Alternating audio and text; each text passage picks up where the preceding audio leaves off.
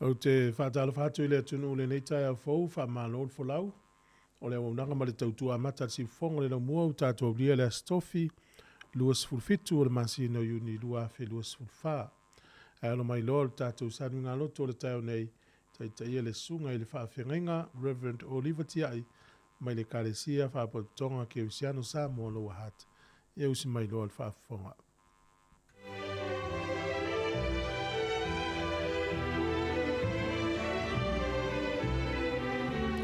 Tātou tāpua i atu i le atua. Ana o le whātua tua o te iloa le anga le leo le ali i le nu o tangata ola. Po o wha vai vai lava. I nā whātalitali atu ia i le ali i. I nā loto tele ia e wha mālosi fo e ia lo loto. I nā whātalitali lava ia i le ali. Tātou te tālo. Le atua siri e se whawhitai lo walofo o mātou waulia mai le aso fau. Whaopopo i aso le soifua mano mātou wola. Mātou wo mai le nei walesi whasalalau. Le au whātua tua mātou te fia watu le whawhitai ma le whaamanu. Tāpua i la ua fio mātou te sa ili le taita inga mana lo wanganga. Walo mātou wola au auna ma lava singa o le awhenga i ai li nei aso. Le li ie i e to ia i mātou i le mana o lo wanganga pa ia. Mā lia i lau whaafonga upu o mātou ngutu ma mawhauwhaunga o mātou loto. Mātou te whaasirisiri ina i pēa lo lava vi inga i lo mātou wola tāpuai. Lo suafa Yesu o mātou wole ma wala au atuai. Amene. Tātou pese i le pese i vas fulma li lua. Whawhetai i le atua, le nā tātou tupu ai, i nā ua nā lo whawhua, ia te tātou umane, ia pepe, se aleluia, whawhetai, ia pepe, se aleluia, whawhetai, whawhetai, ilona lo, le nā mai lunga, le ua whai ma whapaolo, ai le puanga, ia pepe, se aleluia, whawhetai, ia pepe, se Alleluia, whawhetai, whawhetai, i le anganga, le wheso, soani mai, e manu, iai talo sanga, ata uma mea e whai, ia pepe, se aleluia, whawhetai, ia pepe, se aleluia, whawhetai. Whaitawina wa whiong pa ia le atua. Whaasalonga o tusi whaitau le nei vai aso. Mau mai lea i le whenga inga tuai. No fo i ngā tupu mua mua. Ma tā upu e luas fulu ma le balu. O le fo i upu e balu. E o le fo i upu e luas fulu. A o le au whaitawina le fo i upu e balu. Iwa ma le fulu. Whaafonga mai o nisi nei o whiong pa ia le atua. O le nei o te whaiatu ia te utau I luma o Israel uma o le whaaputuputonga le alii o whaafafonga mai fo i le tātou atua i au tau tausi masa ili i polo inga uma le alii lo o tau atua. Ina ia whai pēa mo o tau le nei nuu le lei ma tu watu ma tofi o a o tau whanau e whaababau pe a mawai atu o tau. O oe fo i Solomona lo watalii ia i loe oe le atua o lo utama ma au auna ia te ia ma le loto atoa ma le loto fia fia. A wae su e le li o loto uma ma wasila fia o mafau uma o manatu. A whai e te sa ili atu ia te ia ona e maua ile o ia. Ai a whai e te tuua o ia ona tu la foa ina lea o oe e ia e whaababau. O le nei, ia oe aua o whiriwhiria oe le li e te whai e le whale e whai ma malu malu. Ia wha malosi ma ia e whaia. Wha manuia mai le atua i lo tātou whitau ma le wha longo longo ia nā fionga pa ia. Ia tu maua tu pēa ia te ia na lava bi inga nei e o i le wha babau. Amene. O oe fo i Solomona lo watali ia i loe oe le atua o lo tamā ma au auna ia te ia ma le loto atoa ma le loto fia fia. A wae su e le ali i o loto uma ma wasila fia o mafau uma o manatu. A whai e te sa ili atu ia te ia ona e mauaile o ia e a whai e te tuua o ia ona tu la foa ina lea o oe e ia e whaababau. O le manatu au tu o le nei tae au, whaatonu o Solomona e fausia. Whaatonu Solomona e fausia. Commissioning Solomon to build. Ua o lava ina lata le taimi e whaataunu ina ai fuafuanga tu mamao le atua. Pei ona sa ia fola ia tabita. E tu ua e ia le nofo ali i o le malo Israelu. Ina ua o i ona aso. E le ngata fo i lea. O le atu watu ilo nā tali o Solomona o le nofo ali. Ai o le a whape nā fo i ona whaataunu ina e Solomona. Le fausia o le malu. O le tāpua inga i le atua. O le filifilinga le atua. Sa filifili le tangata na te finangalo. Ma ia si la fia o lo o usitai lo na loto i le mea e fina ngalo ai le atua. O le tangata e le usitai o na pese i o se tali atu i le atua i lo na alofa mai. O le tangata whātu atua o matua la ngona ato toa. Le fesota inga o feulu fai ma le anganga o le atua. Na te whātu atua ma tali tonu. Ma usi tai ai ma whaia le fina ngalo le atua. I le baaia tā vita o le sila whanga lea le atua i lona atali i Solomona. O le tangata ua iai le poto ma le atamai o le mea lofa u foai e le atua. Ua iai fo i lona loto le ngā wai i le atua ma le usi tai i polo inga le atua. O le atali i ana i le tamaa. E whape nā foi, o na maua leu sitai i le fina ngalo le atua. O sa uni tā vita e tu ua le nofo ali i o le malo, ma tu atu le ngā nuenga e wha wau e tā vita. Ai se i ulua i wha soa atu lona to mai, ma lona experience i la vā ma le atua, a o umia ia le tofinga taitai i le nuu o le atua. Tātou i loa e leo se tangata a to atoa tā vita pei o mōni mau le tuspa ia. A le tangata nai lona tali tonu o le atua e mauai le whaasinonga tonu o le tangata.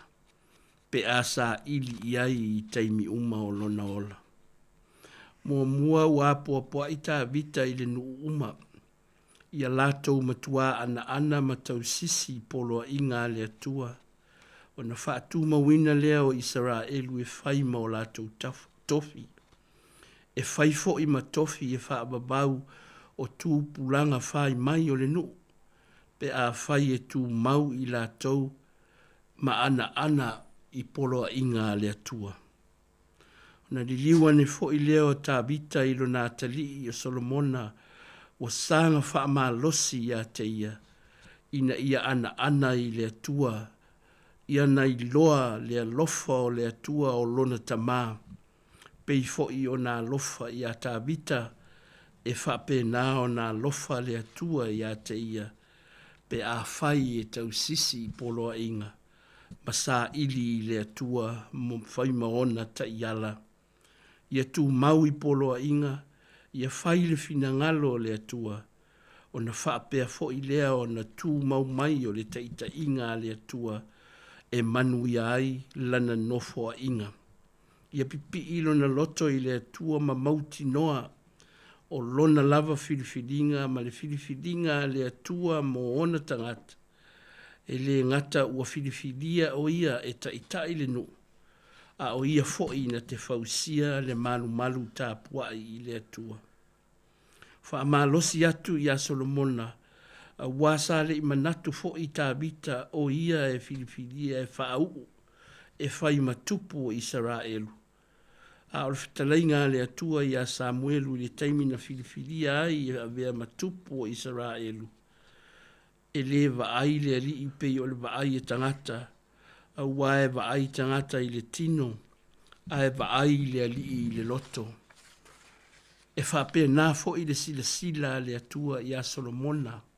O le apopo a inga ma le wha soa atu lea a tā vita i lo Natali.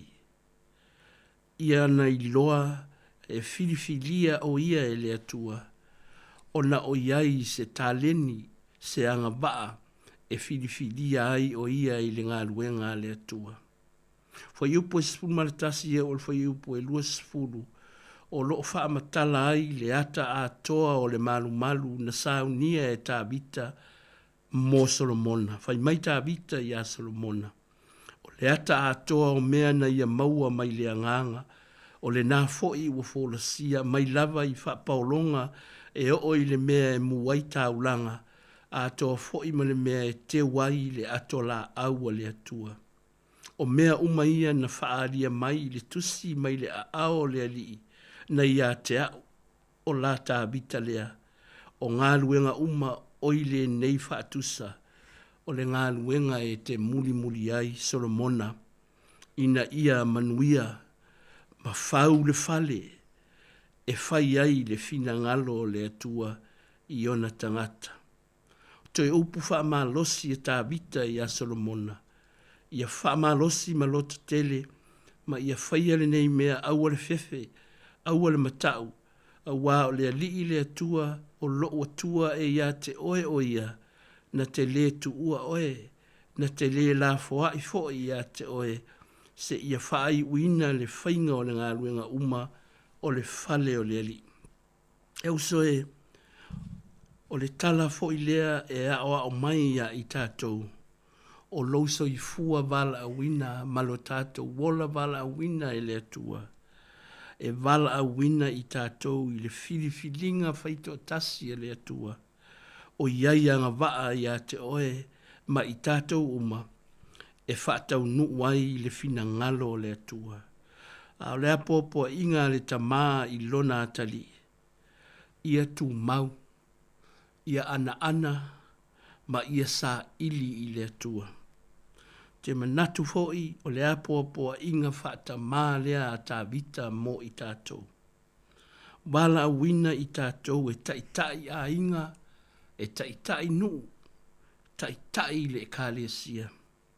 Tu wina mai foi e le ali i ngā nuenga tātou te whaia mō le manuia o le kālesia, ma ona tangata whaatuatua. Ia tātou whaia e tusa ma le fina ngalo le atua. Ia tātou whaia foi e tusa ma le ata e musu ina ai i tātou e le anganga o le atua. O tā vita o le tangata toa, o le tangata tāle nia i mea uma. O le tangata foi e iei le poto masani i le soifuanga. Pei lava o na amata lana tautua i le leo ma moe o lona tamā. Pei tai, sa ia whaalongo i le musunga le anganga. o le taita inga le atua, whaasoa atu i lona atali i mō le manuia o le ola vala awina. E iei taimi tātou te whaapea ifo, ua le tonu le whiriwhiringa o le vala awina o i tātou. Ua whai e le isi uso, le ngā luenga e tatau moa. Ai tātou te whesili pea ma whaalongo i le musumusunga le anga. O le ngā luenga e whetū whai, ma whewhaaso ai. Ai le o le whaia o mea e tupu ai, le nofo whealo whani maisi o tātou uso atangata. E le whaia fōi whai unga e ave whaamalosi ai whanau ma ainga. Ma awha ina ai le nofo whealo whani ma le ola lango mai i luma o le atua. Tau ma whai lava tābita e whaasoa atu lona to mai i le ngā luenga. Ina ia solo le lei le ngā luenga a lona atali. Whaapena fōi se whaamalosi le tala le lei mo i tātou. Whaasoa atu mea o tātou i loa, o tātou vaivainga fōi i le ngā luenga. E whaasoa atu ina ia aoa o ina ai whanau matupulanga muli mai o a inga manuu, male e kālesia. Pei lava o uputu ma vai a tābita i a Israelu.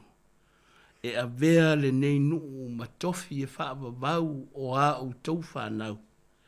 Pe a whai tau te usitai, ma ana i poloa inga le atua. Le au soe o lo tātou wala awina e le atua i lana pule whaito tas. E le aifo i seisi e maua ai le whaasinonga o lo tātou wala awina.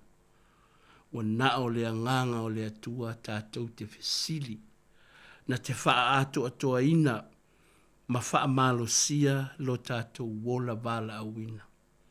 A oanga atu Iesu i le sātauro wha tau nuu le wha o le tanga mo i tātou. O lana ta talo i lon tamā, lo tamae. A whai e te whinangalo e ma whai o na ave ese le nei ipu i a te au. Ai aua le whaia lo loto a o lou whinangalo. Tātou whaia le whinangalo le atua ai le o tātou loto. Amene, tātou te talo. Le atua sili e se, mātou te langona lava lo mātou whatau waa ma le ngao i. O mātou o tangata e le ato atoa i lausi le whangapaia. A ua whaalia pea lo wanga le lei ma lo alofa whaapale ia i mātou. O le au noa o na mātou maua i pea le ola i le aso ma le aso. Mātou maua i fo i whaamanuianga i me umaua e tufa mai ma whaasoa mai i le soifua ma lo mātou ola. Whaafetai i le manuia o mātou ala whai i le nei tae au. Na yo mātou ta māmati nā mātutua, o au na ngā lulue o le au whātua tua o mātou tāpua i whatasi i le nei tae au. Pi ia lau fio i loa lofa ma lo wanga le lei. Mātou te whaafetai fo i ta mā, i lauto whinga ma le whao ngā ina o i mātou, mātou whanau, ma o mātou uso i le ngā ruenga. A wae ui na mātou langona le vai ma le ato atoa. Ai mātou te telitonu o lo whao ngā ina pea lo mātou vai e le mana o lau fio. Whaafetai le tāpua inga na o mātou ta māmati nā mātutua. O lo lātou tu i le muni pupanga, ma ula le muni la ma te talo i lava singa uma o lea aso ma lea aso. Whaafetai fo i lau au whai ngā luenga tutofi. O lo ngā pātia i le tawasu ina o le vai le ola, to tonu o nuu ma la whanga i to tonu o e kālesia ma le ngā luenga wha misionare i le lalolangi. O lo mawai anganga mo lau o fio ma lo malo. Whaafetai le manuia o lo mātou watu nuu nei o mātou wau mawai. Si o mātou watu nuu fo i o Sāmoa ma le lalolangi atoa. O mātou tali tonu tamā. O lau o fio lava o lo o whai mata iala i le soifua ma lo mātou wola. o loa nganga o lo ofesoa soani, teimi o ti ngā ma mawhitianga. Ai maisi fo i ta maa whaafitai loa lofa whaalia i e o lo o ngā lulue mo le manuia lau tele o tangata le soifua malolo ina o matanga luenga ma tautua ese o lo o manuia ai au tangata uma i le neia tunuu Sāmoa ma le lalolangi atoa. Mātou whaafitai le tuspa ia e o mai e whaatonu i mātou i le mātou sabalinga whaale whaatuatua. Ai mai se foi o le tai alaina ai o i mātou i lofina ngalo i lo mātou wola vala awina. Whaafitai le nganga pa ia tau to luaina lo mātou vai i teimi uma o lo mātou wola. Whaatonu fo lau foi ia i mātou pe a tau wau i na mātou vai ma pā uatu i whaoso songa le fili. O le whaafitai sili, whaafitai le taulanga tongi ola na whai e ke riso o lona lava soifua na ofu mai i a mātou maua le ola e whaamabau pe a mātou talia lana whao le tanga i le whaatuatua whamaoni. Tu mau i lau o fio le vi inga o le whaamanu ma le whane tanga nei e o i le whaababau lava. Lo mātou ta malo whae mātou te whaato ese a wao i mātou o tangata se whaua lunga i mātou i le tele o taimi lo mātou poto ma lo mātou i loa. Wa mātou le langona lo mātou loto maulalo e sa ili le taita inga lo wanganga. A wā o mātou lava o au mea whai ngā ruenga na filifilia e lau o fio mō ngā ruenga ma le ola vala awina i so se ti ute o mātou whaia. Le ali ie lo mātou tamā, o mātou le wha maoni foi i o mātou ti ute wha mātua i le tau singa o whanau, ma le taita ina o i lātou i ala o le malama lama e te whina ngaloai. Wha maangalo fo i whanau, wa lātou le langona fo i le ola ana i lau fio, o le ola le ana i mātua ma e tai. Whai a onga ma i lātou o loo taita ina lo lātou wola talabou. Le ali ie, wha maangalo mātou se i le toto i Jesu Keriso lo mātou ali i whaola. Mātou te tālo mō le nei aso ma fuafuanga uma, whea ngai o tangata ma whea au mga aruenga, whanau le watu ma le foi mai a lātou a onga, ai mai se foi o le tāpua inga na i o mātou ta ma tina mātutua, iai le file mu, ma le tausi ngā lofa la ufio i le nei aso atoa, o e o mamai wha malo lo, o e o maua i wha noanga o na o mawhutanga o mōtisia e le maliu maleoti, le ali i e lo mātou ta mā, o lau o fio o iai le mawhanawhana, o lau o fio foi o iai le wha malo longa. Mātou te tālo mō ngā ruenga ma matawha ioi uma, o lo ngā lulue ai o tangata, soifua malo lo ina ma le manuia lau tele o tangata. Taua ma vai inga le ali ie, ai mai se foio i lātou o tau mia le sauratonga o e o whea ngai ma mawhitianga o mana onga whaapitoa o le ola.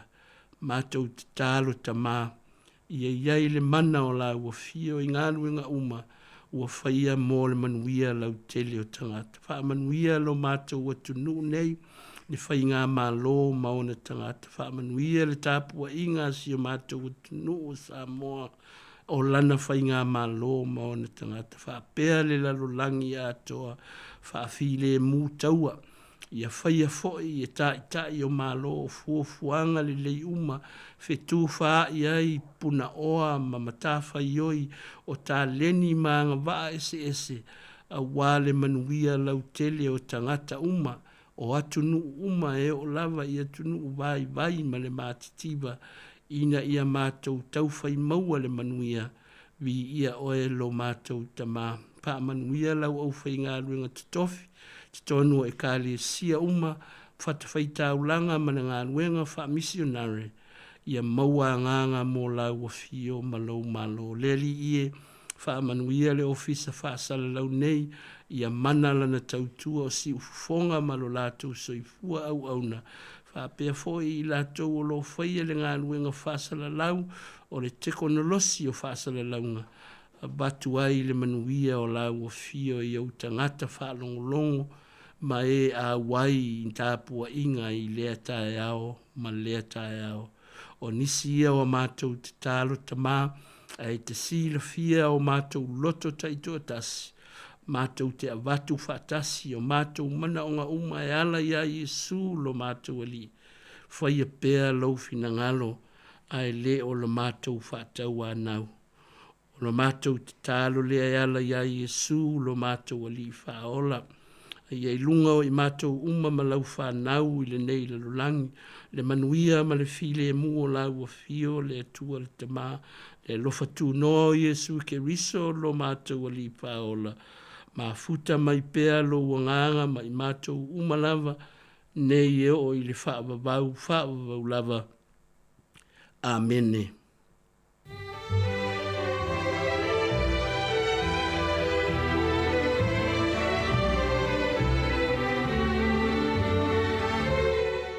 Ua whawhonga na tunu o I le tātou saununga loto o le tau nei na teita ia le sunga le whawhengainga Reverend Oliver Tiai mai le kalesia whapatonga ke usiano Sāmoa Lower Hutt. Ngangala wale whawtai ma le whamaloi mo le atu lau sunga a malota pena whawtai mo te au fola le li e peo na tōlo lawina fo I le tau nei ma na tula foi e o atu I aio finangalo le tunu o whawtai lava ma luia tele fuafuanga ma o lava singa o le nei aso. O lus furu vani minuto te alfitu a mai alvi ingo le tua ma le tata ufai pese o na whanga solo lo leo le tata porkalami le ata tai au. Ta alofa lava. Anganga sae a fi o mai ma e ngalu e ai ma tō te talo nei ia e a fi o mai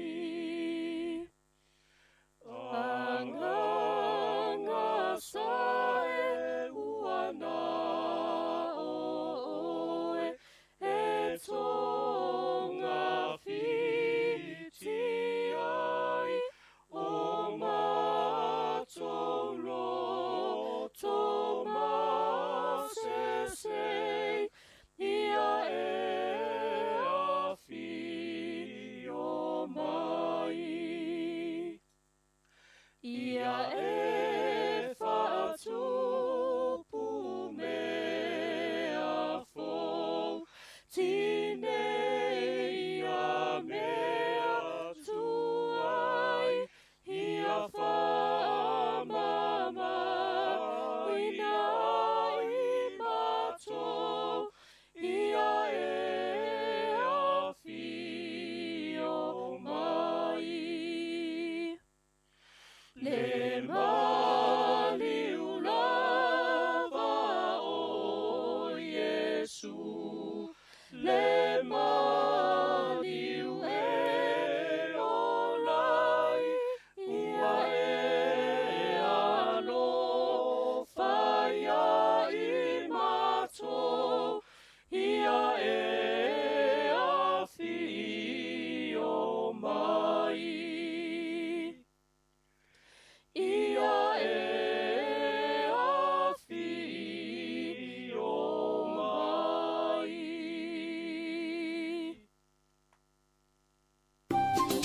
Hi Sāmoa, it's Auntie Tala here. Instead of fifi whaalong ile ata o le tai au. Laugh of the morning. Amata mai le apple feet to the vanve au. Su fonga lau mua ata o le tai au.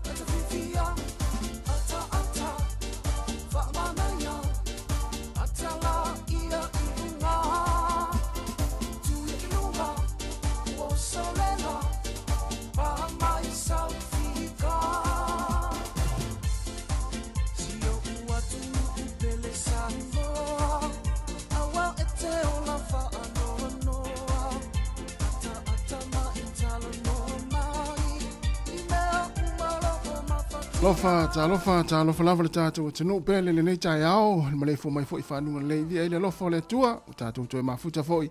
E ala le tau tua whao pea la wala leo le si ufonga la mwe Wellington, le tasi ono tesi ma le tasi Sāmoa. E whape fo I le tātou maftanga I lungo tātou upenga ta whailangi o le Facebook ma le tātou YouTube. Whatalofa tua iso o se vaenga lo langi o lo e mafuta mai le nei tai ao. E whape fo le tātou app lo whaafonga mai e inisi le tātou watanu, le Sāmoa Capital Radio app. I o le tau tua le si ufonga la mua.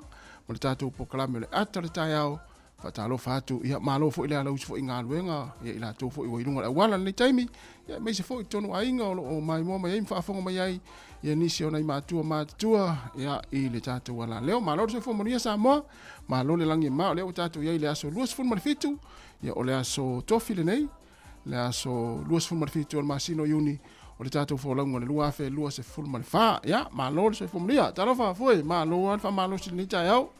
Ia, a malo whaftai, tasi u tātou I whiro I pulu ni aso pio nā o mwen maftanga I le aso lua, o mai le sung. Ia, manui a whaftai, mani e fwere tau, malo fwere tau ni tai au, le usu, Iwe, o wawai atu e sau whapea uman lau whali in whentalonga al po, leo whentalonga al po leo. Ya le yo si uso. Ope yo lo pali lo tu men el tai au tato. Yo le mena usa wa yo usa le vale tu se mai al le tato sa ninga lo tu ya no sa vale mai o le luma. Ya ai o le tuna ya man ya mal malo. Malo lo foi le tunu. Tonu sa manu ya malo lo ngor po.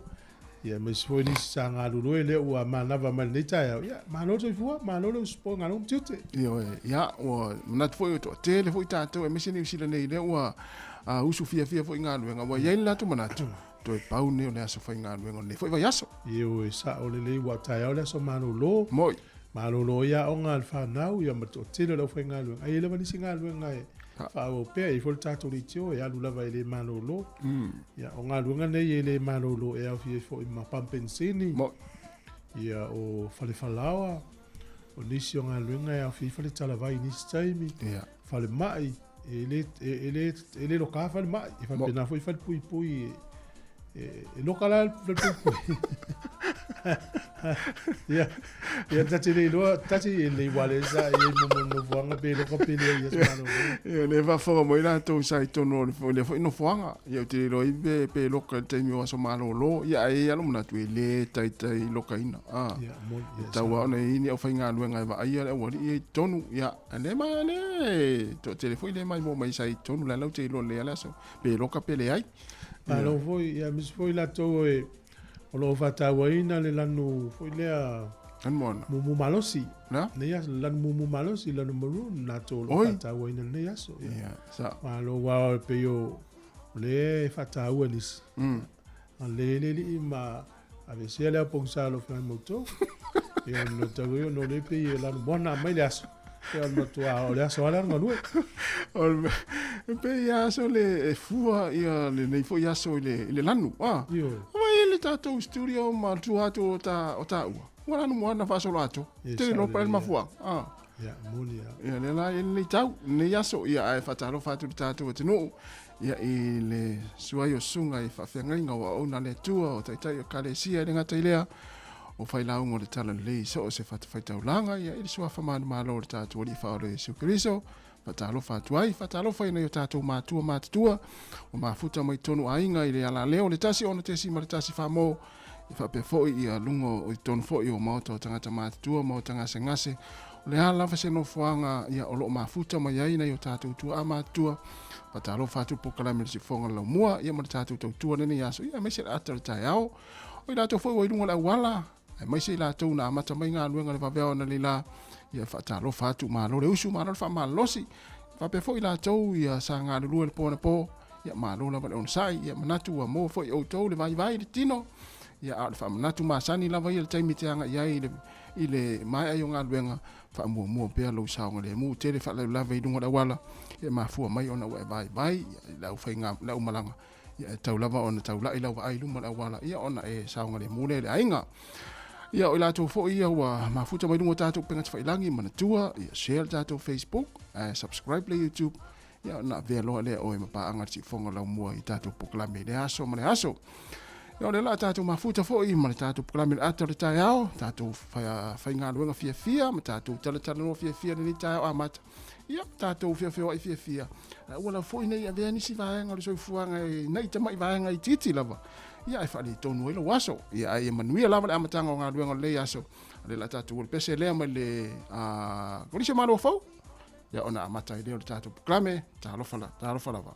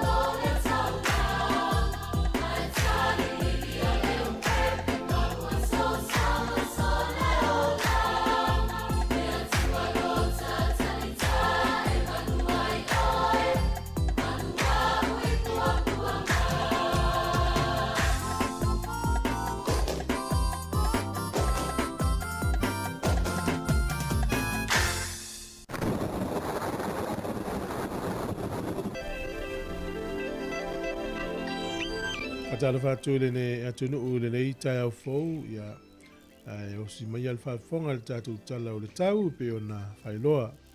Ia sa oela wa ulu ia upu o tamaiti wala blue full day. Ia o le aso o le matualan moana o le aso langi le lei le tau i le sofa pe fo i tai au tau o tulawa i le aso sa e matualan moana le tau.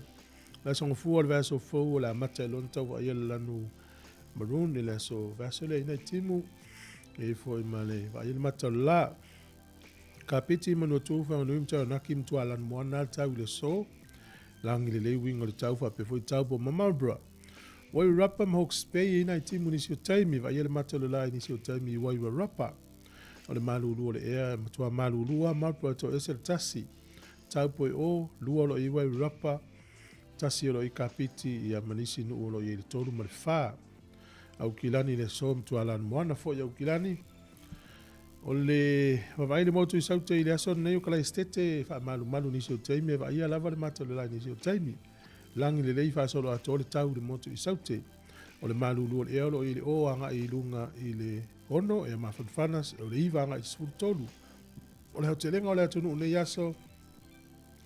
E lana moana whaasolo atoa le tau le nei aso. Se wakana ngale i tūle i kispene i ina i timu i le so. O a pia e lana moana fo i a pia luas furu iwa le fo le vela. Lu furu ono le mawhanu whana. O le angoto i fo le lai le so i le tonu minuti e te aile lima i le fiafi. E oso e la tai au le toi sifuru 5 minuti le valu tai au a tai au. O le fua o le e malu lua lo i e le fitu anga i lungan se fulu. Wellington minutu a oilea. E a mawhanwhana lo i le sifuru lua anga i lungan se fulu tolu. Tala o le tai nei aso Wellington e sua le tai le iwa i le tai au nei pe le tai le te o le tolu le fiafi to e sua le tai te o le iwa na nei. O le tala o le tai mo o le lua pe le tai le te o le fitu le tai au nei sua le tai to e lua sifuru minute i le lua i le au auli o le toi pe le o le tai le te o le afa o le fitu na nei le fiafi ya o le tala na o le tau ma le tala o le tai mo le sile fia e le tuno ia mo la to la fora to tupe fa malo la vale anga lei tasi tala New Zealand ma wala tupe Sāmoa e tala lima sfun ma le valu sene tala lima valu sene i le so tala fiti le tala to lua sene o le pa anga tonga tasi tesi ma le to lua le pa anga tonga i le so pe tasi tala New Zealand tasi tala New Zealand mo la tupe Australia iva se fulu sene ia mo le tupe Amerika e ono se fulu sene i le aso le nei. Ia o le tala Sāmoa le o tala lima valu sene i le aso le nei. Ia mano lava, maluia lava, foino na useleni, whaktai.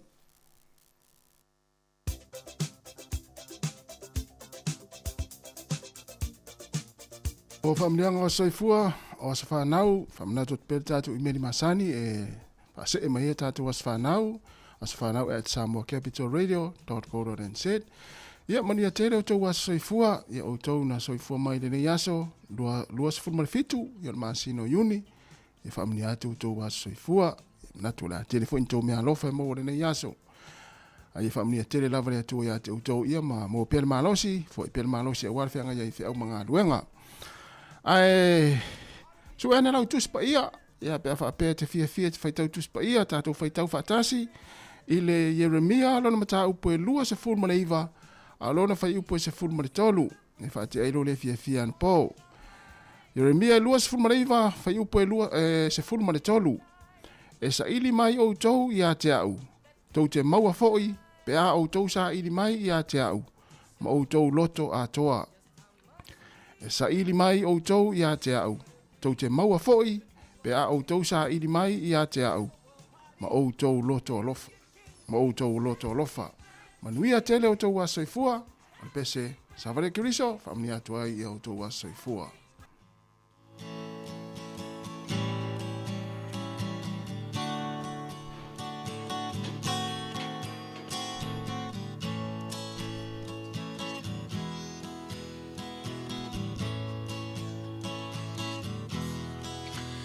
Ia vi ia lea tua ua ulia loa so soifua ia manu ia loa so whanau whamanu ia lea tua ia vi ia lea tua ua ulia loa so soifua ia manu ia loa so whanau whamanu ia lea tua ia avea ne Yesu matau tai o la umalanga a ofesoa ina loolanga o Yesu le tai tai ala ia avea ne Yesu matau tai o la umalanga au fesoa ina loolanga o Yesu le tai tai ala Afesoa ina lolanga O Yesu leta itaiala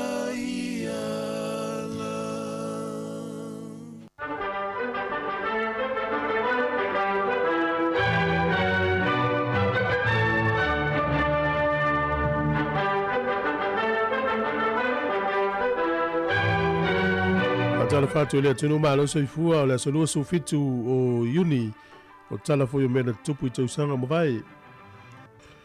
O le sol tausanga e tasi iwa lua iwa o le taimua mua le ua vaai ai ni TV lanu. Ia masani a tātou ia TV taimi na o le black and white po le pae mali uli.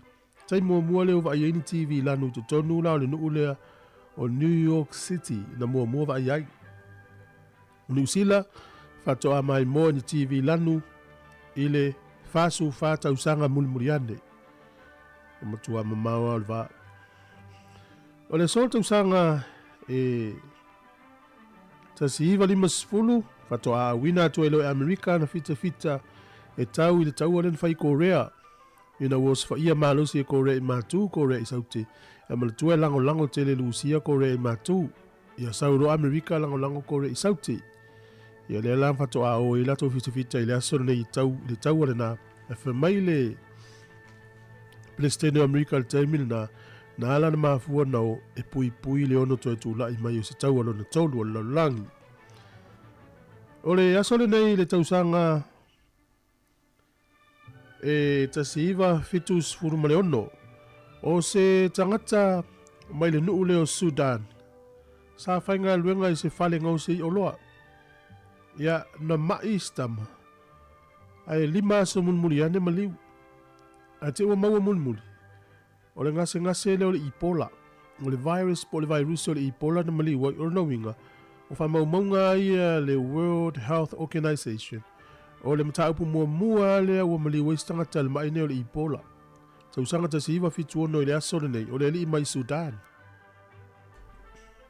o le sol tausanga e lua fe mal fituna fa ma vai ai Tony Blair mai le tofinga pa le mia o le malo o Peritania o le lua fe mal valu le so to e pale mai ai a Robert Mugabe e fa in Palestine o le malo Zimbabwe ina wa fa ma vai le sa ta mo fai mai le tuangai o Morgan Treven Kirai ina ua the vesi tele uma wei winga sa wa we sa langolongo ina Robert Mugabe manatu lol tangata le si le fa ma vai ona toi malo voile Robert Mugabe fa inga palota terminei wala foto ina taita inga le nei ali bol nei foto ina ole solta usanga fo e lua fe malvalu na fa ma vai el tangata le o Bill Gates mal to finga taita fono o le Microsoft ya nga lue lo o ios tangata wanga lue full time polon time ya to fa alu ile Bill and Melinda Gates Foundation. O le so i ni usila nei tausanga te siiva tolu sfulu maleono. O le na fatuina ai i al fatangata leo se Maui Bomare i le nuu lea o Waitara. O se Maui Bomare o le urua tangata Maori lea na fau umai malfai longa fafo mai.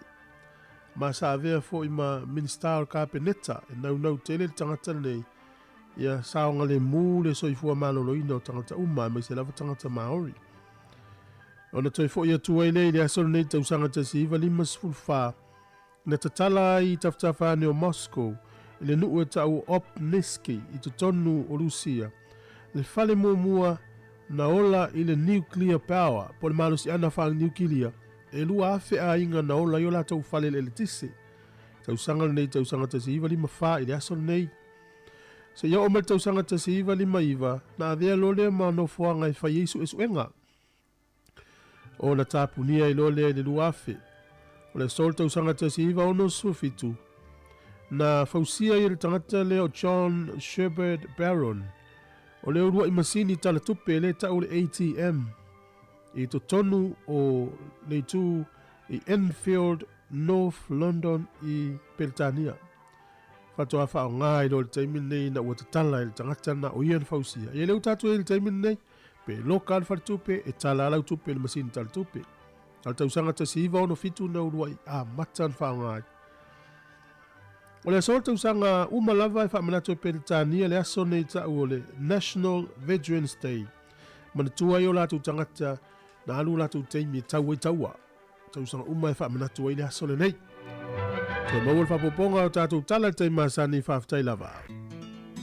Leo ato e 2 minuti o na tā leo le walu i o na whafonga i tātou tala mai Sāmoa. Ia mese le whapoponga mo mua tātou tala whau o le ni tai au. Mai le si whonga lau mua Wellington. Ia, toi whamalo me toi whatalo whatu. Ia, malo la foi whaftai foi le whatalo whamali tātou atinu. Ia, ele ngata i nei mātua nei whatalo whane le tio. Tālo whai a tāsim tūfue. Ia, whatalo whatu i nei tāma. Ia, tati leo la ngona atu natu leo a fue. O le sa ongon fatalo fa talo fa stama mastoina. Si el fi auta wale fia fa ilo atu fa mole le tato tunu. Ia na fa wole le tato por kala me se lo tapena mai tato tel fo. Ia a fa lava e fa fonga mal fa sa longa nei o le suafa o si uso le o fa I fanga fau tu monga. Fa I fanga fau tu monga. A whaio e whafonga mai le tai au nei I lunga leitio I au lo fia maua lava se sota inga ma oe ia mesio sio a inga o le telefoni la le po i foi se sio le atunu uanga le leia ne ia whai whanga fua tui maunga ia na vili leo numela lea o le o lua tasi o valu whalua fitu whawha fitu o lua tasi o valu whalua fitu whawha tasi fa fitu sa te fa sa watu numela o lua tasi o valu fa lua fitu fa fitu numela na video lo fie mo se so ta inga masio wa inga ia po se ainga fo yo ile sunga ia fa I fa fu tu monga wala numela na le o lua tasi o valu fa lua fitu fa fitu fa tai lava ya malo si fi auta wona mo le ta nei Ia ai whatalo whatu, ia tātou tenu leo a whatalo whamai runga tātou pengat whailangi manatua, share tātou Facebook, ia subscribe le tātou YouTube, whamul mone, ia lau sawa tāu whunna le tātou tautua. Whatalo whatu ante le aliva, malo lava le mafuta mai. Ele mo moe le lau li il mafutiari. Ia, le aua le wha, ama mafa tere lau mafau se mea sa tupu. E lene leisa unga luenga le so. Ante le amala I foni leo. Ia. Wai tua I o ngā luenga ma foi le maleanga I mea whai ngā luenga pe a pena te whai ngā luenga whaari I ni tai au. O talo watu le se eri ropek le mafuta ma ngā luenga ni tai au. Ia leifoni, ma leifoni. Ia le telefoni ese le ata leifoni. Ia o sau le ola tau lia. Ia whape foi le whaltua Erika ma oe. O Sāmoa le mafuta mai Erika. Malo lava, ia sunga saulo whaea, mau saulo, ia ona sai paua ole, iunga ta longa. Usa wha Nikola Pepe, malo Niko, ia lo whatu, ia wape fo sunga tarivui, lei tele se vai, ia mau ar fia, atu ia lupe, vai ia mau ar fia, lupe lea no foi Brisbane. Ia me pito sinian tau, mareta Kennedy, whatalo whatu, ia me se fo ile sunga ta sesa, mau sesa, e pole au nete au pole au fiti. Vidisfinai,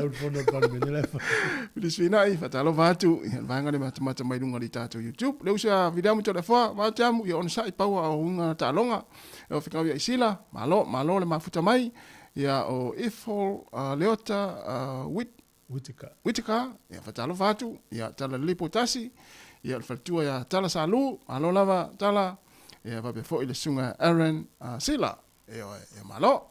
Ano lava le. Ia tātou, tari ia. Ia ili tāu. Ia alela ma re fui ai tātou wo si pese. Ia vai foi. Ia ma so ilole me tātou talas mai Sāmoa. Ia ma tala fou ma si fonga la mo Wellington le o te pena mai mai ia anfa solo. Ia ma sunga ta sesa mai Sāmoa tala me le tupu tātou. Tino, talofa si fonga la mo I Wellington.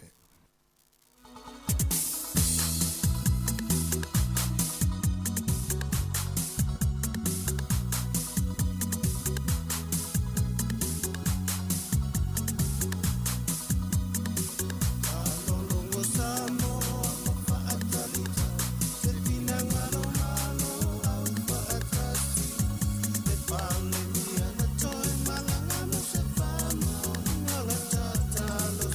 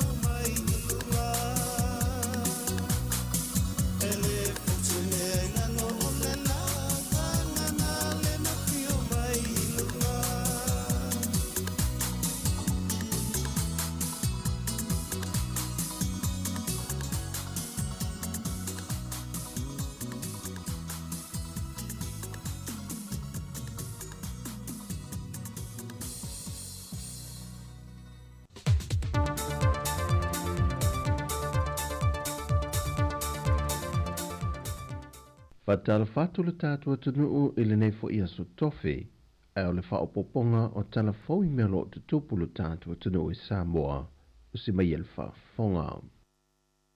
E o maili te mintu whaatasi ai tala fōu, whaalia le fionga le komisino mtanga luenga o leo awa pa aulongo i tino Filipo, e le i mawalava le li i pāngotali a Daniel Vailopa, le na sola ese mai le amatanga le vaiaso e le pasi e leo, na momolia nei le au tau fia i muli nuu il fale wha amasino, e tā pena ia vai atu i potu wha amasino wa tofa ina mua lato mata opo. O le li o Daniel Vailopa e tele morianga o lo mori ai, ma ele o se tangata fau i le fale pui, e tele o na morianga le telepe fale malenga oi. O le mata opo fo i tasi le na molia tua i le fale wha amasino, molo na wha amasinonga, o le ngoi ma le wha amalo sia leo se tamaitai. O lo sa i lia leo le temile nei, le mafu anga pe wha pe feo na solo ese mai lea li mai le pasi e leo, e le tae o le asonga fua. E le mai ai o le so e ngā le komiti wha atono le lakapi Sāmoa, na fesilingi ai le ofisa sili o le lakapi Sāmoa, le mafu anga na wha le ton waile tomo whai ngā le awa le atinu, le taamilusanga le na whaatautai e Madrid, whai loe whaleo māwainga, e iaisu ingo le au na whaatunuina e te tau o na whaatino le taamilusanga lea, peitai, na whaai loe nisi o le au taa alo e toa whaa, na whaatunuina i lato e se tasio sui o le komiti whaatonu, i awa ne e whaia wha le leile lato taa alo, e tau lava na o na whae vai le malai. E le whae loa mai e whaleo māwaenga, po o asuinga na manatu e whaatino. Ai o lo malanga i New Zealand le fionga whaleo māwaenga Vincent te whipule ai, e ne ia whae loa, e le i ai le te mina ilo ilo ai le mata aupo le komiti whaatonu, paule vahenga o lo o ia si le fia, o vesuia i ngā sā te tau o na whia i le au, e le vaile o le taamile sanga o le teito fitu o le lalulangi. E toa lua se folo i la tau leo wha amauni e mai le komisino mtanga luenga o leo awa pa aulongo i tēno Filipo, wa mōlia ni mōlianga mai le fio anga whanga whau ma sā matatai, e le whaalawe lawe le na maliu mai se tasi o le fio anga o sā matatai, le ua tau fia mai e se tamā lima se fulu tau sanga le soifua le fasio takata. O i lantou e toa lua se fulu ia wa mōlia, e toa iwa mai sā matatai, e au fia mani matai se toa tolu, ma le toa se fulu ma le tasi mai whanga whau. O mōlianga e au fia i le lafo leo upu tau wha matau, tau oi maa o le umio ni au penga matau tia, ma le whao o manua. O lou te tala uma i lantou i tua tali ai le aso lua se fulu ma le tolo i diulai, e tula i ai lumo le wha masinonga, mai te tau foi o no lantou seini i le ofiso leo vaito muli aso farile umo vai aso. O le mata upule nei pei o na si le fia, na amata tula i mail fe se inga, e se whaai unga na whaia le wha masinonga i whanua. Ma ue telefou wa mai o na whaatino nisi vahengo le anga nui pei o na masani ai, i le vao a fio anga i lua, a e wha wau pele mata upu i le tula fono. O le whaalawe lawe le na tula i mai le a fio anga o whale ula, na whaatama ia e se maota ma mea tō tino a se a inga le malaia po le afi, wa whaamauni a mai le mtanga luenga o leo, e tō afitu i lantou ia mai lawa le a fio anga, wa tau fia mai ai i le sun fale. O le mta aupu fo ile nei e lua tangi wa whauruatu le mtanga luenga o leo, e le ngata o le tangi e le fionga le whaipule sa feese e sea i male ainga ua whaatama i le maota, ai u whapena fo ile ainga le o lo a fia, o lo whaasanga fo ile la tautangi e le fionga le whaipule, o feese e sea inga fo ile nei e tula i mai i le whanua, o lo fina wai pe ona fa ai lo fo i le fionga le whaipule o le tuma lo, o whanua ia o lo no fo le ainga e patino i le nuu, ai o lo fina fo i le fo i ainga, o ele ia, o lo i ai pe pai wha mauni ai, o i lantou e ana ia whanua. O le tangi le fionga le whaipule i a lo au solo ma le malo kene te siamulun whalitua, i le wha o ngā manua na wha atino le ainga na afiai i la ua, ma le soli o la whanua e au no ma se whatananga. O lo tala uma I lantou I tua tādi ai lea so valu o le masina fōu I ulai e wha ngā solo ai leilo I longa o la lātou fo I mata opo. E si lia le to se furu le awasiasi mai le tupo Peritania, o loo wai le atunu nei a sia vaenga o le a ngai iai le tupo sa lesa malana masiofo. E la te mai moina I le teimi e malanga mai iai le fontanga te itai o malol tau pulenga, le o le au sui lo tātou atunu. Na ngai mo le asia singa le faltel malo le sina lei o le a wha amautu wai le tupu ma le masiofo. So ai mal tonga tongo I motaa le sa wha tupe mai lalo fiso swani le malo Peritania, ma o le a wha ngā solo pe le asia singa I te tonu le vaiaso le nei. O na toe te liwe le ma le report e momoli antu I le tupu ma le na masiofo. Whaatasi fo I mai lanto mai Peritania o le a ngafa ma le leo ina o le tupu ma le masiofo le anga I mai Sāmoa. E le teimi al fontanga ia o ki topa. O tala fo ia mai Sāmoa manuia ni yaso le tātou atino o whaasoi fo ia.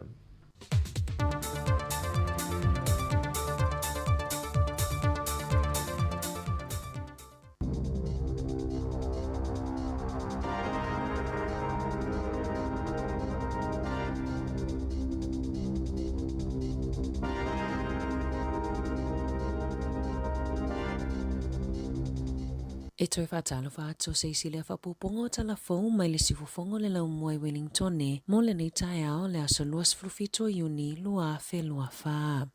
E silia ma le whaasalau a fe whale I Wairoa ma le tele o whale I Hastings olo lo vai a maiti munga mamafa mai le aso lua na tapunia le State Highway numera tolus fuluvalu I le puana po o nolo longa na ave ese whaamalo si mai tangata I o lato whale I le aso ananafi ma o lo whaawa upea le mamafa o timunga ma le mawalununga o ngalo le sami ua afuai fo o na vave le mawalunga o le suavai I vai tafe. E o mai le puana po o lo o iai pea Gisborne, Hawke's Bay ma Napier I la pata inga o na ole si o le suavai mai le te tele o timunga. O lo walo ia le ofisa wa ai tau e o atu lawa tai au ma le whai ungo le vaiaso le mamafa o timunga I ia pito noo.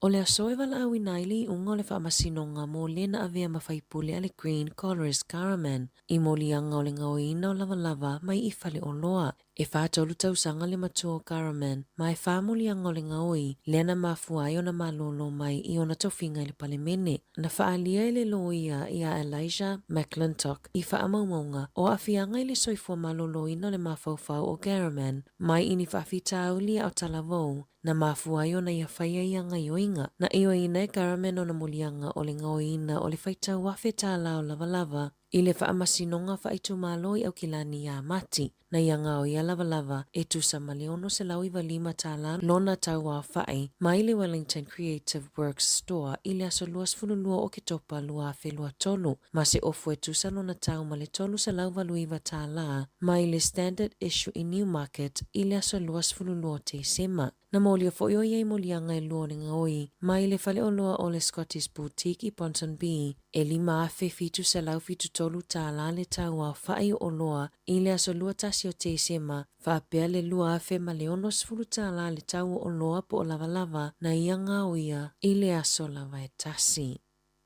Ua whaamaunia mai le oranga tamariki le whaamutai o ngaluenga e whaase lau se fuluiva I le matanga luenga. Ina ia whaamalia I nai mana onga le malo e whaaititia tupe whaalu. Whaalia le pulesile o le oranga tamariki chapi te kani. O le whaaititia o le whaase lau se fuluiva o matawhai ioi e mai le lima se lau iwa whao ngaluenga ua whaamuta. Ai se lau fitu iwa matawhai ioi fo ua whaofi mai I le taimi nei. Na whinau le pātia le National e whaaititia tupe whaalu I tua I matanga luenga ma ofisa le malo. E silia maleono a whenga luenga ua whaamuta I le taimi nei, aina ta ua le minista mo tulafono whaatonutonu David Sāmoa e si itia le numera I le fitu a lima se lau I se taimi la tamai. Na lipotia I le leitio New Zealand e tusa ma le tolu se launga luenga ua fuafua e whaamuta I le au nanga le ACC e au fia I le valus fulu limonga luenga o lo oa vanoa pea I le taimi nei.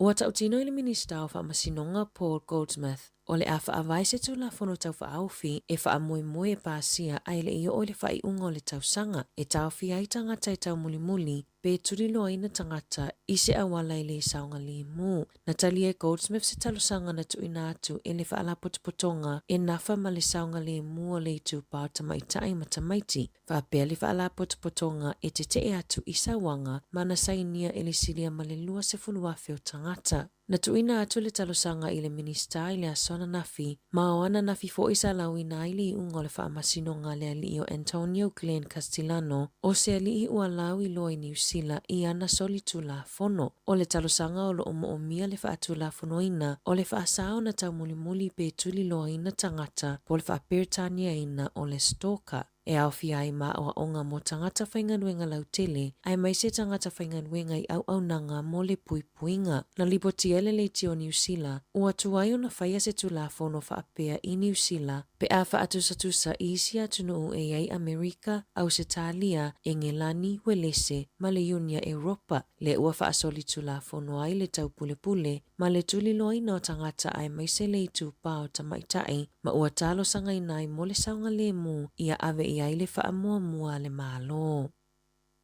O lo talosanga ina e se tinai au kilani, ni whamatalanga e malamalama atili ai i le whaamai o le toxoplasmosis, na whanau mai aila na pepe ua maliu i le tolus vultasi vai aso o lona maitanga. O le teleo tangata e maua i le toxoplasmosis, e le aini a unga mani fōlinga wa aia e pe ona whaailoa e fōma e sue. Na amatau na whaalongoina e Sarah, le tinga i lona manawa i le vao le luas fulfama le lua lima vai aso i lona maitanga, ai na whautua ina lana whaatosanga o le tinga masani lava e le ai se vaenga e whaapopole ina ai. Lua vai aso munmuliane na whaatetele ina ai le tinga ma whautua ina ai e lana fōmai ina ia whaia se ultrasound po o se whaata. Na Lucera i le ED ina ua whaatetele le tinga o lona manawa ma maua mai unga le whaata ua whaina lona ate se itulou. O suenga masani na whaia e suesu e aini whaale tonu i le ate. E au fiai ma suenga mo le hepatitis aina le lei uma e le aise whaale tonu peitai. Ina ua tolu sfulu vai aso le maitanga na nanati le whale mai ma whanau maila na pepe uoti ona ua afia le ate isi ama o le cytomegalovirus. O suenga i le tino le pepe na whaamao ni ai le iai o le toxoplasma i to tonu o lona whai ai o na mama ma le whanua na whaalia le fōma i whaapitoa o le siama e mawhai o na tonga fitia i se vai la au e tauwhi ai le pepe si mai le tina maitanga i le pepe pe ana vave o na maua o isi atunu e ai Austria, Beleseuma, Farani, Eleni, Slovakia ma Slovenia e whaia suenga i le toto mo le toxoplasma i masina taitasi, peitai e le whaataua i nei New Zealand mo tina maitanga ona esea lava a fiaiti nai New Zealand pe ona ta ua e Dr. Michelle Wise o se fōma ai ma se whaia o ngasinia i mata uputau sai e nisi ma suenga mo le soifua maloloina i le University o Aukilani.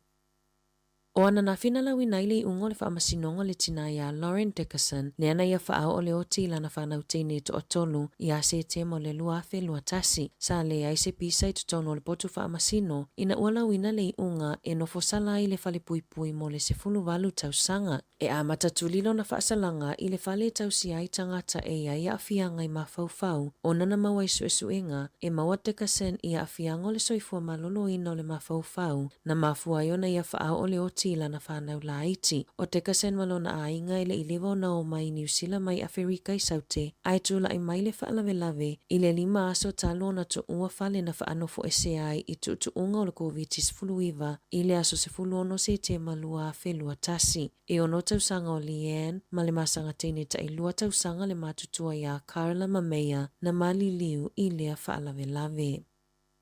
Ele i awa ile tamaitai o Shelley Cullen pitosili o na tele tupe mai ana whainga tau whaavalea i le walau ina olo na whaamasinonga i le vai aso nei Italia i ona molianga i 5 ma olo o whasalaina e tutongi ina le sala tupe e silia ma le 5 miliona tā la ma olo na whaalawilo ina o ni Paul Kalame ua whaaingo ina o le Lion's Share na ngā wai tupe a le whaitau se fulu afe o tangata na whaalia ele komisi mo pisinisi o whaasalanga na whaangai ma Shelley Cullen o se whaasalanga pitosili leo na mamafa mo se tangata i to atasi i lalo le tula fono mo fe whaatawa inga tala whaangai le Fair Trading Act. Act o kaleno lo iai le talitonunga o lo malanga I fafuato New Zealand. E ono se lau afe tālana whaupopo le whaasalanga o Cullen, ina ua le awai le valauina o lona whaamasinonga I le vai aso nei. Na whailoa le liboti ale komisi, e se lau 5 afe tangata o le lalolangi na ngau le lata I le 17 miliona tāla I le polokalame o le Lion's Share.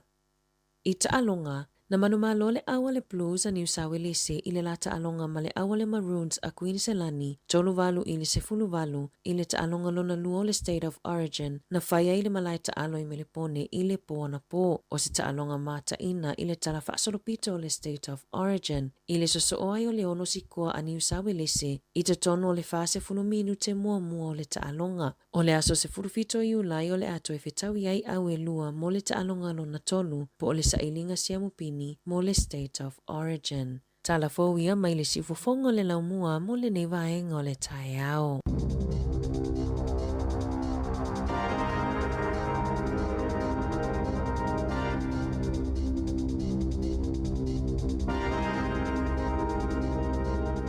O tātou telefo a matana o le tai ao, pe ona tū mai ana whaasolo, ia misi fo I tātou tala mai Sāmoa, pen fonga sunga ta se Salem. Sam tu lai wale tau nei mali tu lai sur mali luar whaponga o tātou telefo o le leifo. Iaso, ia toi whamalo atu le taimi, misala fo inau ta pena nei whanau ia onga, ia manuia lava onga le awhenga ima utou ni iaso whanau whamalosi, ia leini a onga tai ao, ninga tau na toa leilo waso le a onga ni iaso. Ia, sa o le lava, o le aso tai ao, o le tātou malolo mai, ia e maloloa, ia onga nisi, ia onga al whanau, ia mga luenga nisi, ia nisi lawa e whaauau, o le whaataua e whaamalu e le aso le whaapitoa mona I tangata Māori. Ia mata mai la I le aso lufuru iwa tau le aso ono Iulai, o le umina le whaamanatunga le matariki. Ia o tae au le malolo e mata whaamanatu ai, o le aso malolo. Au te reu loa po le whtau I whaamana aso malolo, po le umana aso malolo le tupu Peltania. Mo uma. Oi oma. Oi sa ola. Ne ofisili ona le whamanatu e nisi tae au le aso le tupu Peltania. Oh, ia le poni tangata na fulele le tiri whamanatu ina. Ja. Le poni tangata na le tiri whamanatu ina le sa iai. Ai umana o ala tu whamanatu tae o la tau. Ia moni la, ia sa. Sa o tonu la na. Ia, manuia ia fuafuanga nei aso. Ia. Ona I tala le au mai ia onga. Ia. O le ua minoi nei le vaenga o le Immigration New Zealand. Tau whaatupe tope le whainga. O le ilo ina o tālu sanga whaia onga I o mai New Zealand fia nofo ai. Na pia ma le ono se laua wanoa whaia onga I le o whaatumuina New Zealand. E inisi a onga inu uitua pe o lunga I ngā whanofi au ki la, lunga to au ki la. O lau whaatonuina tamiti nofo le whale o le ini whaia onga. Tēne na mama isi whaia onga. Ia, ma wala le ini whaia onga o tamiti. Isi le la le nofo le whale, lo inga lau ave ini mea onga whai le whale. Ia, vai lai nuu nei New Zealand, ia, wa tātou taua New Zealand o le developed country. Ia, vai lai nuu maua e lele leita maa inga le a whaina fo I tangata whaingalo. Ia, mo. Ia, tālusia ia leo a whaina ia onga le tātou tamaiti e whaalonga mai. Ia. Ia, e ope le a onga o nai, e whaia onga vai au tau. Sa ole le, ia le na. Ia o e ta ua nalwa le fulele le a fio ngā luenga. Ia le fua atu ina mai fu I tātou tala fau. Vai ngale le matanga luenga oranga tamariki. Ia le fua whaase rau sifuru iwa ia ngā luenga le la wha mutaina. Talo whai rei tangata. E te iloa. SA waina sao ia le tala le taitai o le pātia le act. O le nau ia fuilele ia fitu afe 5 se lau tangata whaingaruenga. Vaea, malo. Ia le fatu a te amare ono afe mauntup. Ngala so is lai vai le la tupe, la whaingala tupe whaasao pia o isi tangata. Walan tape na ngal malo so ni mafofo ni tangata i vaea. Wale mo lunga la tau le fo e tupe so le mental health po le afianga le mafofo tanga. Wala la se mena tola wali ia afianga mafofo ni tangata i vaea. Sa le le. Tasia o whaisenga luenga o nanga ia le malo le vaea mai nei tanga. Ia me se ia whawhingo fie ia la to kiwi seiva ia le na tata noi fo le solua. Ia moni. Moni tangata i vaea ia ngā luenga. Sa le le. Ia mo tātou ia alo usu pe whainga luenga. Ia malo wha mauni ia ngā luenga i wawena na umina ino for ngā luenga. E va pe te alu nei le fitu ia e mana vai le iwa. E le tamalo no atu le tala. E ona lo moto i saute pia le soni le tamalo. Ia. Te o se no vai atu le tala o te li fai tau atua. Tamalo le o limas fulvalu tau sanga o fai ngaluenga le fale le mai taten. I. Au fitu fulmon tup tau sanga stoi. Oh. O e whalonga stangata e limas fulvalu tau sanga o fai ngaluenga sanga. Tua umbia. E tangata no felo e fasu fitu tau sanga o fai ngaluenga. O le tangata no felo e tolu lima tau sanga. O fai ngaluenga le tas. Ia. Ale la o fai tau nil tala le. Le mas fulvalu tau sanga mal tuala. E le fa pela umano lolto ina langa lua. Ia. A umila no malo si molo na lona. E o tu le lua fe lua lima. Ia. Ko lua fe lua ono. Ia ono su tau sanga tanu fai ngaluenga i.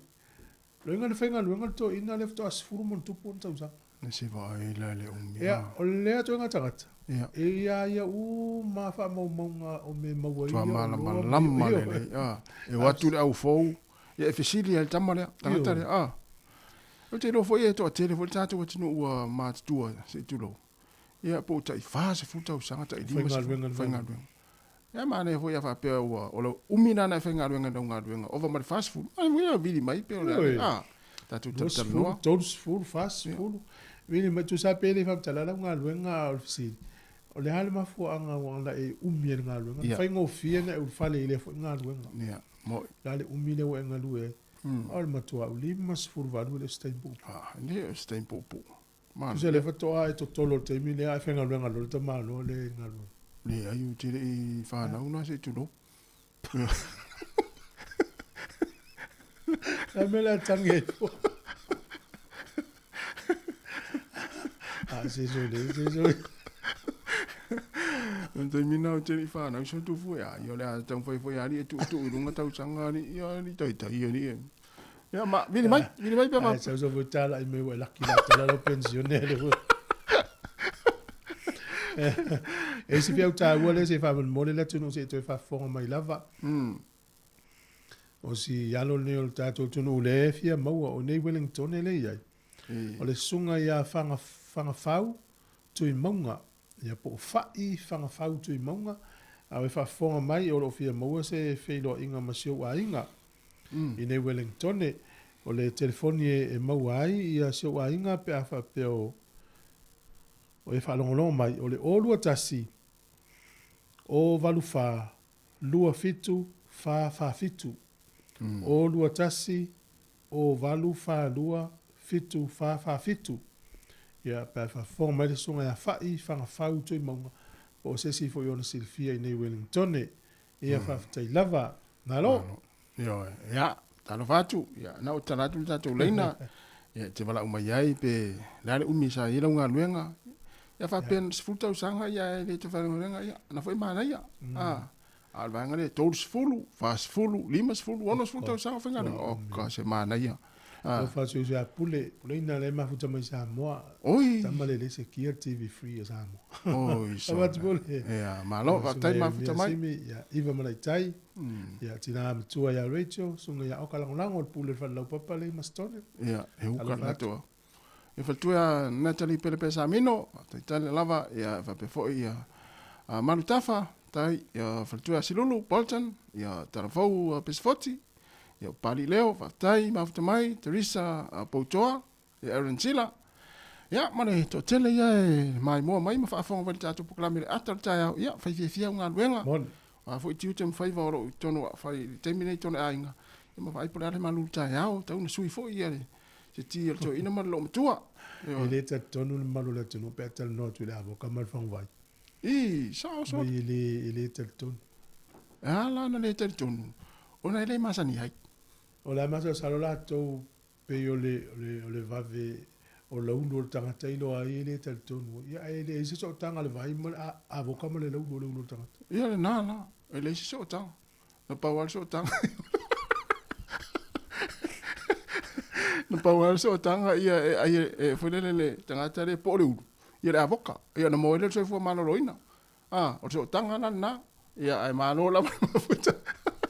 Zara fatu le au tapua ia le Maroons, ia Zach sata le te whea malo ia ona sai. a wole vel ta ronga po me la le fia inga ruenga tonu fa inga ruenga e wala wo ta mai tara la tu sia ya tu le ta to pe ale fa mau inga ruenga le aso ya ole fionga pesta malo lava sta mani mani ya fo ita fa ngol le ta ya ya le la ta to wo sina fa fia le ya mai ta yo tara au mai solo le masina ya le ni ta ya le 2 minute te ene le tu la valu si fonga la mo Wellington.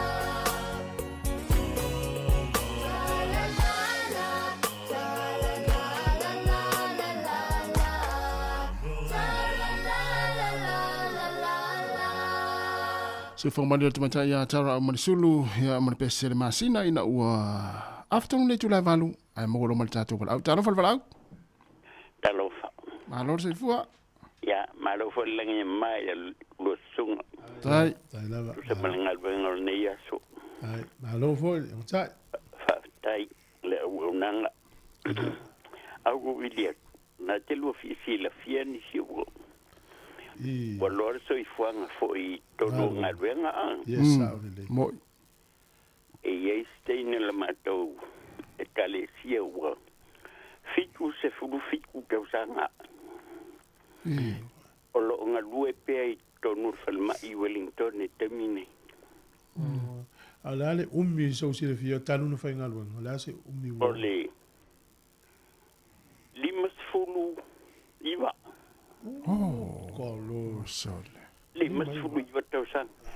O le na ngaluenga na whai, o le na ngaluenga na saua i Sāmoa. O ngalue lawa i tono leo, o le whalmai mtotua. Saua i la ia le ine ngalue ai, ia o te sau Sāmoa o ngalue i lawa.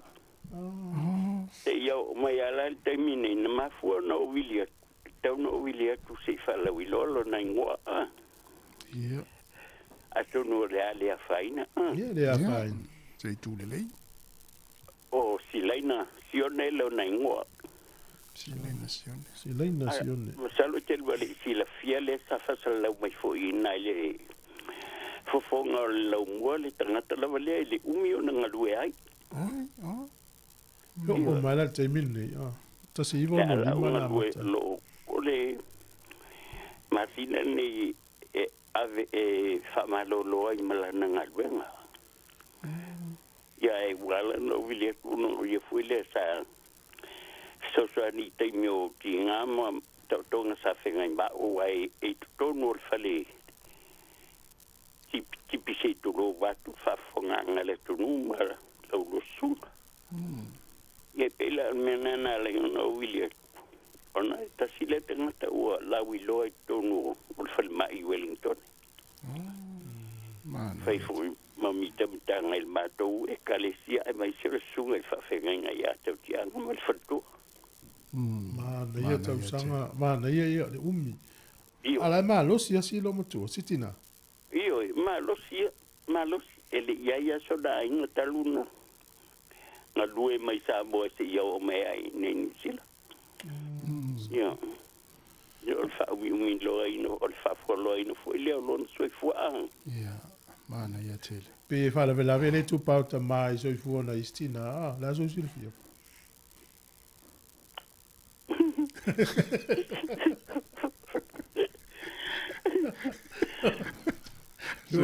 Lo tau mo ela sunga me.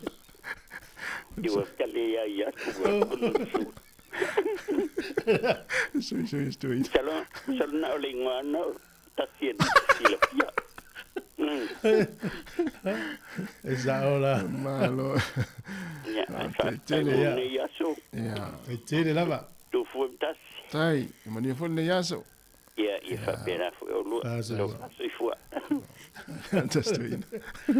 Masalo pena malanga maltina ni usila tausanga te siva, luma melono sfuru. Ia. Wata siva no lima le na matafenga luenga. Lela i tausanga ye lima i vale o maltimine. Ia. So ifu malta siva fa fitu. Sanga lue i Sāmoa malanga mai pe afe tu sa foi numero fa tele mal vai malto esele na vatune. Ia mana ia. Lima sfuru i vata usanga lue o se temi umite. Ia no no telo tangata nga i Wellington ia o mutua masani le sitinale.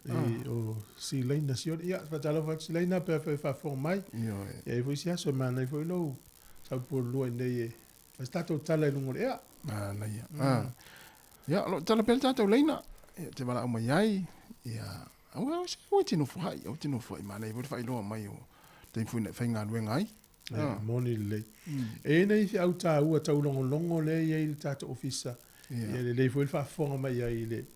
O lo fa ta ua le masina nei le tau longo atu le pear cancer. Ia. Ia o le kanesa le o tonu o le laualo. Ai o lo tato i lo e te le to ina kanesa. Ai lo fa ta ua la fa metalanga o fo ina tu mo le fo i au nanga. Ia po le fo i fa ma ia usi mai la fa fonga ia. O e sila fia o ni usila o se tasi o tunu o le lalangi mawalungal fo numero tangata ua mau le kanesa o le lawalo po le ngā au se itulau. E fia wha amanatu atu pea o lo iele polo kalame ni usila e sia ke le lawalo po le ngā au se itulau. Mai le se tutongi mo e ta iono se fuluanga i atu le ta i fitus fulfa tau sanga le mātutua. E ta ilua tau sanga mawhaia le nei suenga e ilo ai po ua whaina i le kanesa ma ia vaveloa o na tonga fitia. Tautua na a o atu le polo kalame ilo i tō malo po o lau nuu o na lafo ina atu lo leo se tu si wala au lia. O pepa mo le malilienga a tō mani whaatinonga pole ket e whai eile nei su e su enga mai whaatino ina lawai oe. I te tauno lau ma o tamalo lawa o nisi whaamatalanga o le nei lava polo kalame o le National Bowel Screening tanga i le upenga ta whailangi o le www.timetoscreen.nz pe telefoni foi i le o valu selau i valua fa tolulua. Awane ingalo ua tatauna wa ailau fo mai i le taimi nei pe a whai o lo ieini aunga o lo o whaapopole nai oe. O kasamana ia li o lau iPhone 15 Pro Max. Ai le mai fo ia li lau Samsung Galaxy S24 Ultra. E na o le luas furuta la top up na whaatau mai le Dewey. Lafo le matou ai ngai Sāmoa. A leo au laki e le S24 Ultra mai le set il Digicel. Awa una wha o ngāle klik se la foila o tupe i le Digicel i Sāmoa. Ai o laki ai le sei maua i lau iPhone 15 Pro Max. Lafo nei losa au top up luas furuta la pe silia tu fo i mai ni usila ma au se talia. Pe wha o ngāle klik se lafo ai sau tupe i Sāmoa ma isi atu nu o le Pasifika. Au waso o vanua te manu ai si iPhone 15 Pro Max po o se Samsung Galaxy S24 Ultra. E iai o na iai ngā whaapitoa. Seki a le Digicel. Lua se fulu ma le tonu minuta na tāne o le tula eva. Ia, toi whamaloa atu le taimi. Ia, o le tātu kulami. Wa whaina lava ia si vaenga leo Hastings. I lolo vaia. Tua lolo vaia ia whale ma awala ma vaenga lo whiwa i nei tangata i le ti munga ma lolonga ia na po ma nafi. Ia, alo no winga o le ti munga ale mana ia le tau tātou nei. Ia tō le voi apa ura timu le pōn mala maa e le tai aoa. O le si vai tū e wha manatu i timunga. Whaftai la vai nei a inga ia lau te whenga luenga le leo le wha mamāwa la vai. Ia. Pe o le whiau tau longo fo nā mo tātou o le mafu angana ea o le tātou la pisi lea o pepa ila. Ia. Whangu. Ia o le poloka ia la vai. Moi. Wha manatu la wha pe te fou i se nuu po se ai po se whale. E ia la vai lumoro whale. Whaia a timu le po whai masi aki pe le o poloka te ua al watu le vai tono lo whale. Moi. Wa ta ua la pisi. O so ta i le man vanga nena tata no fo le vaso nei man vaso te ni. O le whale lave o ta vale fo ia le paka ile. O te al watu fo to ma na watu la so lua. Ai tupu lo le mena i luma tonu ata unu o mo ta vale luma tonu ale si whale na. O le loe sta vale lapis. E fai o le tū ai o le taawale i tonu o le mele lapis. A o le iloa nai tama ia po whaafea o na piki le. Ia o whaafiofi iloa nai tama i le o le liu le taawale. O le liu le morfale le ainga. A tau mwhai asisi anei lunga lapis. Ia wa ila. Ia mele whamanata atu le tātou atinu. Ia ele whai ngofia nai tama ia e o loa atu e whai le ave lapis ia o tātou pin mu sama ma lan moan. Fa no le ia ana ia nai ia vaenga taun tu la pesi ia e vaenga taun tu ta vale yo le laki la wana tu le ai la lapis wa laki la le popoto nai tama ai manu ma o sir ta vale fa pe vai me tonu ale le tan no e finga tai nai tama na lo wa tu fa ni fo vole ia walo ni apa u ane lapisi lunga ta vale ia on fai tia fo le nai tama o le si tu ho le o tātou mo ngā luenga whaatua o i whai. A umane nā o lapis, e anga leia li si tua o i alu, te sol lapis e li si tua o tua. A wale whenga luenga na, amatangia le aso. E ono le lea lapis i le anga le ta vale. Mo ngā luenga lei le wao tua o i. Sa, mena e wapewa e moe whalo tua o i te e whalo koe pa o atu le lapis i o toso tu i tua. A luenga le asa tu le wao le Lini mal tonu mal ni mal fatasi. Wala fa so mana tu talonga le po. Ya po ani va inga sai va ai no mai talonga mal te me talonga ya o fa tu val ni mal fatas. Ya, mane. O le si va enga tu fu. Ya. O fu na tu. O le tu pu nei. Ala fa o le va ale. O malanga le inga o fa poi ponga Sāmoa. O mo nei le tala. O te mana tu ya fa sole. Pe ya tala no ala tamale matanga te fa poi Sāmoa. Mo me foi lo fai poipo. Le ave la lo. Ia. E mena le tupu. Tu so ta fai poiponga. Ale uta unu la inga Sāmoa. Ale vatu la lo ato le o fai poipo. Ai ta unu atu ina malanga. O le ato le vatu o fai poipo. O le li tau nu atu le misi ale atolna. Au ta fai poiponga wa pe sole. Pe ya tala noa la utama le ma teni fai poipo ma tam fai poipo. Yo whanga ina manga whauna mele. Nā o whamoe te tele.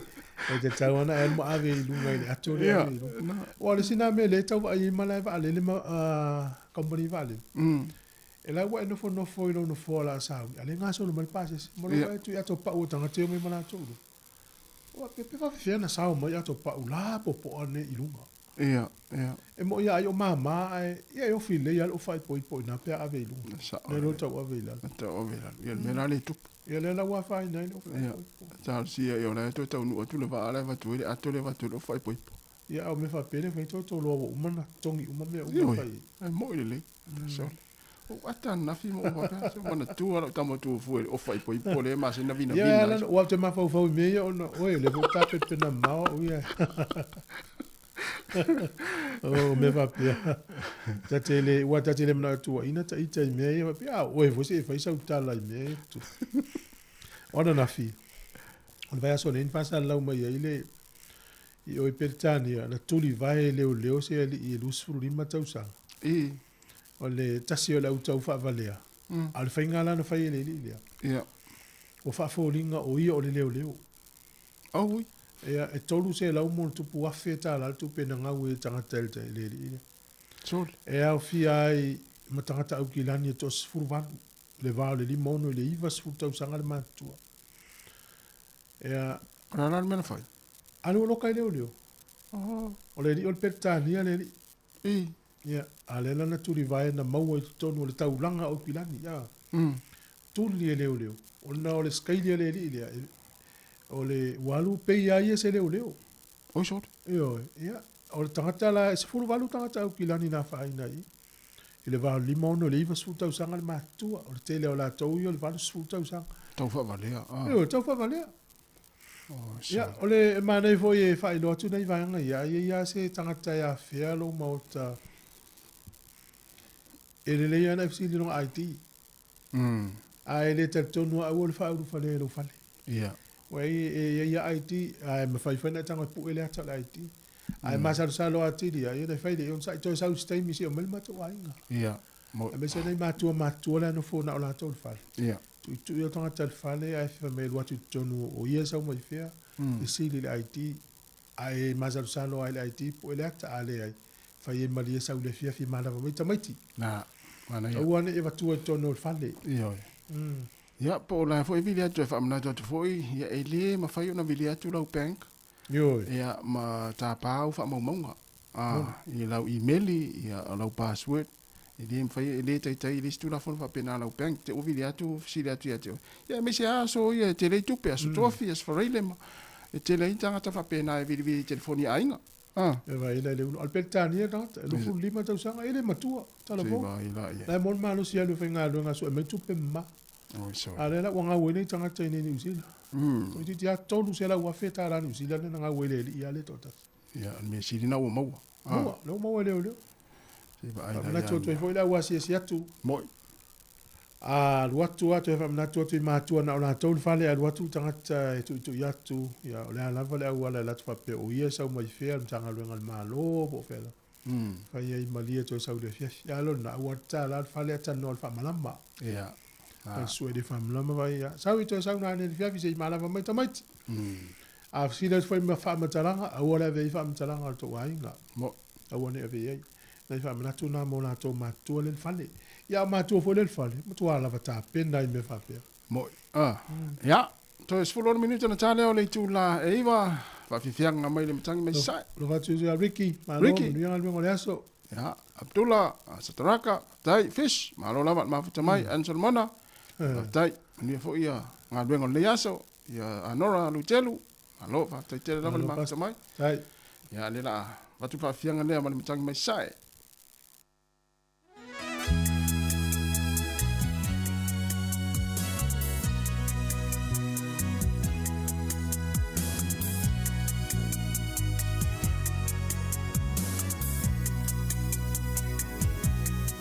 le wala tatu wala taro fal wala Malo soifua tasi. Malo soifua. Oh, pesta. Oi, tā pista. Te Hong Kong ne te vil mai. Mala so fu malange mai la. Tu fu ya ma so foi atasi ya. Ai lava. Tai. Me tiri nga ke la ma si si ma la ko po ya le maroon. Ja ma wel maroon se fest run up. Ja sa no mai. Ya o e se la ka pure mo vile ko. Ja. O vile ku le ka pure le fala de la vele ko pu me skari ngai. E foi mga madiwele alo Sāmoa. Ia. Mai ka winga pea le whakupula i o whalawelawe e a fie ngai alo foi whangau mai sio kako kungu olo o mai ngā luna whawai kai. Mo ia. Makalo le ke i foi ka ke vai ku foi isi ka miki e lawe vea mai i o lae o i ka vale. Ia, sa. Ia kua ka mifu ka sa wai ni mo ia la ka ke loa ka vale. Ia. Ata ke kise ka ke ferwa i rungo ka vale ngai o nga e se foi la ka mai ka ule. Ia. Awa, foi le trafficking ei ma le e se aka ko via aka lu le 5 kilomita i Sāmoa ma kua Sāmoa. Aka sau ni e ma kua ma wa lallo le street le pa fa pe lungo le street Ia. Sa. Ale mele kupu ya. Ka ua nga fa ikeke foi le fa ka ua sa nga le budu wala foi le wai Mo. e fa pe mo mo Sāmoa ia kula fongo le o trafficking e sila ma Australia Mo.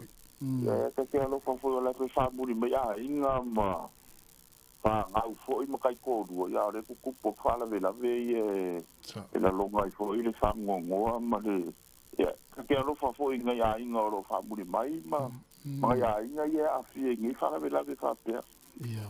Mo ia le mena ngo vile kwai foi le fai ma fa ku nga fu nga le fa so fa longo mai foi ya lo fa nga u dungo ka ko po kala me ngi ka ya ka ku nga sa nga le mu mana ya.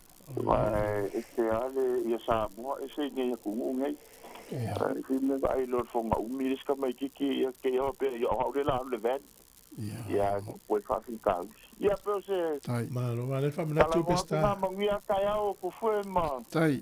ma tasi and go the maroons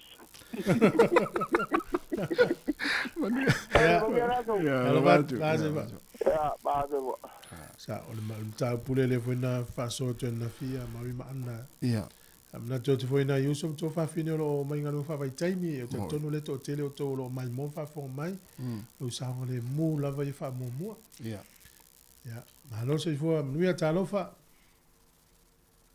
Alofa. Ko mangia lo va se lo neta fo de lo fo de ri. Tai. O mai ta. Ya. Pai flasi maru bur ka ngai ta ranga ngai foi pi ko ngo ni sila. Oi, man fo. Ya, sa ma lo. Man fo da pele lo lenga. O mai le tau lo tau a fai no to lo vai le sa me hesti le tau me hesti. Oi ele ai la fai si. Na le o to. Ma ke lo ma ko mai. Io e fatu o lai lo vai Hastings. Al fatu po a mai la auto le lo vai. Ele o a fai no to. Oi le ta o le mu wa ma ko. Le ai se la fai nga io. Le la vai le kau. Le hu a ma ko no su mai ia la. Ya ana ya. Ya, sa no mai ele fa so fi o mai. Tai te kai da mo le ngo. Ya se foi la uia fa so. O ke he fa so a ku le maka o ku le Western Pita le ngo o ai ko i lunga o pe ka pa ilangi anga Mai me fa te ye de coupe fu de i va se la milionga e ale va pe investier per e sa o ngo le ko ka pa le ke le ngi ai a me ke fi fa so ko o ka no le o wa lo i lunga le etna le fai mai loa, ka ua kuro i ngoa ma, o ka haroa kūrara ro i ngoa, kūrara mana e press, kūrara mana ngumera o telefongi, ele i uma nanga ko uma i laloa o wha mau. Ka ngono koe ka pe, ai rawa mau ai ka ngaka, ka ngaka le ele ngumera o telefongi. Ele leva po se no se furu lima mingu ke o kwa mga o kangu ka o se me male. Ai ka kangi no mara ke fu. Ki na kula no mundela. Ora e o mele lunga yo kilang. Ele o iva le. Video. Io alo ko o ke alo ko ke fa no no kula. O le leo le orga ka o le inkia. Inkia ka ke lo le ale rona un singo upu ho le a. O fe sile ko po fe nele po fe o kilang ile ba me fa mai. O ngai le au mai London. Long Kong. Esa are a pia mai mo mela au kilang a fe mai. Ora ko ko kongo la ko kurupu ora ko le o risi va enga le o kenai singa le mai po le ale mene ngo walu e lunga le Facebook po Western Pita po se si ka o fa o ia po kara me Western Pita ngo ura ko e lunga ia kele ma kele o a le mo ko se mera nga kele mara mai ke le ma ko so swangi mo o e ke le na okupe mo ile mele pa kura wingo ro kala mai o mako le ma ko ke sia ka kasima o mako o risi kurupo Western Pita ngai long konga o le fo I ke nga kupe Western Pita ngai long konga i fainga na mako fa soa mako umar ko sa umanan po kala me mai ni sila ia Western Pita o mako ra ngai long konga mako ke mako so swangi I sigata o bisida ko ona ne wala nga ko paso mai ka kang sila ka kawara nga se singi sila e vidi mai la ke le fogi ana mo ko vidi ma mai ai le fa so pera o ko makanga kalong ko ai fa mai le ayo ngo le wo ma wa ku le wa ba ngo le dai le ba ngo yo ka ka ro ka ka mai la ko la tau unga tau no lo tan no nga la we ia no kango hang up le ke le fogi o ke lo o le au scam to e vidi atu la ia o le dai pena to e vidi atu ele o ile ai foi vidi mena ia o ka grona ia Sāmoa more e ku le se appointment mo se ia so la ngai le o ke o ngo le o le fai pa ka e pase o mai kau pe ia ba ku le chau fa so so ngai ka ko o scam ne ia no ka tau ma so chado la to se lo silo ia na le tau no to office ai o so o to fam talanga I me fa pena o to lo fam talanga na mo oi ai wala ki no nai ese nai te ulti na le ingal te le o tu pe se manu ma wo tu ia malo matala al cara ko mai e mo ku te ko ngi mo fa se la university ia na e mo ku na ku pe ma wo ya mo ku ku pe e ti positive ia tau fa vale na me sila wa Sāmoa ai ia fai te a wo so tu wa fam talanga I dungo pe ngaf so tainga ele ia ke le ia ve ho la ia la u wangela Sāmoa o ke le ia ve ia un mambanga umar bank mai se ho le bank ngo ka we wa o tien se ta o fa ia o ke bank e se a mai o fere me ke fenga benga ia o ra fenga benga le mas au fa o ke fenga benga kiwi fu ya malo lo fa so fa tai mo fa so malo al matala ia mo misi fo ngai ka ngata ka ko e a won ngai va na malo ya lo fa tele tu dai mo lo ka fa va ya ku pe va ka ka fo ya ko vile ko se so ka ko pa ya lo fa tele tu ya mo bien ya se do ko fa ya fa so alo ia ole na ia tam na tua ia masina matu ia tawa ona amana ia fo ia wa wala na lu te mi la pepe tel no tang tele ona wo tu fuan fam talanga I lunga ia fa fonga me pel tato le tio le ta fa tato ala le long atu ia winga la tau fa se la tata to pese te mi le to 5 minuto na tano le iva telefone ta le iva ia si fonga le lo mo mana na tau tua mai Wellington e po due Wellington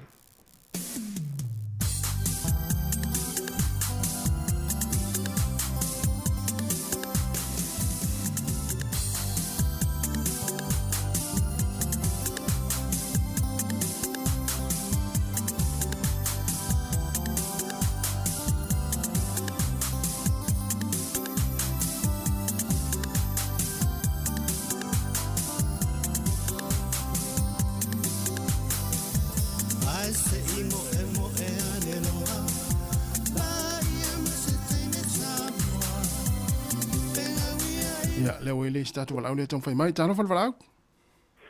Ya, malo se fo manui ai lo va se lo fo le tai a fo. Ya, sui ole. Al tato di tione na mi mastone so fu muni oka. O mal tai na.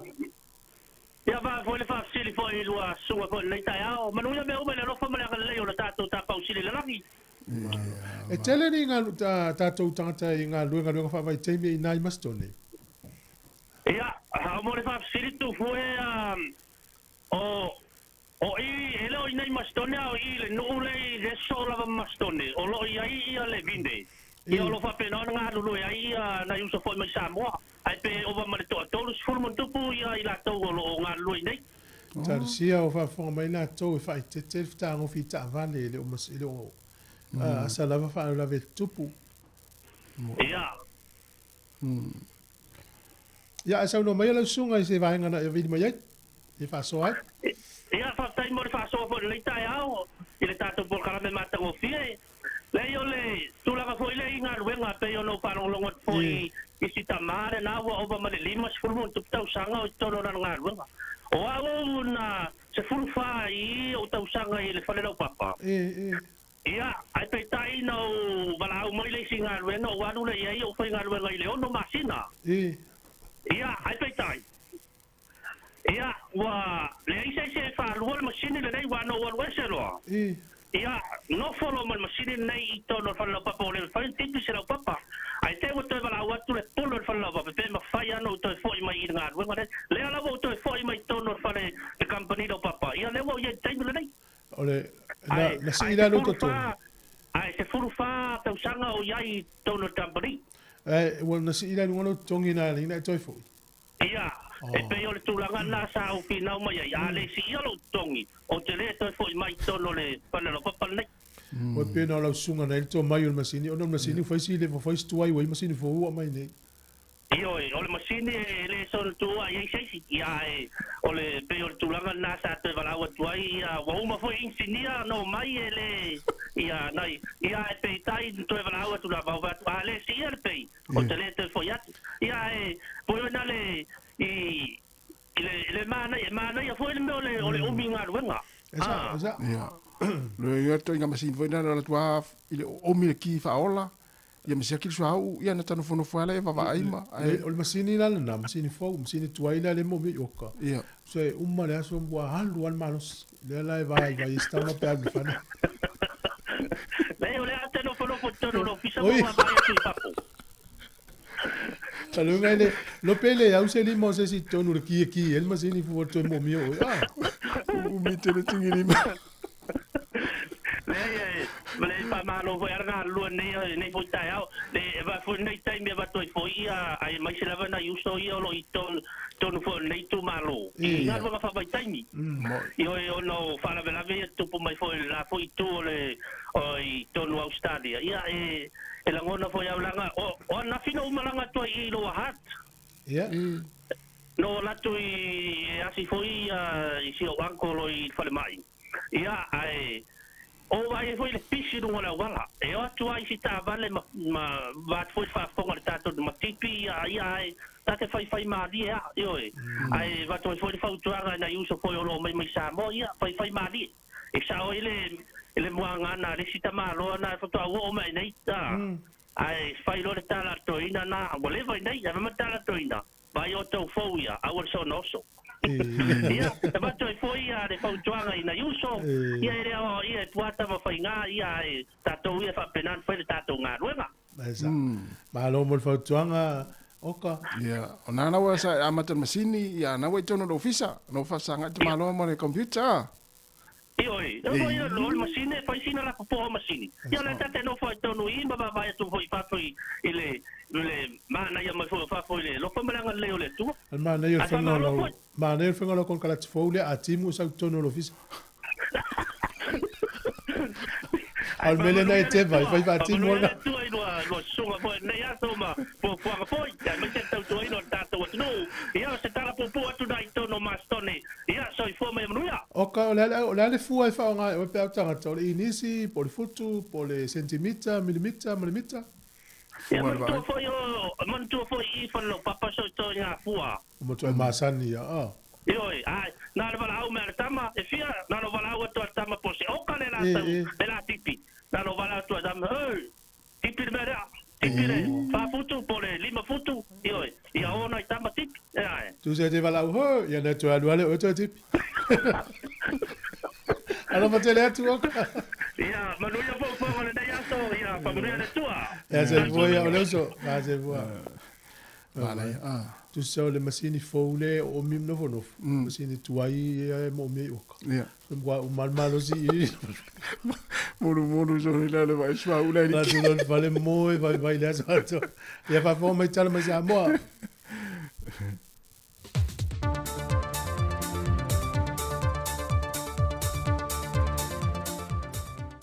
Fatala fatu le tātua tunuu I le nei fo ia so tofi, e o le whaopoponga o tala fau I mea lo te tupu le tātua tunuu I Sāmoa, o si mai el whafonga. E o maili te mintu whaatasia ai tala fau, whaalia le fionga le komisino mtanga luenga leo leo awa pa aulongo I tino Filipo, e le I mawalava le li I paangotali a Daniel Vailopa, le na sola ese maili a matanga le vai aso le pasi leo leo, na momolia nei le au tau fia I mulinu ui le whale wha amasino, e tā pena ia vai atu I potu wha amasino wa tofa ina mua lato mata opo. O le li o Daniel Vailopa e tele moria ngolo moria ai, ma ele o se tangata fau I le whale pui pui, e tele o na moria nga le tele pe whale malenga oi. O le mata opo fo I tasi le na molia tua I le whale wha amasino, molo na wha amasinonga, o le ngoi ma le wha malo sia leo se tamai tai. O lo sa I lia leo le temile nei, le mafu anga pe wha pe feo na solo ese mai lea li mai le pasi leo, e le tae o le asonga fua. E le mai ai o le so e ngā le komiti wha atono le lakapi Sāmoa, na fesilingi ai le ofisa sili o le lakapi Sāmoa, le mafu anga na wha le ton waile tomo whai ngā le awa le atunuu, le taamilusanga le na whaatautai e Madrid, whai loe whale o māwainga, e iaisu I ngole au na whaatunuina e te tau o na whaatino le taamilusanga lea, peitai, na whaai loe nisi o le au taa alo e toa whaa, na whaatunuina I lato e se tasio sui o le komiti whaatonu, I aua ne e whaia wha le leile lato taa alo, e tau lava na o na whaai vai le malai. E le whaai loa mai e whale o māwainga, pa o asuinga na manatu e whaatino. Ai o lo malanga New Zealand le fionga whale o māwainga Vincent te whipule ai, e na ia whaai loa, e le I ai le te mina ilo ilo ai le mata aupo le komiti whaatonu, pa ule vahenga o lo o ia si le fia, o vesuia I ngā sā te tau o na whia I le au, e le vaile o le taamile sanga o le teito fitu o le lalulangi. E toa lua se fulu I lantou leo whaamaunia mai le komisino mtanga luenga o leo leo awa pa aulongo I tēno Filipo, wa mōlia ni mōlianga mai le fio anga o whangawhau ma sā matatai, e le whaalawe lawe le na maliu mai se tasi o le fio anga o sā matatai, le ua tau fia mai ese ta maa lima se fulu tau sanga le soi fua le fasio takata. O I lantou e toa lua se fulu ia wa mōlia, e toa iwa mai sā matatai, e au fia mani matai se toa tolu, ma le toa se fulu malitasi mai whangawhau. O mōlianga e au fia I le lafo leo upu tau whaamatau, tau oi maa o le umio nia o penga matautia, ma le whao o manua. O lou te tala uma I lantou I tua tāli ai le aso lua se fulu malitolo I Iulai, e tula I ai lumo le whaamasinonga, mai te tau foio no lantou seini I le ofiso leo leo vaito muli aso wharele umo vai aso. O le mata opule nei pei ona silfia, na amata tula I mail fe ese inga, e se whaai unga na whaia e whaamsinonga I whanua. Ma ue telefou wa mai o na whaatino nisi vaengo le anga nui pei o na masani ai, I le vao a fio anga I lua, a e wha wau pele mata opo I le tula fono. O le whaalawe lawe le na tula I mai le a fio anga o whale ula, na whaatama I e se maota ma mea tō tino a se a inga le malaia po le afi, wa whaamaunia mai le mtanga luenga o leo leo, e tō afitu I lantou ia mai lawa le a fio anga, wa tau fia mai ai I le sun fale. O le mta au po foi le nei e lua tangi wa wha uruatu le mtanga luenga o leo leo, E le ngata o le tangi le fionga le whaipule sa feese e sea i male ainga ua whaatama i le maota. Ai u whapena fo i le ainga le o lo a fia, o lo whaasanga fo i le lātou tangi le fionga le whaipule. O feese e sea inga fo i le nei e tūlai mai i le whanua, o lo fina wai pe o na wha i lo fo i le fionga le whaipule o le tūma lo. O whanua ia o lo no fai le ainga e patino i le nuu. Ai o lo fina o foi le foi ainga o ele ia o lo iai pe pai wha maoni ai o i latou e ana ia whanua. O le tangi le fionga le whaipule i a lo au solo ma le malo kene te siamulu na whalitua. E le wha o ngā manua na wha atino le ainga na awhiai i la ua ma le soli o la whanua e au no ma se whatananga. O lo tala uma i latou i tua e tādi ai le aso valu o le masina fau i ulai e wha ngā solo ai leilo i longa o la lātou fo i mata opo. E si lia le to se furu le awasiasi mai le tupo Peritania, o lo wai le atunu nei a sia vaenga o le a nga i ei le tupo sa lesa malana masiofo. E la te mai moina i le teimi e malanga mai e le fontanga te itai o manol tau pulenga, le o le au sui e lo tātou atunu. Na ngai mo mo le asi singa le fatel malo le sina lei o le a wha amautu wai le tupu ma le masiofo. So ai ma le tonga tongo i mo taa le sa wha tupe mai lalo so swani le malo Peritania. Ma o le a wha ngā solo pe le asi singa i te tonu le vayaso le nei. O na toe tali wai le ma le report e mo moni atu i le tupu ma le na masiofo. Fa tasi fo i mai lanto mai Peritania o le a ngafa ma le leo ina o le tupu ma le masiofo le anga i mai Sāmoa. E le teimi al fontanga ia o ki topa. O tala fōia mai Sāmoa manuia ni yaso le tātou atino o whaasoi fōia.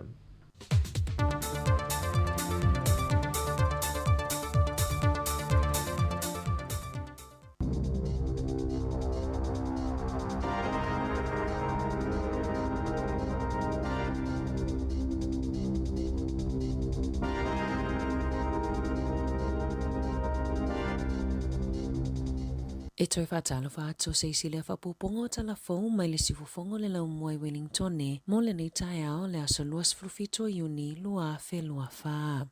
E si lia ma le whāsalau a fe whale i Wairoa ma le tele o whale i Hastings o lo vai a maiti munga mamafa mai le aso lua na tapunia le State Highway numera tolus fuluvalu i le puana po o nolo longa na ave e se whaamalo si mai tangata i o lato whale i le aso ananafi ma o lo whaawa upea le mamafa o timunga ma le mawalunga o ngā lo le sami ua afuai fo i o na vave le mawalunga o le suavai i vai tafe. E o mai le puana po o lo o iei bea Gisborne, Hawke's Bay ma Napier i la pata inga o na o le si o le suavai mai le te tele o timunga. O lo valo iei le ofiso wa ai tau e o atu lawa tai au ma le whai unga le vai aso le mamafa o timunga i ia pito nuu.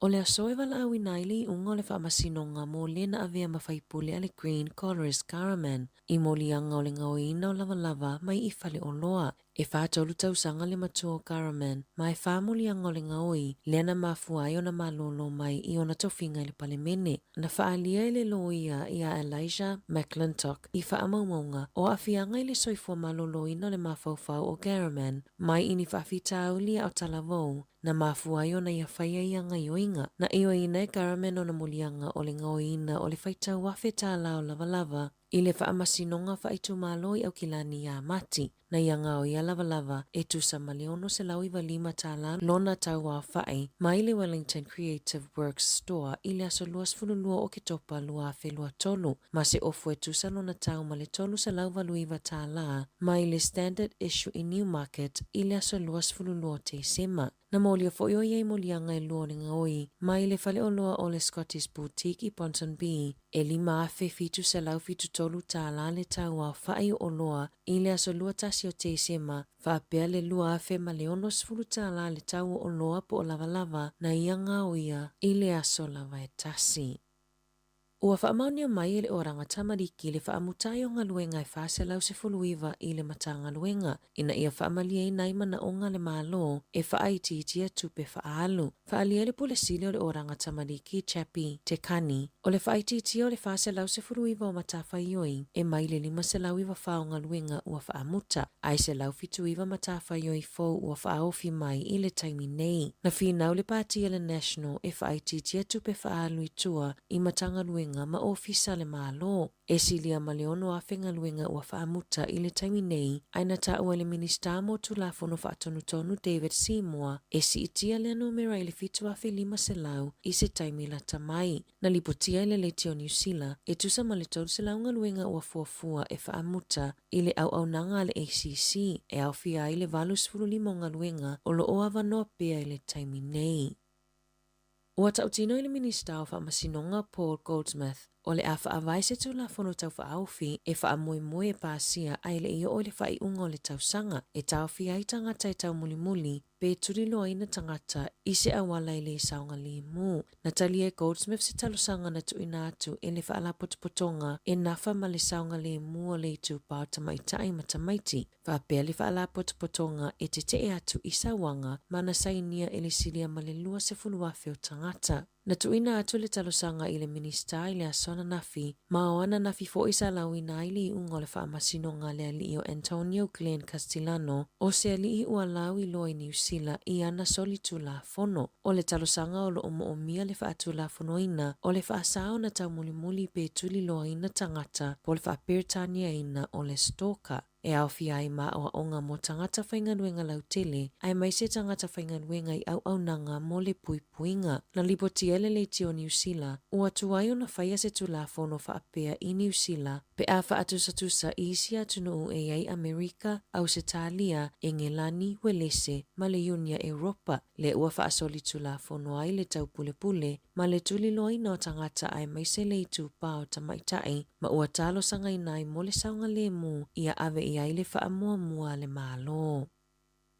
O lo talosanga ina e se tinai au kilani, ni whamatalanga e malamalama atili ai i le whaamai o le toxoplasmosis, na whanau mai aila na pepe ua maliu i le tolus fultasi vai aso o lona maitanga. O le teleo tangata e maua i le toxoplasmosis, e le aini a unga mani fōlinga wa aia e peona whaailoa e fōma e suesue. Na amatau na whaalongoina e Sarah, le tinga i lona manawa i le vao le luas fulfama le lua 5 vai aso i lona maitanga, aina whautua ina lana whaatosanga o le tinga maasani lava e le ai se vaenga e whaapopole ina ai. Lua vai aso munmuliane na whaatetele ina ai le tinga ma whautua ina ai e lana fōmai ina ia whaia se ultrasound po o se whaata. Na Lucera i le ED ina ua whaatetele le tinga o lona manawa ma maua mai unga o le whaata ua whaina lona ate se itu lou. O su enga maasani na whaia e su e aini whaale tonu i le ate. E au fiai ma su enga mo le hepatitis aina le lei uma e le ai se whaale tonu peitai ina ua tolus fulua ia so le maitanga na nanati le whale mai ma whanau maila na pepe uoti o na ua afia le ate isi ama o le cytomegalovirus o su enga i le tino le pepe na whaama o ni ai le iai o le toxoplasma i to tono lo na whai ai o na mama ma le whanua na whaalia le fōma i whaapitoa o le siama e mawhai o na tonga fitia i se vaila au e tauwhi ai le pepe si mai le tina maitanga i le pepe pe ana vave o na maua o isi atunu e ai Austria, Beleseuma, Farani, Eleni, Slovakia ma Slovenia e whaia su enga i le toto mo le toxoplasma i masina taitasi peitai e le whaataua i nei New Zealand mo tina maitanga ona esea lava a fiaiti nai New Zealand pe ona taua e Dr. Michelle Wise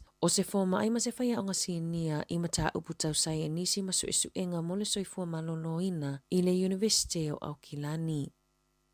O ana na whina lawi nai le ungo le whaamasinonga le tina ia Lauren Dickerson, le ana ia whaao o le oti lana whanau teine to atolu i a se te mo le luafe luatasi, sa le ai se pisa i tutono le potu whaamasino, ina ua lawina le unga e no fosala i le whale puipui mo le se fulu walu tausanga, e a matatulilo na whaasalanga i le whale tausi ai tangata e ia a fianga i mawhauwhau, o nana maua i suesuenga, e maua Dickerson i a fianga o le soifua malolo ina o le mawhauwhau, na mafua iona ia whaao o le oti tila na whanau la iti. O te kasen malona a inga ile ilewa na o mai New Zealand mai Afrika i saute, ai tula i mai le whaalawelawe, ile 5 aso talo na tu ua whale na whaanofo ese ai i tu unga o le COVID-19 ile aso se ono se te malua whelua tasi. E ono tausanga o Leanne, ma le masanga tene ta ilua tausanga le matutua ia Carla Mamea na mali liu ile a whaalawelawe. Ele i awa ile tamaitai o Shelley Cullen pitosili o na tele tupe mai ana whainga tau whaavalea, i le walau ina olo na whaamasinonga i le vai aso nei, Italia i ona molianga i 5, ma olo o whasalaina e tutongi ina le sala tupe e silia ma le 5 miliona tā la, ma olo na whaalawilo ina o ni Paul Kalame ua whaaingoa ina o le Lion's Share, na ngā wai tupe a le whaitau se fuluafe o tangata, na whaalia le komisi mo pisinisi, o whaasalanga na wheangai ma Shelley Cullen, o se whaasalanga pitosili leo na mafa mo se tangata i to atasi i lalo le tula fono mo fe whaatawa inga tala wheangai le Fair Trading Act. O kaleno lo iai le talitonunga o lo malanga i whafuato New Zealand. E ono se lau afe tā lana whaupopo le whaasalanga o Cullen, ina ua le a wai le walauina o na whaamasinonga i le vai aso nei. Na whaailoa i le liboti ale komisi, e se lau 5 afe tangata o le lalolangi, na ngau le lata i le 7 miliona tā la i le Paul Kalame o le Lion's Share. I taalonga, na manumalo le awa le Blues a New South Wales i le la taalonga ma le awa le Maroons a Queenselani, toluvalu i le 10 i le taalonga lona lua le State of Origin, na whaia i le malai taalo i Melipone i le poana po, o se taalonga mata ina i le tala whaasolopito o le State of Origin, i le sosoai o le ono sikoa a New South Wales i te tono o le fase 10 minute mua o le taalonga. O le aso se furufito i ulai o le ato e whetau iai au e lua mo le taalonga lona tolu, po o le sailinga siamupini mo le State of Origin. Tala fōia mai le sifofongo le laumua mo le nevaenga o le tae ao.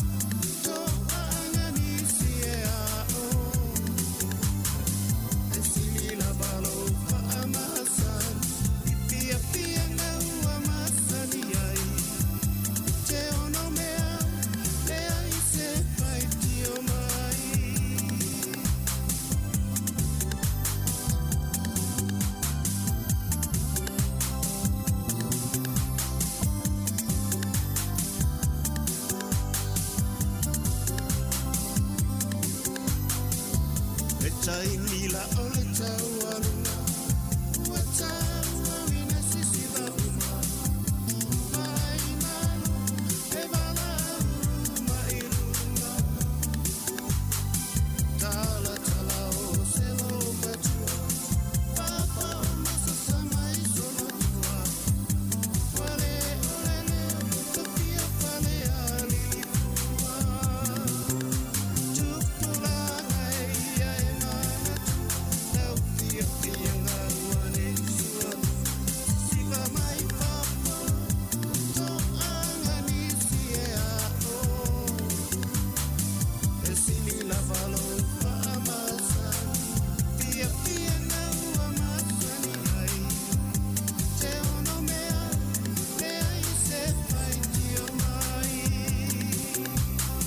Ati mapole au mai mo E muole puse puso peleino E una tonule O pia pia na Sāmoa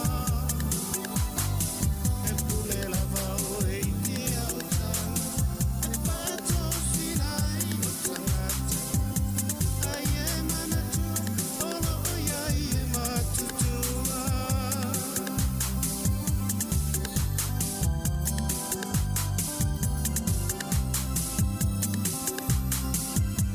Le whawhianga ma si ufong mani lo whepese le matangi mai sa sae, i whawhianga le tae ao. Ato le tae ao si whonga la mua, to luas fultonu minuto te nei le tula ewa.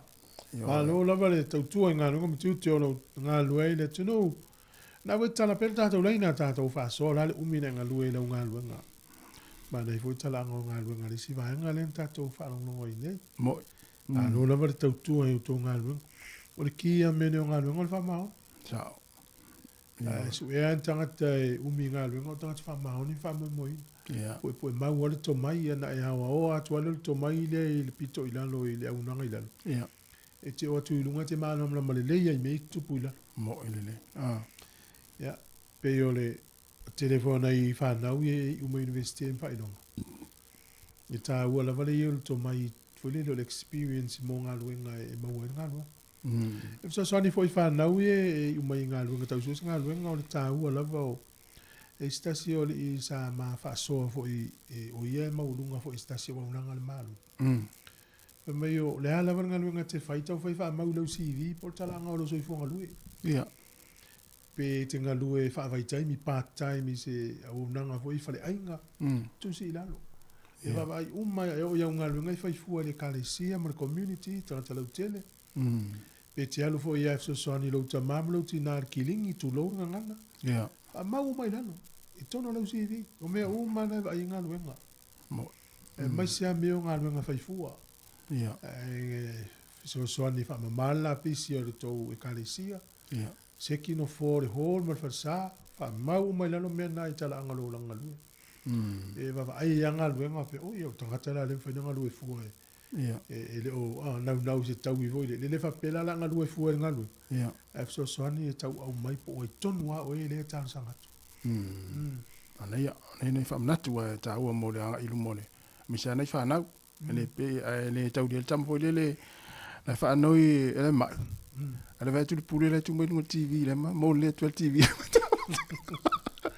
Ia le nala. Na pata mai taro ngaro pele ki TV. Na na whanoi e mai. Ava pe foi fenga ele fenga luenga ia son fu uma. Ia le alal me la mo ai pe afai. Ele di Australia le sua faia Julian Paul Assange. Fitu tau sanga o no fo le ile o i to tonu o lone tona. O se Australia janga tana. Australia. O sol. Australia tana. Le lau tau no nei to tonu o foi. Australia terminei. Oi, talun tau fia. Talun tau fia fitu tau sanga talu ai. E ele ofisa o le ampasa o le malo pe ia Ecuador so usa ili atu. Sa tau fia maloka ina. Ia o ina lana no foi. Ia wa ina le malo lo si o meio tu la fono atas. E ana fa tata inga fa pe o tatou nu. Ase tangata le fia mau tatou nu o so dia tu la fono. Po le fale wa ina ia tu auto o mai fa. Na. E vai le o le mana onga Amerika. Ia mai tangata le Amerika e E foi le se I fai fa misi longa le li.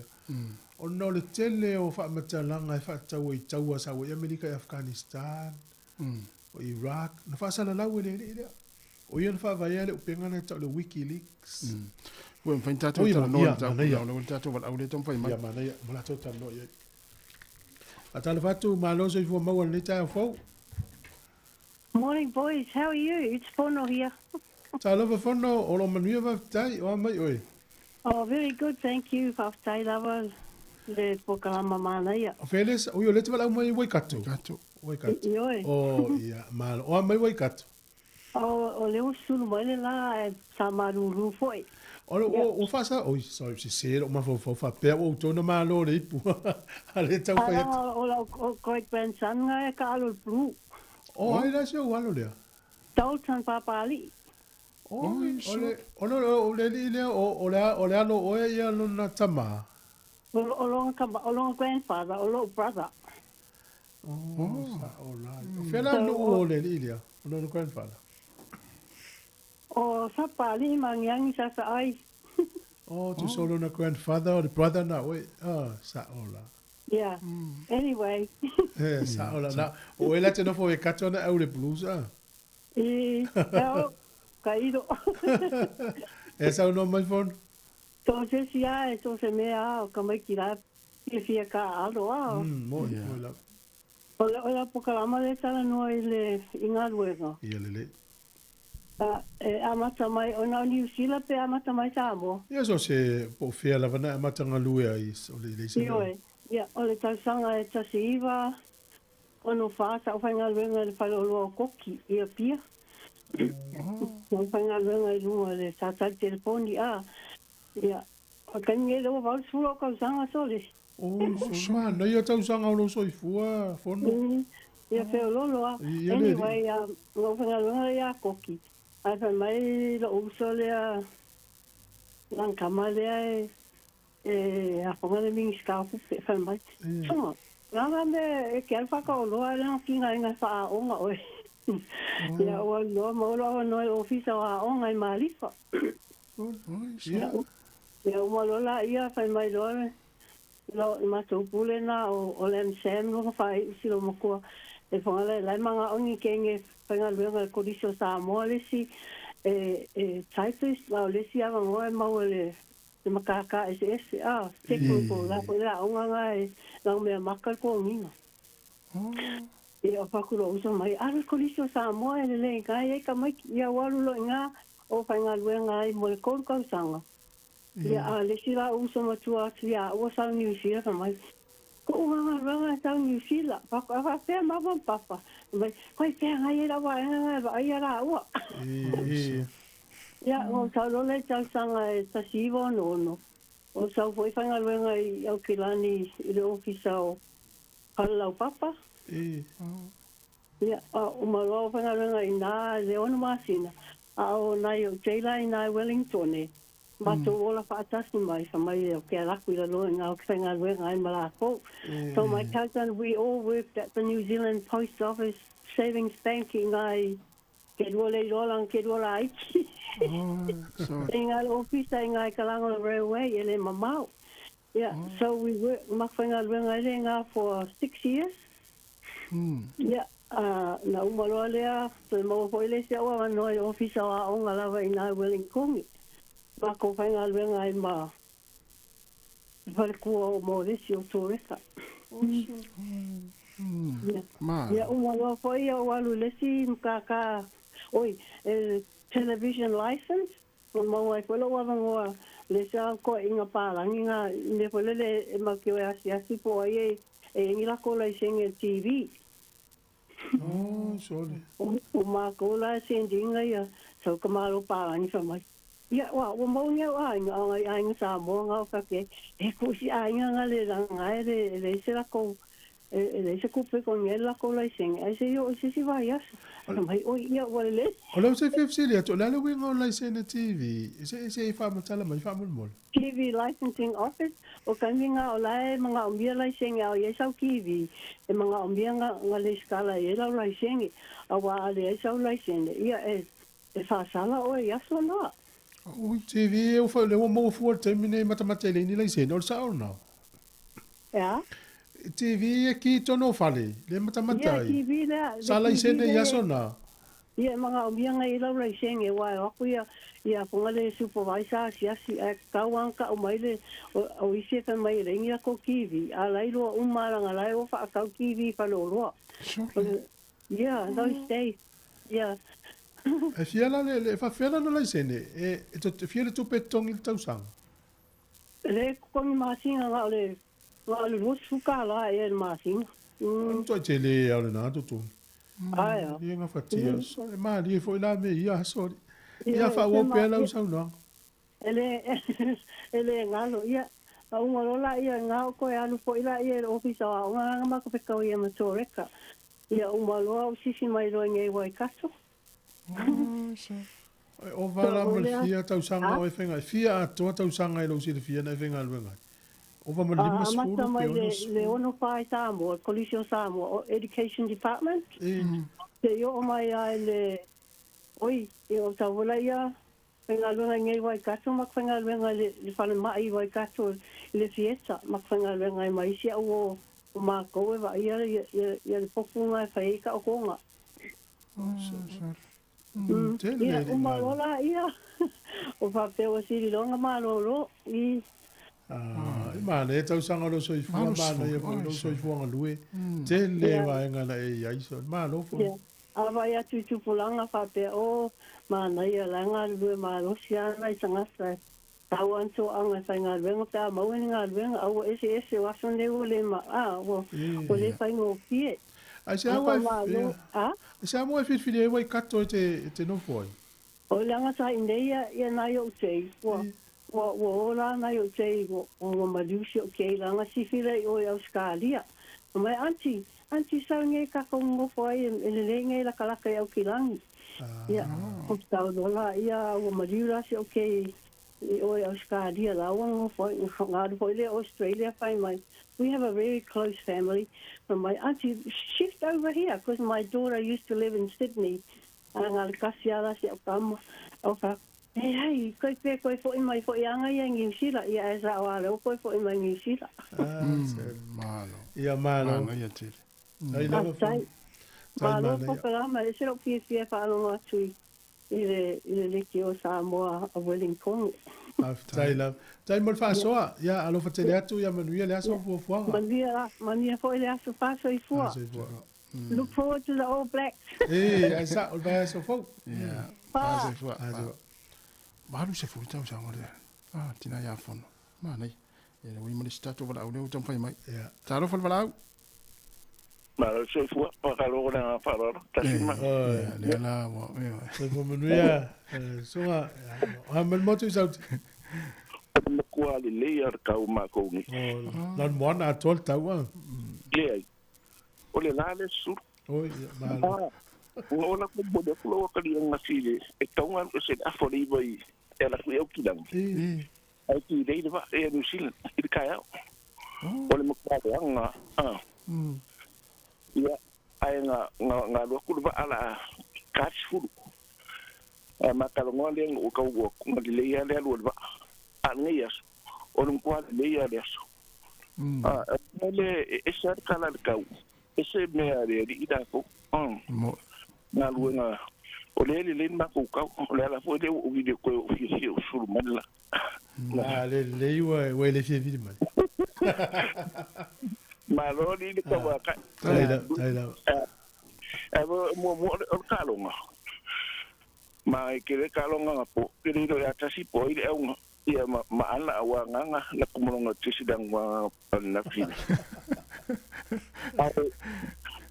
ma mai e ko ta longa le na ta po no tama to o lua nga ang skua ia tama foi le o micho le apudinte foi le algo ni nga po ren numero ko ia le ta nga ata nga ie de pu e le nga pu e de kamale o risho ia nga po kai pe al pu e suari. Ia. O le si kama wa kwa ho nga u le ye wa to so i dunga ya mo se me ho le ya ma nga ye ka longa kusa le afa mo o le plus ya man ko se fu valu de fa ai le second half ya o le o fa longa ku sitinana fa so mo mele le esa sa to me yo TV mo le kio misalo le tei mile maltu ai ene I sa au mai ya sa sa lau pe o me o le tio mandu ele ilo sia me o le tio I fa le ai ele ilo pe fa fianga fai asa fai le por kala mena fa pela la isen ma me la yo TV ya ele I umia ai le ai e mango ya o tanga te ya ina ele te o ai no I TV sa fai ta te le tinga asa mga ol malo e tongi esa ol ti esa penal mena ngai ya so ya ai o to no mo le tu fa no so nga nga kontra ki ho de o fa de mai se va fo o que o de o no foi la ta fo de mena sala na o mai ma tu nga u de isa mo o mai ma tu ko sa foi nga ngane I to fa ma tu fa la o mai ma tu mai lo ma tu fa nga nga te to no le ma lu ya me asia la su o kilani ma tu mai da lu ni le la no foi o le nga lu nga le tre o mo le to sa nga pu de oi ai evaluate o to sa nga o le le o mai o fa pe o te fa nga lu o welo o le fale mai ele ni fale mai isa mo o le a mai so fo mo ma me fo io o nga me sa fa I fale le o o le va su va uno o ni tanto dai lo o na se tupe so lo le fa tau fale le te ni fa su to lo fe va uno o lo le ya ke pri o penga lo su lo tau sanga o mai le lo fe maltasi o lo le sa mo fa I sto mai mea o ile o lo o to ya lo lo se o mai la el sa lo fe su to te puni o fale no ni se me fa su to sanga sa fa nga lo o man ta o fo de mele o le o kile isa u I New Zealand na yesa sia manina la to fa pini me extra isa mo ko man tala ita o le melo a ela titi te alu fainga luenga solo na eva mai le I nga luenga de le mo oi ma ete lo ete umi ya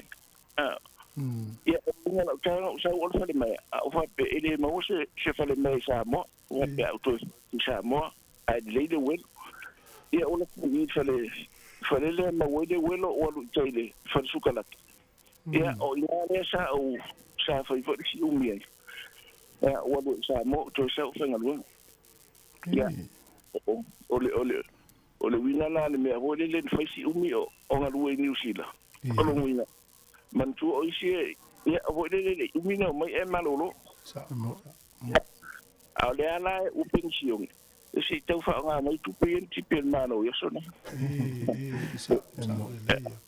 ana mau alo manos o de a si de o do wa va ya tu lungale ya la sempre au le ya o do to do malos e vai menai na lat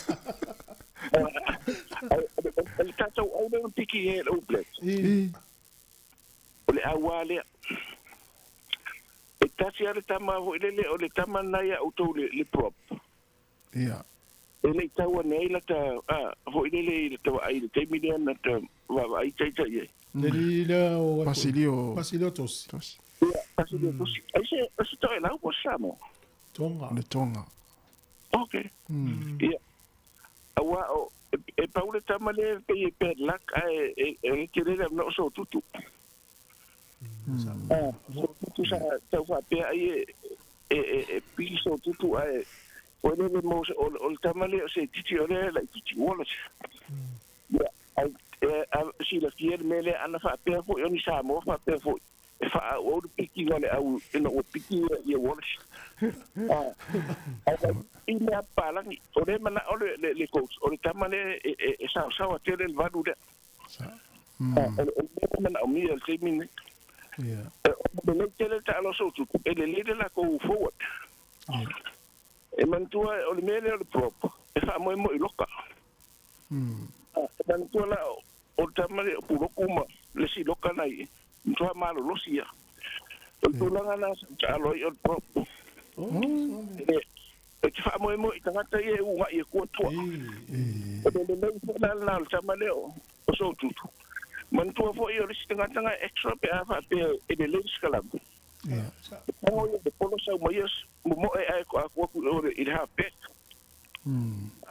tele na o mia fo le malo sus kala mo ina ia ai na ia le no so tutu fo le ai ma na ia le au al tatu e ma ne fo se lo tanga o tu au na pi o ma tu an kasia ta mane le propre pi Oscar sa mo o me sumi o fi o kilani o ala ko crusader ia ele tu fo do sangani o ele pu me tau sanga fa fi lus fu tasta sa aftai malo mana ia no ngaluenga sa ngaluea ia me fu tala anga mana ia tele fa no malo fu tau tu ia tu ngalua yo ma tu fu ma matasi o termina o mai ine termina ia Watu avo le lima vai o ainga. Sala moi. No mai no le fai nga luenga na o Sāmoa. E tau si Sāmoa nga umaleleia na o mai lo ainga ine. La ui Australia. Io mai stanga. Ia. Tu sa o le winga na foi na o mai la tai. Ia o mai a nga luenga na sa wei matua wei ia ti nga fa go ti line. Ai fa ia. O le fatu. Ia o Sāmoa. Ia a ni tai. O mo wa no to mai ke de lo la to wa no so singa luenga pe afa pe le ya la to wa o yo le me na o mai sa te ko po kala mi to fu ya te na leo no fatele atu luia ne ya so fo wanga o lo fatu ma le fa so sta mai leo te le fo ia se ma le fa lo longo nei tangata matu le va no mai ni nga luia la to fo mo mau ya ta lo fa ma lo so fu ya nangi mai le ko sa se lua ni vai ngor ka fo oi mana le dua mai ali pa sa lau si fongo lo mua ai la ya le o fa sa ngai ma avoka pe na e sa no ya na si foi la se do tala la lua o sa nga me si o kala ka ni ai na pa ka ni anga mo so le ko sa o le o e sila la de la o mai o avoka pa la ia de fonga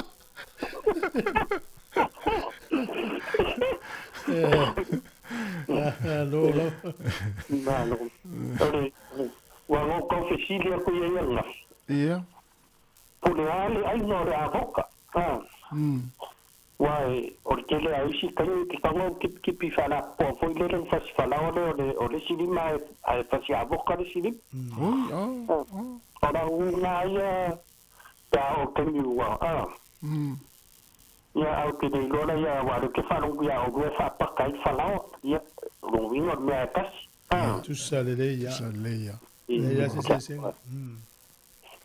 porque torme o le a que tau kau e ku le avoka e pe a sala o le masima e ke lua ya o le ya u te le ya tas ya le buia o ya le ala sa o ala na Sāmoa ya sola na Sāmoa ya sola fo le avoka e pe tanga fa tu ina i ma sim fo le tau fa ona ma na ia na tama okay ia malo o le la ka komeni o ka singa so fo malo lo inga tipi masima ia ya sa no ia ka lo manpo sa o iskamanga nga makni na ia po ni ka u hade ko lo fodi ka wo so lo ka le si sian po Me Sāmoa, ia na whai unga ngā. Par pue foi ngai Sāmoa ia skamana le na pue ira polikinga le na pue skamane. Ia. Sa ka kau na whasala. Ngai tanga le pue na. Ai langa la fu vai a kora poliki. Ngā ringa le whasala. Ai wakau pare komura makanga ore mako au o whai unga lo whari. Pai a fikala ia I le koru su whare na mau e whesa male male sikoa le koe mau. Ngā re kasi a sikoa koe mau a pulu le I le second half a koa. Ia, o la wala kalang whenpo o le foi lara wa malo o le ama ngai ai lo whetau inga te mi muri muri. Nā lo la le la koe whakangofi lo la le aua Queensland e taua kunoa I awa New South Wales ia ua umapot kofi fia ngi kausanga. Malo le ono sai se le ai se o le ali mo tupu ia malo an sai. Wa kusa or mafanga. Ia mako ainga. Ia. Ko kasia so wakari kapua ia Queensland. Ngā re I le iau skadi. Ara vaenga umai aingi. E au umai le pru. A Miriam, o le au Miriam. E make ua mao whakasi rang Miriam. E lango so wakari I le ko kasi. Au Malaysia me o le au wale o ke fia au ia le au le Queensland. Ia, sa wā le masa nia elu. Mai taimi o ka alo le kama le ko inga ia Mel Maringa. Ia, O inganga kaka ia loko I mele o lakpiriki. Or ka ngaka sa wawa ai mo makamaka iai. So o mai mare afa po I le pe kau wha vai sape le ngai kurou nganga. Lenga mai ko lainga. Mai ko lainga le uni, le pi uni. O lenga Ia peila o koia inga nganga lai anga o fia le au le maa le ala ulango I le au le ngoro. O kaka ese ka alo le leima. Talo le poto talo. Poko ka alo. Me foi langa o le fuoso mai le makongu me la kasire. O si me nga ese ro wika le au le puru. E o akamanga e kirikili ala kamara kikire so. Foi o ka wika kama ki Sāmoa ia ka alo mai puru. Alai no mo e ala kamera kiki so tu vai malo I puenga no sionga nei lua e ora fu ile se mewa ai malo o fale ngalo mo me o kuso kako manga kudo kako kalango ai arme o marme ang ora ku pa wel talo ngale mori ka me tira o ngane ya le ai la Paula ngau la tu po mola kamera kiki wa e au ya Queensland. Oi. Mai la po. Pa se furu lua bangi a ka se furu lua ka vili mai au kama ma kua ia mara wa finge fa lili la kinga a. Ia. Mai ia mam ia moi fa leila ia ngai po wa kinga lo lo. Au mea au kama ia fa ia inga lo la ko au. Ia. E fiu e ili e karia ke fu. Ya, vai tek me looking at sole. Vai agora vem ka lo me la ko le karia mai ko kinga re video. Ya. Malo. Ai la malo la verdad po se o ka lo nga ia kama sa wa upu. Ia vai ka alo so ia vai la uma ko yo anga po karia kama ha. Ia. E la karie pia ese me ku puede lo le kinga ko la ko pu sa fa. E tanga le pu na le na to ila lo tu lo fa fo mele tu ele numero tolu ia la tamana numero tas. Fa ko kanga le ako ai kilo le le sau I lunga mo ka wa.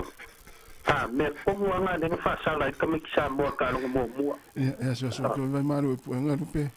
Wa le no e mo ko play the video no pu. Ko kilo le me ala o ia fai unga lo fali Ia ngau kusilore yo e ka penga le ia i more ka lo mut. E o la bana, la mai moi mal power ti so na ta long. Ai wa de le. Te le lava a lo le a ni so. Lava. Te la mai ua. Ah, te go. Na tole ua taulunga i male porklame ole. Ja. A tau le tai au, a toi whai o tua i le Australia le wai te ule toi stemi toi tal noi. Tala anga o le i le o Julian Assange. Ja. Pe o le lu o le fitu tau sanga talua i sa whawhal pui pui e na i le official ambassador Ecuador i te tonu o tona. Ja. Sa whai ala fi na unga mana o pe i Amerika e watu o no i ale uno whasala lau mai tua i a mea lilo mea whaani lilo Amerika. Mena tupu i os whainga Amerika i Afghanistan mai ra. E o whai feu na inga o umai whai e leu toi fo i mai ai New Zealand. Pe o le vale le o Australia ma Amerika i whaatatanonga le ua ia le lau mangalo o lima sifuruluon tau sanga al terminate. Ja. A le la ua toi fo i atu nei e whei loa i masiona a inga masio sian whanau i pasio tasi ele tali pea. Ia o na mana o ngā nā le ua leva na ia le lau tau i Australia. Ua leva te le na loka ko mai tanga tala na aso. Ia loka i tono le whale se asa sa ufafo wai sa ufafo tu sa lau e o ele o Peltania. Peltania. Ai te nofo e tono le whale o. Whatwela le leo se tunu ule o Ecuador. Ja. O inga i se vale lei fo Ecuador ma Australia ma se i el consul a o la passa o Ecuador Sāmoa ela no stama le ai. E nofo e tono na officer le te fitu tau sa. Ja, tau rona sau e fai le to e ai lesi fa nau ma. Ja, me siri nau tau no manu e Australia. Ja, tau runga tau me por kala me ata ta hau. After 11 le tunu. O le poto nei lo hatile au le o lo pereki. Ja. O la ua whaatasi atu iai la uli i o pita la kai, Ruben Love. I le au o la tauna e o e wha leo le leo pau o le li foi pewa le le propres au mai Crusaders. La i umala uli ina i tonu. Ma le li foi leo Lord le sau ma le Chiefs. Tamana e o e wha leo te ua. I se manu ala wa i tonu si so e fast furu la tapa e ua. Ja. Tau nu uri tai au nei lo hat. No whai lato kem. Ia ma laua manino mai nei au e wha na asu e ina le semi-final. Kikiti. Na wei wa ina sao le au Afghanistan. Ia i le whapito i lunga. Ia le la ta alo i ma Afrika i saute. Ia a le semi-final ia Engelani. Ia ma India. Ia wale ia Australia. Wale ia Australia. Whaiti o Australia i lisi te ana. Ia lisi me. Te alato. Te a le au lea Afghanistan. Whamei ua whulele ua whaapolo kiki fo le whainga. E le taimina ta mo e atua i lesi Afghanistan la a te alpolo. Ea ai atu la e whaasino whaapeli mo lato whai aonga. Le taimi, mai le taimi. Nā la ta mo e atua le whaate ana Afghanistan. A whitanga pa u lalo ia le lisia ina i tua atua lato hulumu. Ina whale muta alo. Whale muta alo. Ja. Ai te eu pau lalo nani. Ele la be eu pau wa. Ya le nai wasa sa mai e tua. Ya sa mai tua na no malo wa ba le watu le tu le. Tau fai sai di ngau mena. Ja. O me foi na le na tupu le tano ngale na fai Wellington le mon la veo mo huka zelua. Ya ngale tau vai lo skalam. Ma te ngana le la veo huka na ise muno tu le ya mo polo le si agua. Yo me va pe nai ya tailo ye. Ya na mo le le TV. Mo le TV. Ia na ave ai tu fole le pe ya le anga le vai ana na malo ata mo mo le tonu le anga le vai. O tai au matariki le smalo lo ai la volta to ri tio e fai fol por kala mo le ata tai au por kala masani la voleaso. Ia le haso le u marta to tu nei le tasi. Ia. Kolosi se foi le Sāmoa. Mo. Ia la utali ma minute tars folu. Ia va tu fa fianga nei. Ia ta tu mafuta pe tu se fonga la mo le yaso.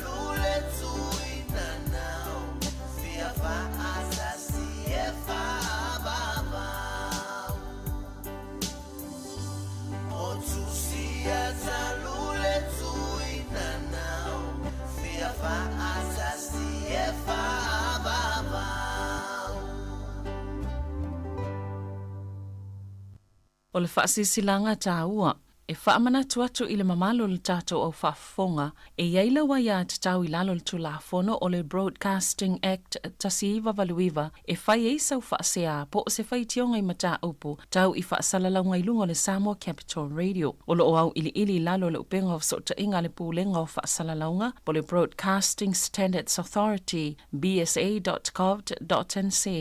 A inga mo le whai o sau whaasea i se polkala me whaamanu alia i lau whaafonga anga. O lo au fia ai vaenga nei, o le ale te me mawhaiona whai se whaasea, o ai tu ainga polkala me mawhaiona o whaasea ai, o ai e whao o iai la o whaasea mō le taimi mō mua, whaftai.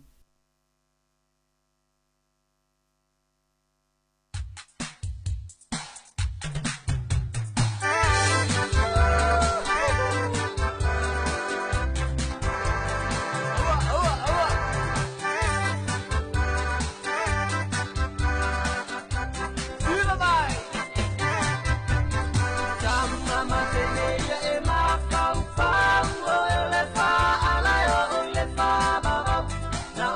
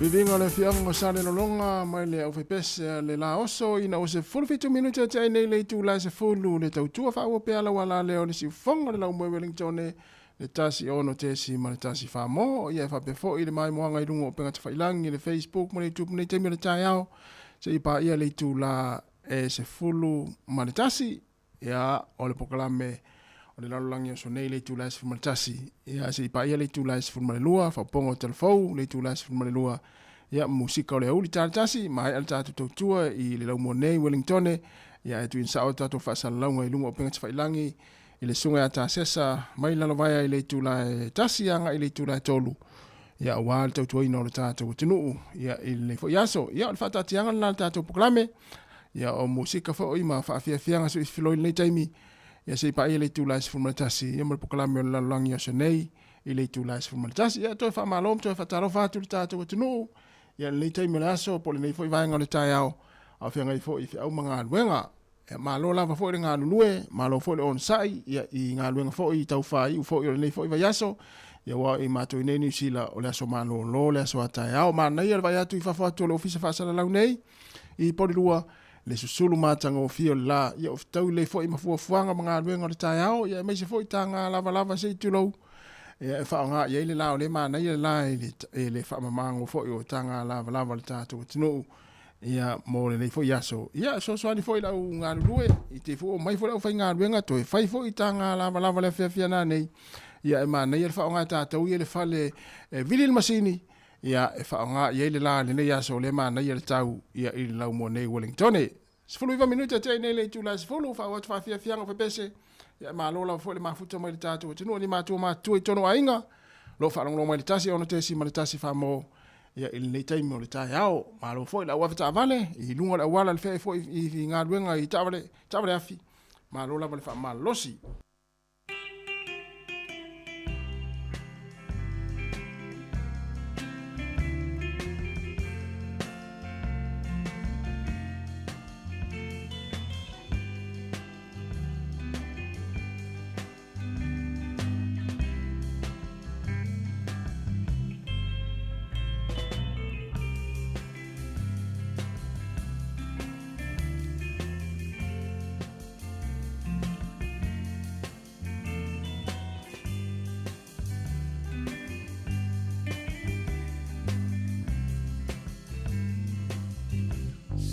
Susadai manu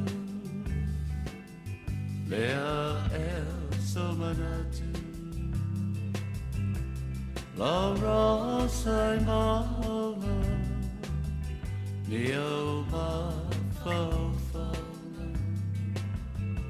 oi lava mayana moa fear ai go to pula e tu tasi ai ila wanana all open only was the sun wale ai ma seisi na oi wasili sili ila wanana oi ola ususana o te whakaloina oi e si a o te whaamoe e mana tua pea olo sua wha ki te bewa ue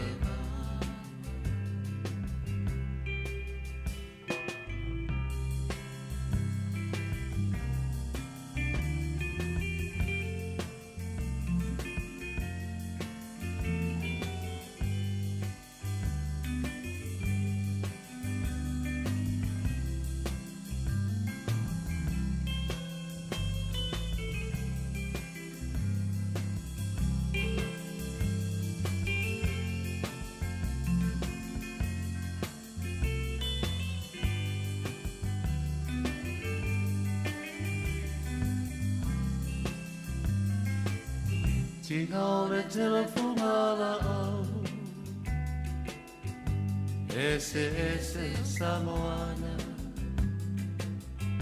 Mosa o ilanga ali rosa male arasi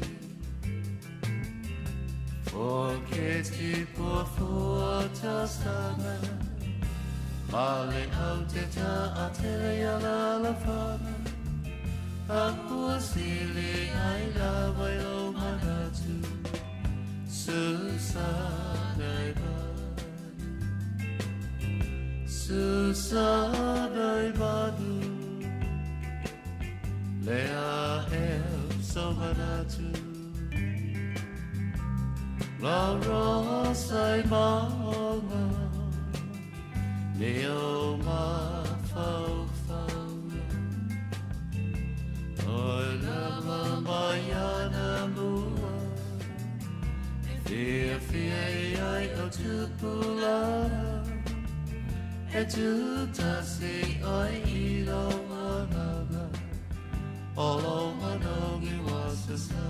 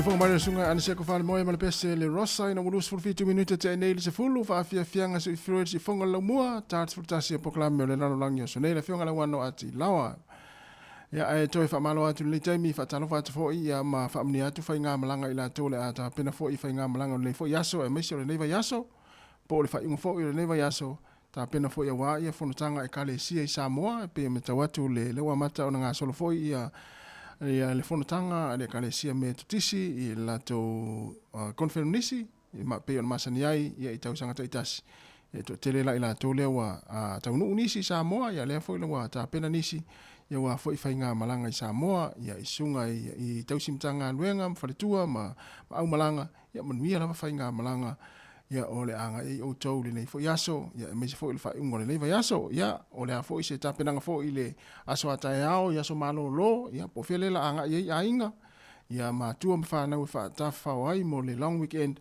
ia o le whaamanatu lava ia e pei ona tātou, ia le toi tau whailo atu na vaenga, lau sila fia mo fo'i tūlanga pe ona i whaalave lave tau ta avale, le lave vea i o ta avale se i tūlou, ia mamali i mawaiso i fua, ia mese la fo'i ia o i la tau lo malanga mai ngā luenga whaavai taimi, ia pe ona sila fia fo'i, ma whaafonga i fo'i le nei fo'i vai aso, ia o stala whaanoa noa mo nei a inga, ia i le motu sia whaafua se i fo'i o mawhtanga mai pele i a inga, e mai se nei whanau na malanga mau mai mai Sāmoa, ia i ngā luenga whaavai taimi, ia ele ngāta i New Zealand nei, ia e whaapea fo'i Australia, ia o le melea, ia e whaamawhanwhanatu le tātou proklame, ia a inga fo'i, ia ona o le motu sia whaafua se i fo'i, ia o mawhtanga ma whanau, ia e meise la fo'i, ia teito o lua ma whanau, a i la tau, ia ua tau e sea, ia ona o whaalawe lawe tau ta avale le mea lea, ona tu ia tu pea, ma soso ni atu, ma tu alalo atu, ia e pe ia ona maari e fo'i saunua nganis, e ese ale sao sao ta avale i Sāmoa, ese le sao sao ta avale i nei, ia ma tūlanga pe ona ia wala, ia Sāmoa ia a sao sao ale ta avale, ia o le 5 kilomita le tu la, po le 10 au i nei, ia sau loa, e alu loa i motorway ma awala a whapena, ia o le se lau kilomita le tu la sao sao, me le wha manatu atu pea i la tōlo malanga mai ngā luenga whaavai taimi, ia e whulele te nofua oi mai mawhau whau se wa inga lei Sāmoa pe whapea o le la avin, a mesia oi le te whafuina ta vale, mawhau whau i ola o le au na yuso na tu te malanga le ta vale awani ngā luenga o le aso ma le aso, ia mawhau whau nei a inga i Sāmoa, ia e pei ona mai tau atu fo, ia e leo se tala tātou te taringo o fie, ia ona tariango o fie, ona o whaalawe tupu whaafua sei, ia i ngā luenga whaavai taimi o loo anga i mai ai alo matama whanau si o tātou atinu. Ai misa lawa Australia, pe Australia le tele na tupu mai ai whaalawe whaapea, ia i lunga o ala tele vave, me lea na whaamanatu atu pea, ia o loo tāpo i mai nei a inga, mātua, ia e meise fo i teito o lua se i tulou, ia o tau lo whai a inga i Sāmoa, ia awae leo stala fia, ma stala e tariango fie, ia le whaafonga mai iwa tupu atu ni pe fea mani whaalawe i lunga au ala, ia ono le whaatamana lava o ave ta avale mai la tau lo whaafohina ta avale, ia o le tūlanga nana ona longolongo atu pea ma tu alalo atu, ia ana ia te oele tō whaa ma le whautau tangata tau, ia le taimi o le tango fia hai ma e avea ta avale, wa te avea lo ta avale o inisi e pasese, ia o oina te ua uma olo tangata i tono le ta avale, na whaamanatu atu whapena, ia manuia lava fo i ngā luenga o lo whenga i mautou, ma whamalo fo i ngā lulue, ia ma le alo lofa ina i ainga i Sāmoa, ia e ala la fo ina o se leni, ia ae na whamanatu atu pere saonga le mū, ia le la tātou wanga atu fo i le aso hatai au, le aso malo lo le matariki, ia Maori, ia le a tele fo ia la tau le amalanga, i lea vaenga, ma lea vaenga o New Zealand nei, ia e whai malo longa i le whai ungolo yaso, na whamanatu atu pere vaenga whapena, ina i saonga le mū le wheo i le tātou atinu. O lea ua te ala afo le se fulu, to e 2 minuti ana tā leo le tu la se fulu manitasi, ia le la wha o te wha fianga vipese, ia manuia whai ngā malanga, la tau le amalanga i Sāmoa le ni aso i usu ngā whono, ai kalesia, ia mese lawa le kalesia me tisi, ia le la tapena fo i la tau konferenisi, o le nei fo i tau sanga. Manuia whai ngā malanga, whea lava se mea nai te mafuta mai ai, ia, o lo whātu le pokala mea ma le tau tua le si whonga laumua, ia ma wha manuia atu whai ngā malanga o le awhenga i mautou mausu ngā whono. Ia le ngata fo i le kalesia me tisi, ai fo inisio e kalesia o lo anga i fo i Sāmoa, ia ua fo i ia la tau whono tanga wha le tau sanga, manuia lava ia whono tanga o le anga i o tau, ia ma o tau nu lo wha Sāmoa, ia whai si talo malanga, po le a maile, pea mai si talo malanga, pea tau nu i Sāmoa, tata no ma inga, ia mwhanga soro i leo fua whanga o le nei fo i aso.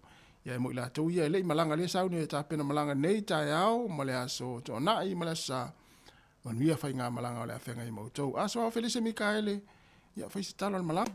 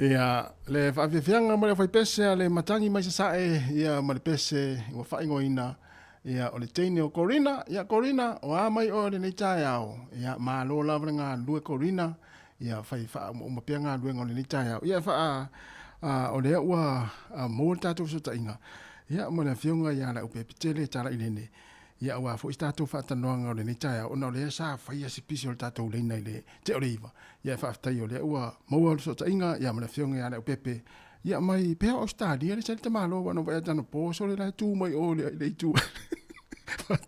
O talo watu lei tae au fōi la whiunga la upepe. Talo wha.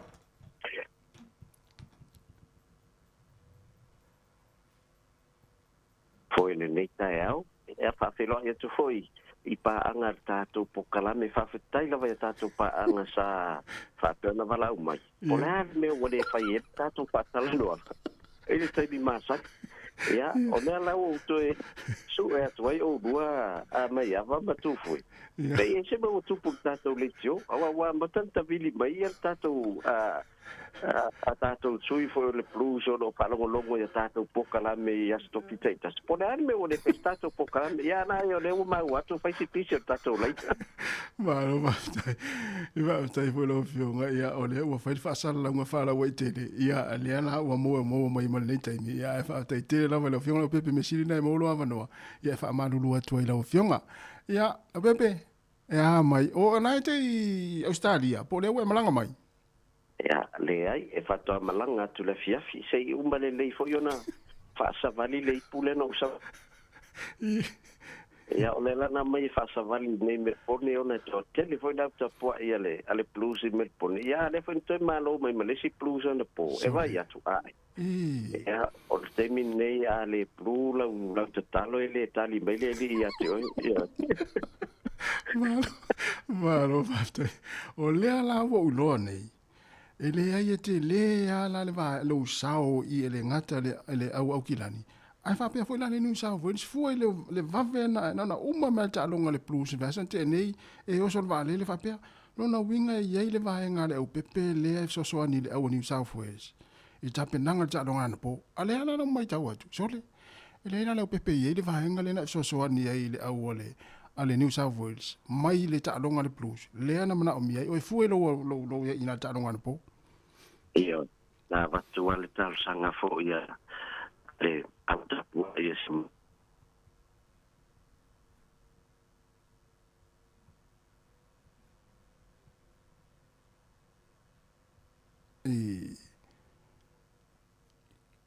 Au pepe po o mau mai. Ia be tau wha le tonu mai le lenga le whiona lau pepe. Ia ana o po o i se si vai ngai le o maua le mai e tātou whasalonga ia le na manino ale le tanuang. Ia anela ato e tātou pese lea. Ia se te tong whai atu le whiona lau pepe. Ia ua whakumanga ino le tātou tanuanga le tai au.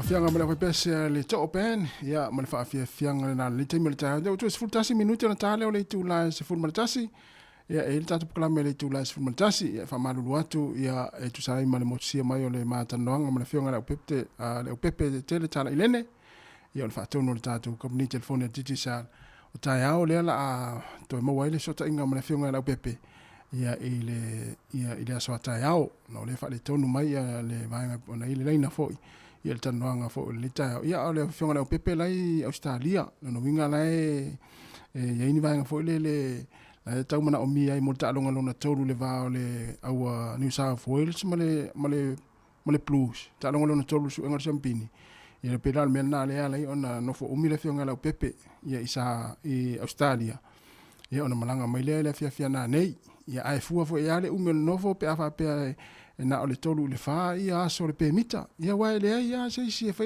se loto pe fa tultina le ainga ia sauna nei le va moe ia po le va le fiafi ia na tatou fi le mua ia tatou sa vali mo le va lele ia to fo ia le ainga ia le fionga la pepe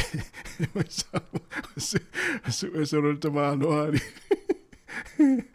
ya va pe le va fo mo le fionga la pepe ia ta yao le wa la tu ia le tatou tanoanga ia ili ta yao le temi fo ia o le tatou poklame ia le uto 10 minuti anta le o le tu la le uto iva ta le tu la se fu mo tasi o le poklame o le lalolangi o sonei ia pe ata le tu la se fu mo tasi ia ale la fa o fa fianga nei ia na so le mo tatou poklame ia ile tu la se fu mo tasi ia fa tele lava le mafuta mo le temi malo fo ile nga lue malo fo le tapuai ia malo fo le malanga pe fa pe o le wa tau nu mai fo le fainga malanga i Wellington nei ia mai Sāmoa ia fa pe fo ina la sauni fo e malanga i Sāmoa na te Australia manuela fo i fainga malanga o le afenga i mautou ia ai faima ma longo mai pa ani mo tupu tatou tunu ia i te fo le malanga i Sāmoa ia o le wa le o te ma fo ia tats futasi ia la va tu pe ai fa fianga nei ia vai fo le temi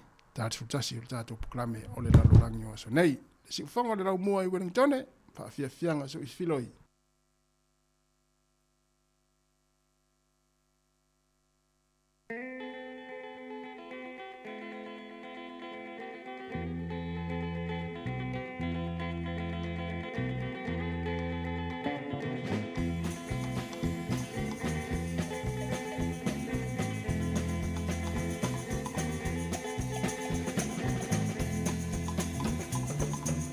Selene fatumoe ai uai vai uai via moe da fai la ia la mai pea a se io fa a pia a tuilea o tali ton la pa ma ho wa me no e ma wo moni o te io o te ame foi le oti a fai uai pia but the smile io Tamau left to Lima, all night to much Sāmoa, my New Zealand.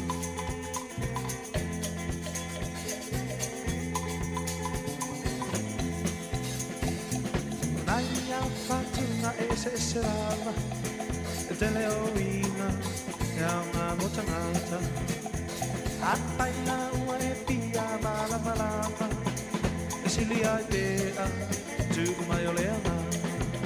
O talitoni la pama wa me o ma wo moni o te oe o te amene foi le oti apai wa pia but the smile ia tama le petu lima e ma Sāmoa mai New Zealand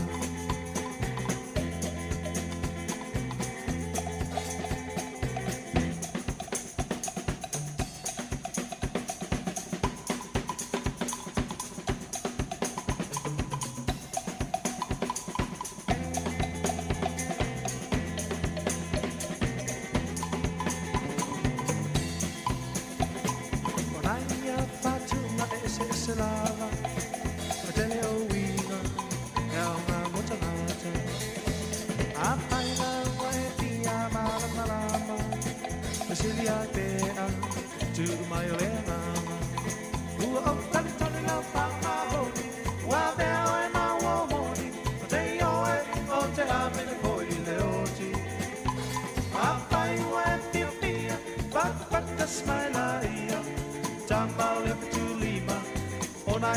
Samoa mai New Zealand.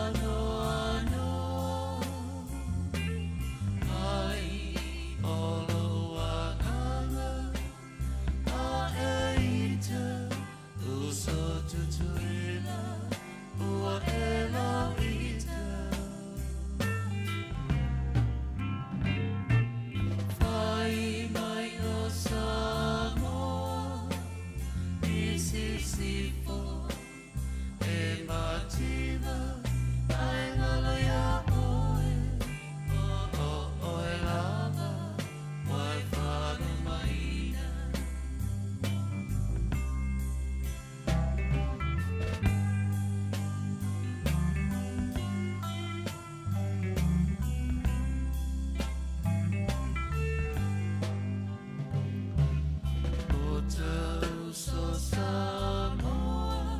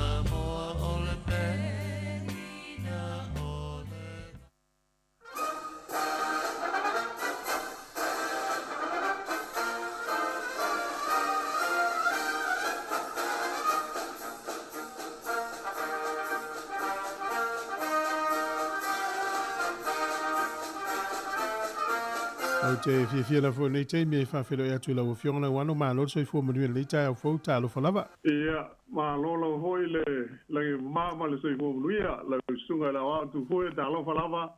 Ia ai fa pe fo yo na ma tu fa fe yo tuai ile mo malu o le fa fonga. Mai se o pa anga masani le por kalame le nei o le lalo langi o aso nei. Pa ma lo lava le langi ma le so fo la le nei o tātou tu vai munia mai fo il nei vai aso lona tolo le masino uni lo afe luas fumal fa i le lofa maleanga le lei o le tapa au i le langi.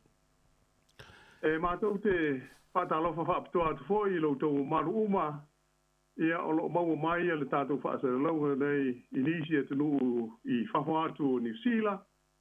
Ia maise se tātou tunu i Sāmoa ai fa pe fo i o Australia ma le vasa Pasifika. Ma isi te whae fio le kolope o tau o lana ta i ma fio pa awai ma lo lava le soifo wia. Ta lofa tu fue? Ia, soifo manuia leo fionga le wano ma lo lava le unsa i nei fo i taimi ia o a me leo fionga mes fo i o le tūlanga le tau i le atunu o eia. Pa fitai lava mo le wha si mai i oe e o lo mata koi fia lo fo i le mafa le whana si tātou tunu i Sāmoa nei. E o tūlanga māsani lava suinga o le tau mo na winga i le nei māsina lona ono le tausanga. E au tau iai sina suinga hoi ai moise o pō. E o pe o tau malu mai le savili. Ia o le au hoi. Ia o le angiangi ia le savili. Ia mai mana ia lava hoi le whaafonga iai mo tātou mai whaafo. I le tūlanga vevela. Ai ele ise me fa ole nai o lo le leile tau o Sāmoa au o ni steimi fa tim fo ni steimi ia ma tele a ina le lei ia mala ai o le vela ma sani la mo le tunu ia o ma sani ai le mo malu se tatu tunu pe fa si mai tu fo ia malo ma na e fo il fa no es fo swing o tau na wa amat fai me tatu por kala me ia so fa ia ma tua ma lulu au tatu Wellington ia le le no tu ele no la ufionga wa volta por kalame o le nei tai au fa tai lava ia ma no fa tai te lava mo ma tu wa no mo fo yo na pa ma lu atu o ma no la fa fonga de wai sa le i mo se fa o fonga le tatu por kalame na vai aso o vai ia ona i tu langa le ma lu fi fo i sa pe na fa ina ai e ai fa tele i le lofa maleanga le leo te pau langi le o te mawai le maftanga e peo na masani ai le tātou pol kalame se vai ngo le tutua ale si fonga o le lomua i ueli. Tone, ia mai peo na fa fonga mai hoi ia fi lava fa sa longo le nei mai sa moa. E peo na si le fia o le ua iailu tātou ofisa i le o si fonga le lomua i nei i lalo maia i Sāmoa. Ia atongo steimi, ia ona o atule ia i hoi se i wheila i mo le sunga i anta. Sesa lam sa au tu ia i tātou o kalamem au onanga i nei, ale si fonga le lomua i Sāmoa. Ia ai ona o tele ni tutu ngia u pe ona le mfoye ona mo se feilo inga le nei vai aso ai il nei fa po ponga o le tato pol kalame o le amumua ia ona fa fo mo foi sina o tonga ona i me tupu i lo to fale o Aotearoa i New Zealand ia ona se e toila e isi atu nu o le Pasifika ai fa pe ai mo isi i tulangi o le ke lope ia e usi mai pe le fa fonga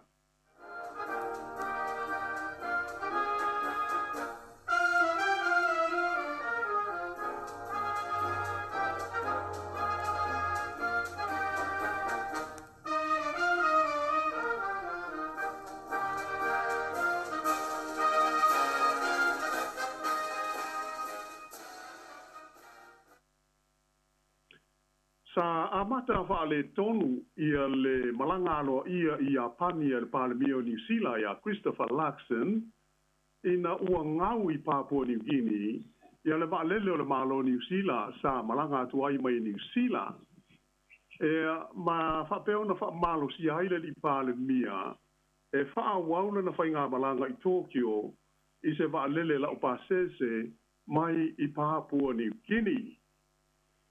O se lipoti ele wale fa sa lawa New Zealand le Radio New Zealand na fa alia mai ai fa pea o le mena tupu ele tasi ai lua ni fuses na pa o le afi o le valele le nei o le tu ainga o le Boeing fitu ale fwa valele ale malo New Zealand le sa fa ngai malanga ai le li pa le mia sa fea ia pa po New Guinea mo le fa mo e na o le ivas furu minute e iai mo le utu ina ai o le valele e ona to e faa wawai leo le malanga i leo sa ai betai o le tuana iai o le itula atoa ta luo na ali di mai le faa le tonu e pei ona ta ua na foi ai loa ma le faa i unga o le a faa wau le malanga le li Palemia i se vaa lele la upa sese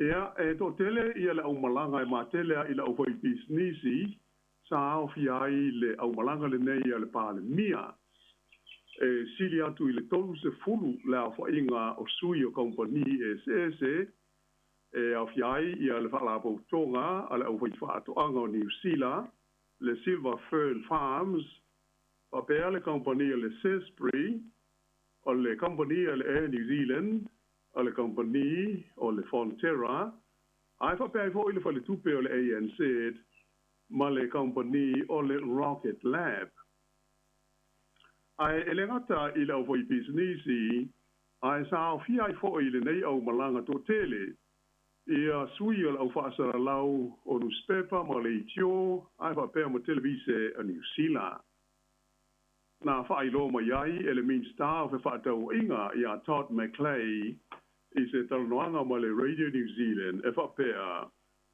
o le atu tongi ele malo New Zealand ia pasese o sui o foi businessi ai fa pe ai fo i mo sui ofisa fa sa lau to lima se fulu mua la fai e fa wa waile malanga ia pani na mo ai lai pa po ni kini le pol sa le vai tele de nei au malanga le Palemia ma le fa mo o le a fe tu ia se va lele o le New Zealand i le aso so ai e fa wa waile malanga i Tokyo le i mawhai la e le minstai a Todd McClay o na ia whai lo mai e fia ia se tau le nei malanga wha apitoa.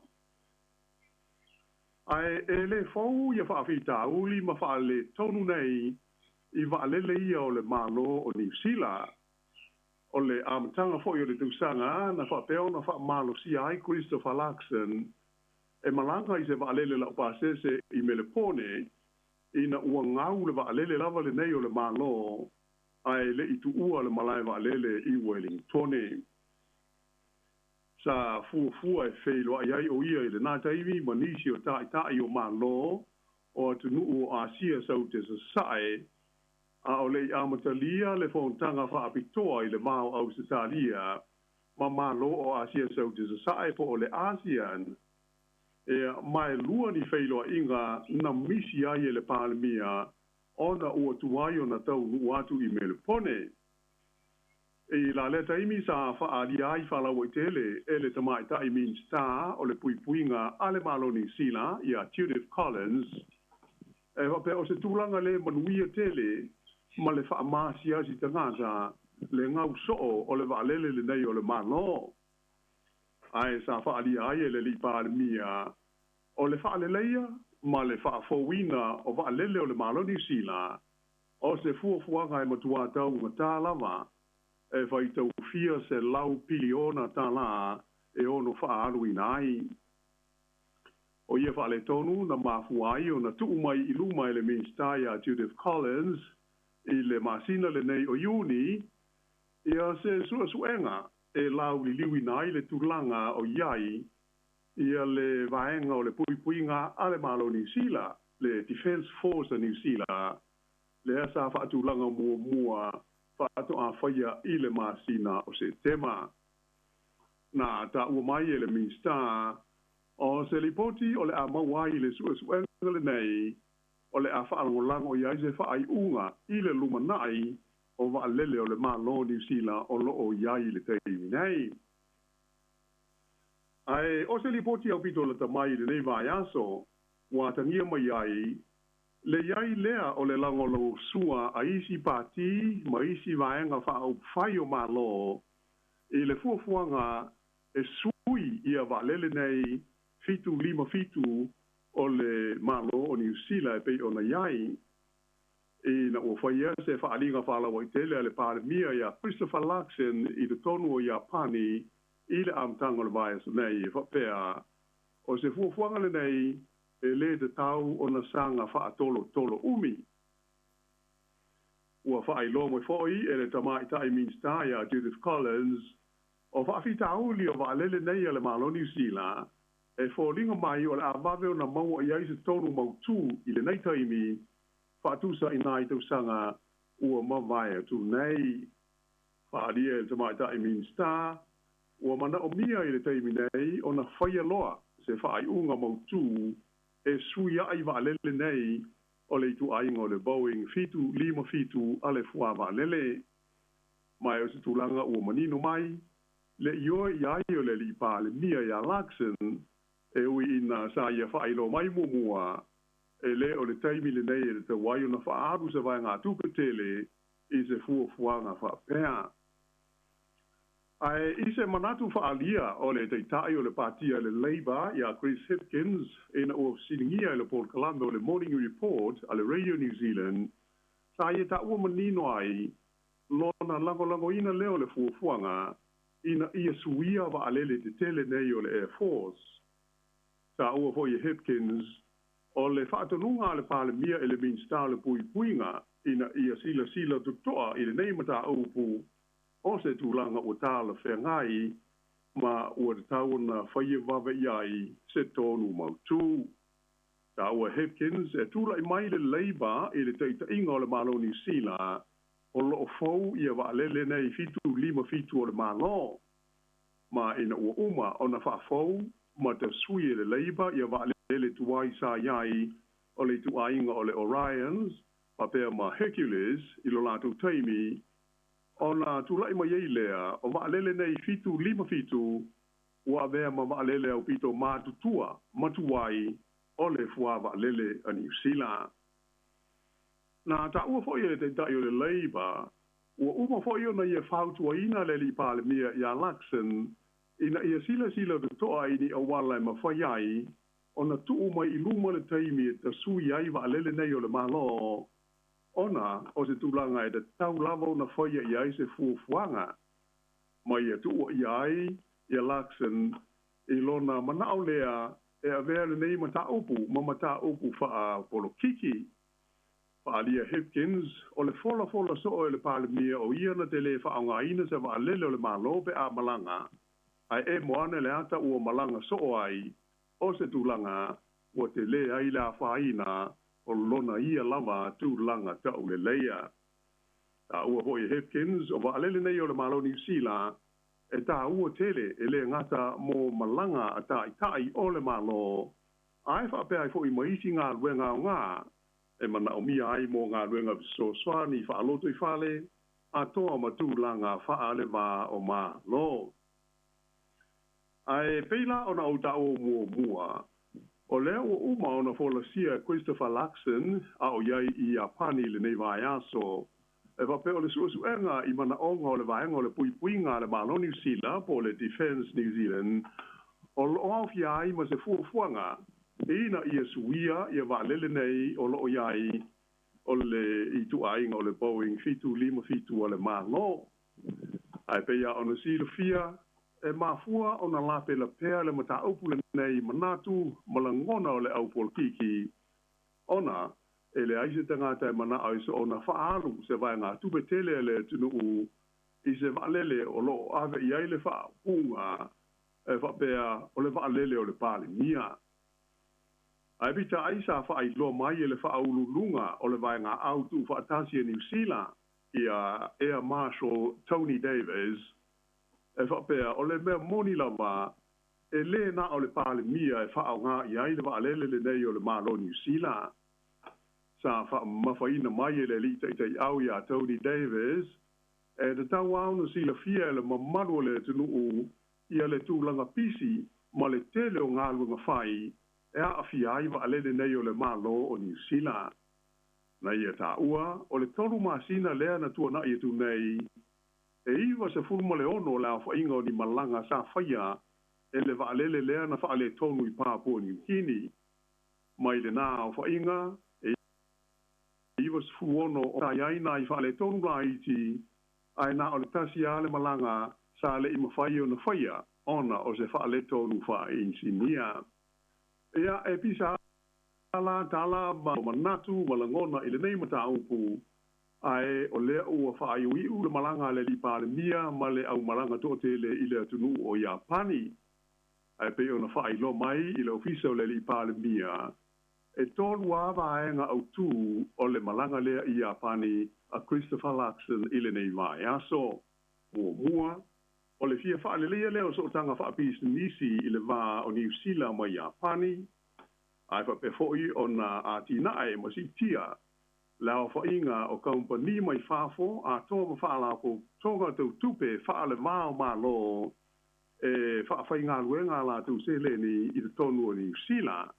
Malona tolu ina I sanga whaale leia lo la ua ma whenga iai ma le pāle mia o le malo Iapani o le lia swafa ia Fumio Kishida.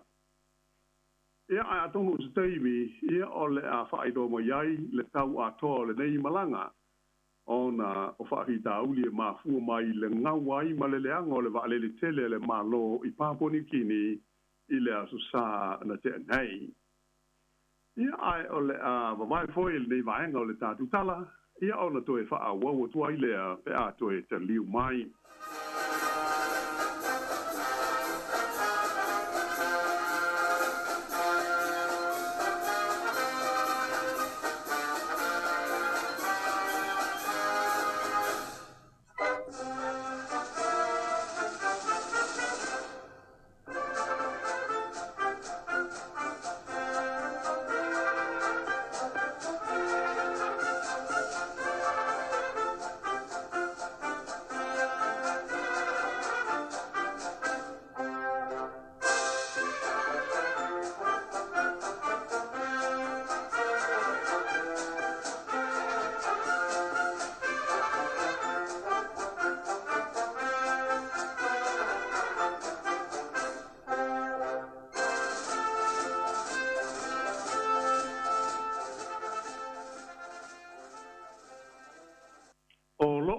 Ia pea e le whaaulu lunga o ma ta aupu tau I le aia te tau o tangata I le tonu o New Zealand, le te tau lea o na whaia o ni swinga te tele I le porokalame o ngā luenga whaamai taimi, le whaingoina o le RSE, ia pe o le Recognized Seasonal Employer Scheme.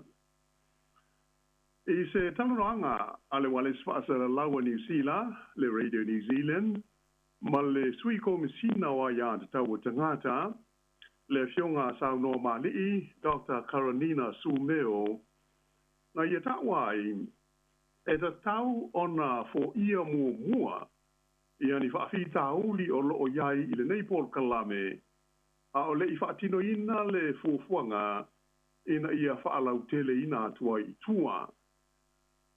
O lea ta awhi o le tamata i sui komisina o a ia te tau o tangata, ua tu ina mai i le mai ai leo se sauruanga whaalau i tele a le Pālemio New Zealand ia Christopher Larkson i le vai aso na tenei, lea na ia ta awa i lo na whaanau naunga ina ia whaau popo ia le whaita wafe o nisi tangata whai ngā ruenga mai atu motu o le Pasifika e whaatanga e malanga mai i New Zealand e whai ngā ruenga ai i lalo le Polo Kalame le nei le RSE. O iai le tunu o Papua New Guinea le Pālemio New Zealand na whailo iai ma le Pālemio Papua New Guinea ia James Marape ma la ua tala noi nai le toe whaafauina lea o le whainga paanga le nei e mawhai ai na whaao popo le a whainga o awa noa whainga ruenga i lalo le Paul Kalame le RSE mō te ngata mai le Pasifika e malanga mai ai ma ngā rulue i le tonu o New Zealand. E tai la, ua whaalia mai le tamaita i komisina ia sau noa mali i sumeo. O le whaalau tele ino le nei Paul Kalame, o se hawa noa le lei tele, e ma whai ona au mai ai nisi te ngata whai ngā ruenga whaau popo mai nuu o le Pasifika. Ai bitai, e talua na amata mai le nei Paul Kalame, e na te lei loa lava pe ua whai ni suinga tāla whea ngai o le Paul Kalame, e talua na amata mai a maise, o lea sa i loa i te suenga sa whaia le tele, male anoa noa i o le mauwha le tonu, ma le mauwha whita auli, e patino tonu i le vaia, ma le tau singa o te ngata whai ngā ruenga nei, mai atu motu o le Pasifika. O le lipoti aloa ia mai le nei suenga, e pei o na whala wa i tele mai a Novema o le tau sanga e lua ate lua sifuru mua. Sa whailo mai ai le matanga ruenga o pis nisi maati na e lo tele, le Ministry of Business, Innovation and Employment, o le toa tele o te ngata whai ngā ruenga mai le Pasifika, e le anga, whaale tonu, ma le lei, ia nofuanga e nofu ai. Sa whaamatalaina lea whaale tonu, e wholinga i le whainga ni polonga. E po o le whaakunga whaapele tā nia hoile nei amounted to modern slavery. Sa whaamawhaina mai fhoi i le neitala noanga i le fionga sau no mali i le Port Kalame o le Pacific Mornings, a le wale swasa lawa New Zealand. O le taunu unga o le suenga no whaia, ua manino ai e whaailonga lanu ma whaailonga tangata le whainga o tangata whainga ruenga nei mai le Pasifika i ngā ruenga whaamai taimi i le tonu o Aotearoa. Mai ua ia whaautua i nā ile matua te tau o na whaia leo ni suinga te tele i se tūlanga whaanati nati i le Polo Kalame le nei le RSE. Nei e tā ua o nisi o nei whaale tonu e au fi ai ia fale ma mea ia no nofo ma wha amautu i ai tangata whai ngā nuenga. Ai whapea ia vai ngā tupe ia o loo wawai ese mai o lātou lutongi, ma isi tū langa tā ua, o le no nofo ai ma whai ngā nuenga i te tonu o New Zealand.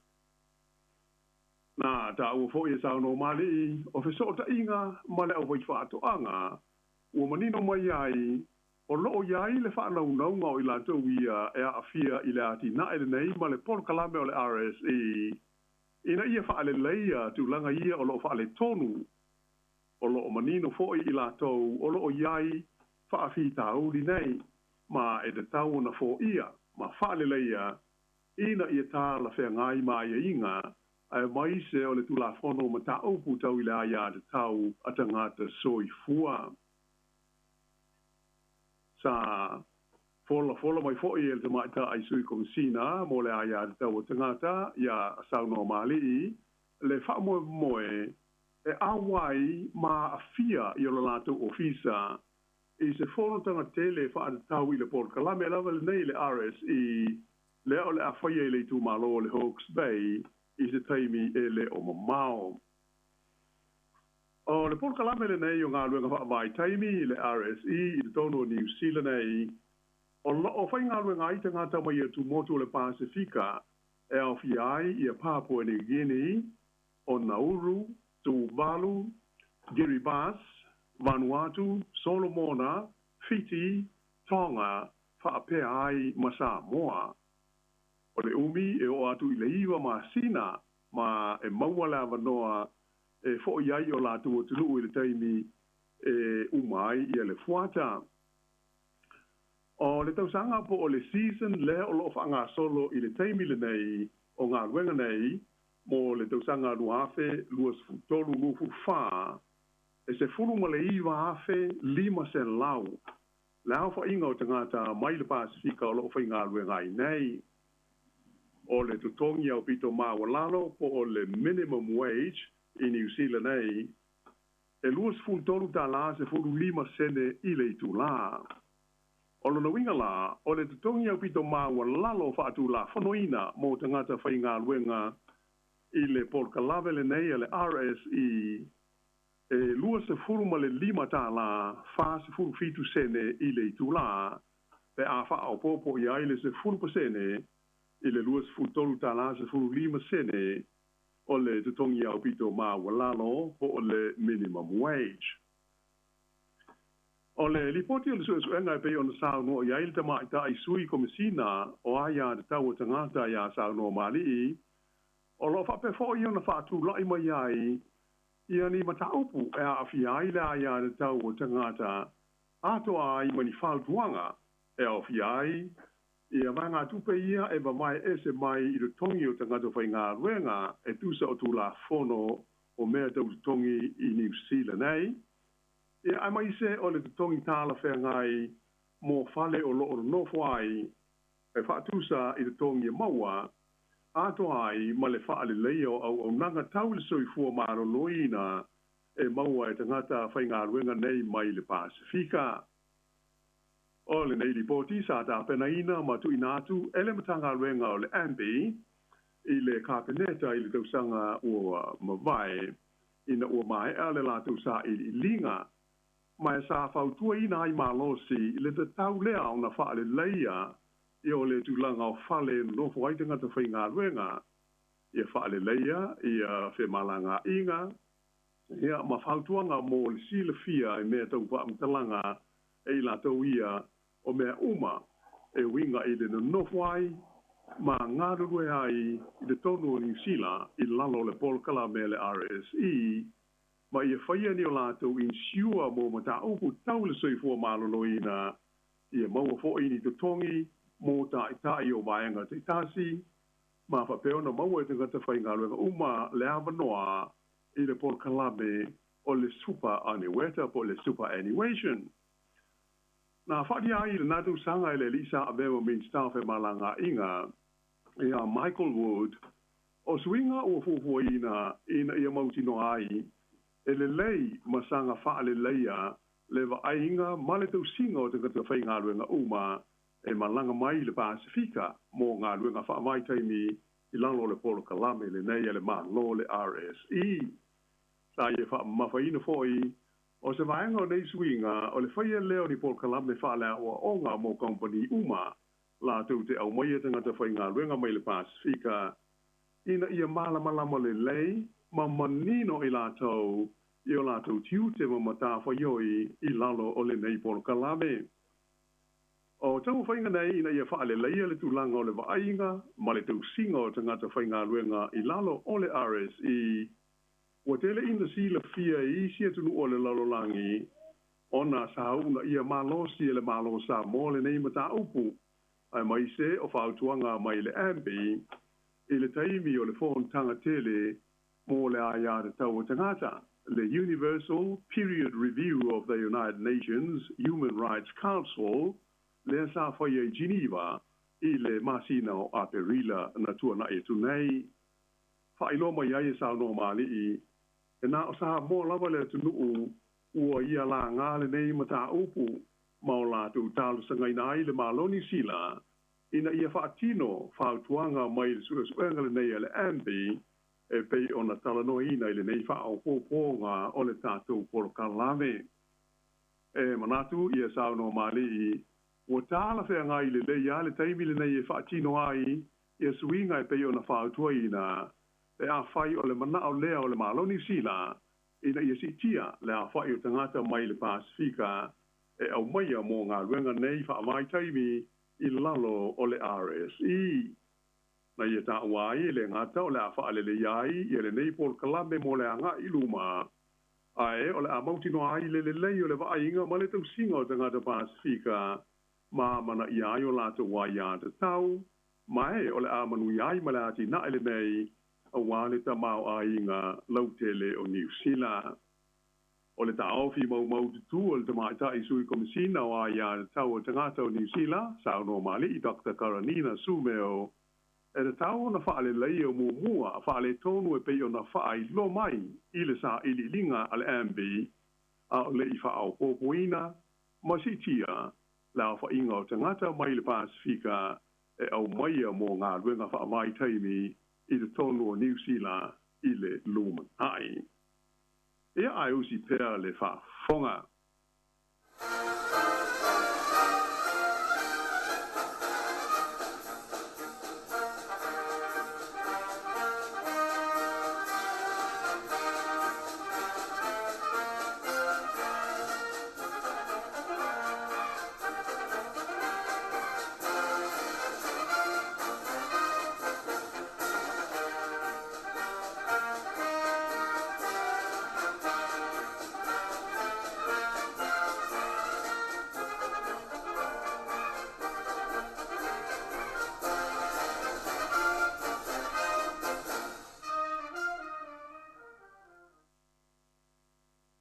O nisi o mea o loo tutupu I vai whanua o New Zealand e le nei vai aso o whai uiu e au fia ai le whaia lea e le komisi o ke whaataua inga o bisnisi o le Commerce Commission o ni mōlianga I luma o le whaamasnonga maulunga e whaasanga I le company o le Foodstuffs North Island ona e whapea waia ina e le company mau lātou poloka ina tau whainga anisi o company o lo lātou tau wā.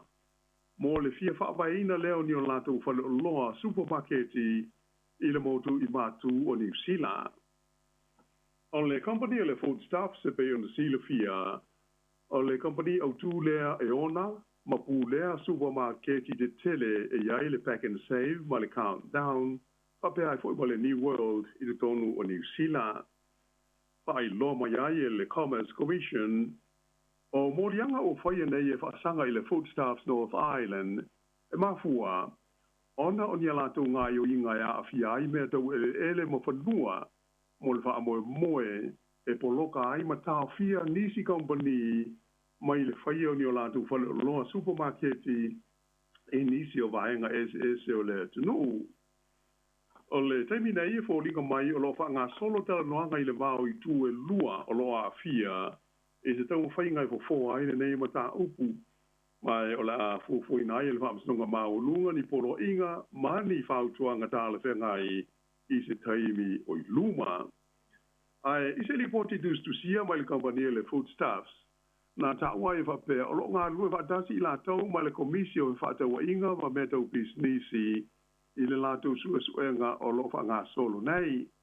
Tā ua le company e fōlinga mai o le mataupule nei, na alia di mai, a o le I tū whaatasia I a company le Foodstuff Wellington, ma le Foodstuff Auckland, I le tausanga I luafes futolu, le ua tā ua I nei o le Foodstuffs North Island. Wa io e fo I le company le nei, e ui ina e le aiso lātou wha moe moe, e whaia se ngā o inga, sori tū la whono, ai o lo lātou whaatapula ina o le aia te tau I pulenga o ele mo nisi o no whanga o lona whaamoe moe ina ia whaaititi ai whainga whaatau vanga I le whaatau inga o loa e pe o na aia I le tu la whono me tau bisnisi le Commerce Act.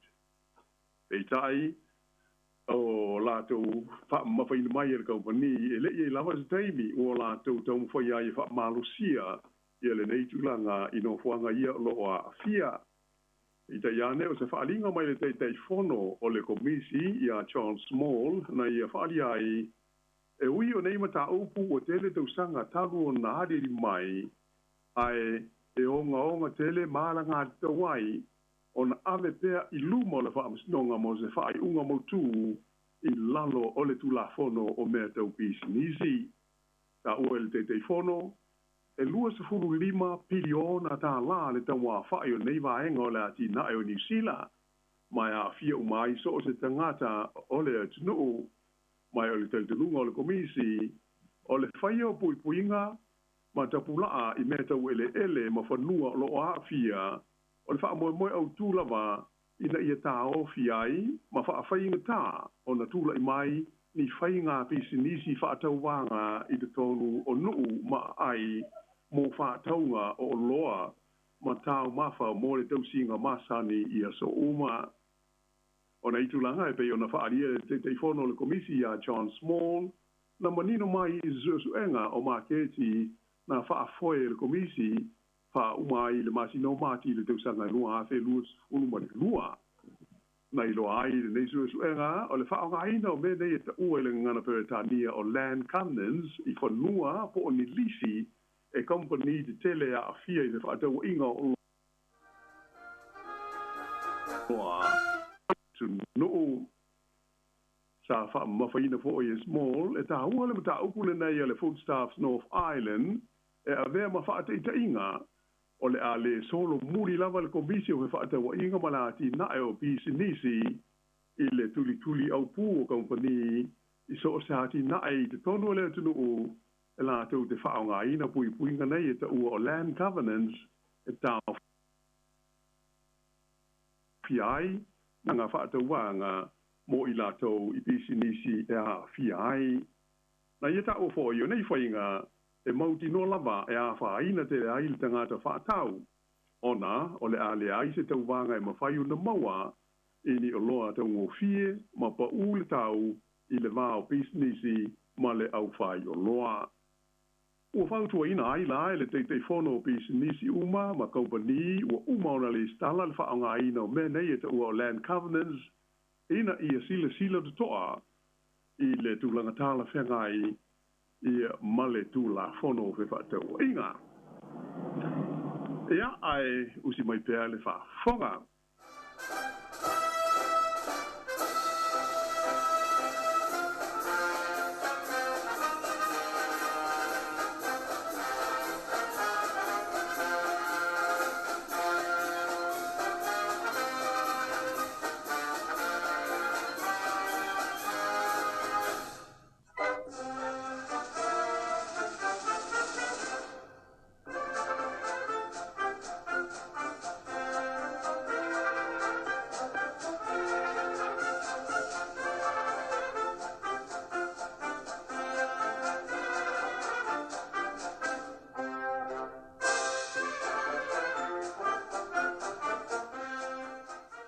Tātou i tūlangi o le Pasifika.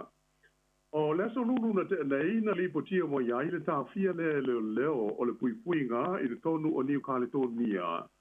O ni tangata se toa malu o iai le tulutununga o la tau ia na awhia tele i le fuafuaina ma le whaatulanga ina o solo te te ma whaatu i ese a tangata o lo o mana nao ina ia tū maoti i a New Caledonia mai pūrenga le malo falani e pei o na tu lai mai ai vevesi i le aso se fu tonu me ma le fa solo mai ai mo se tei umi o la tau ia to manu ta fie ne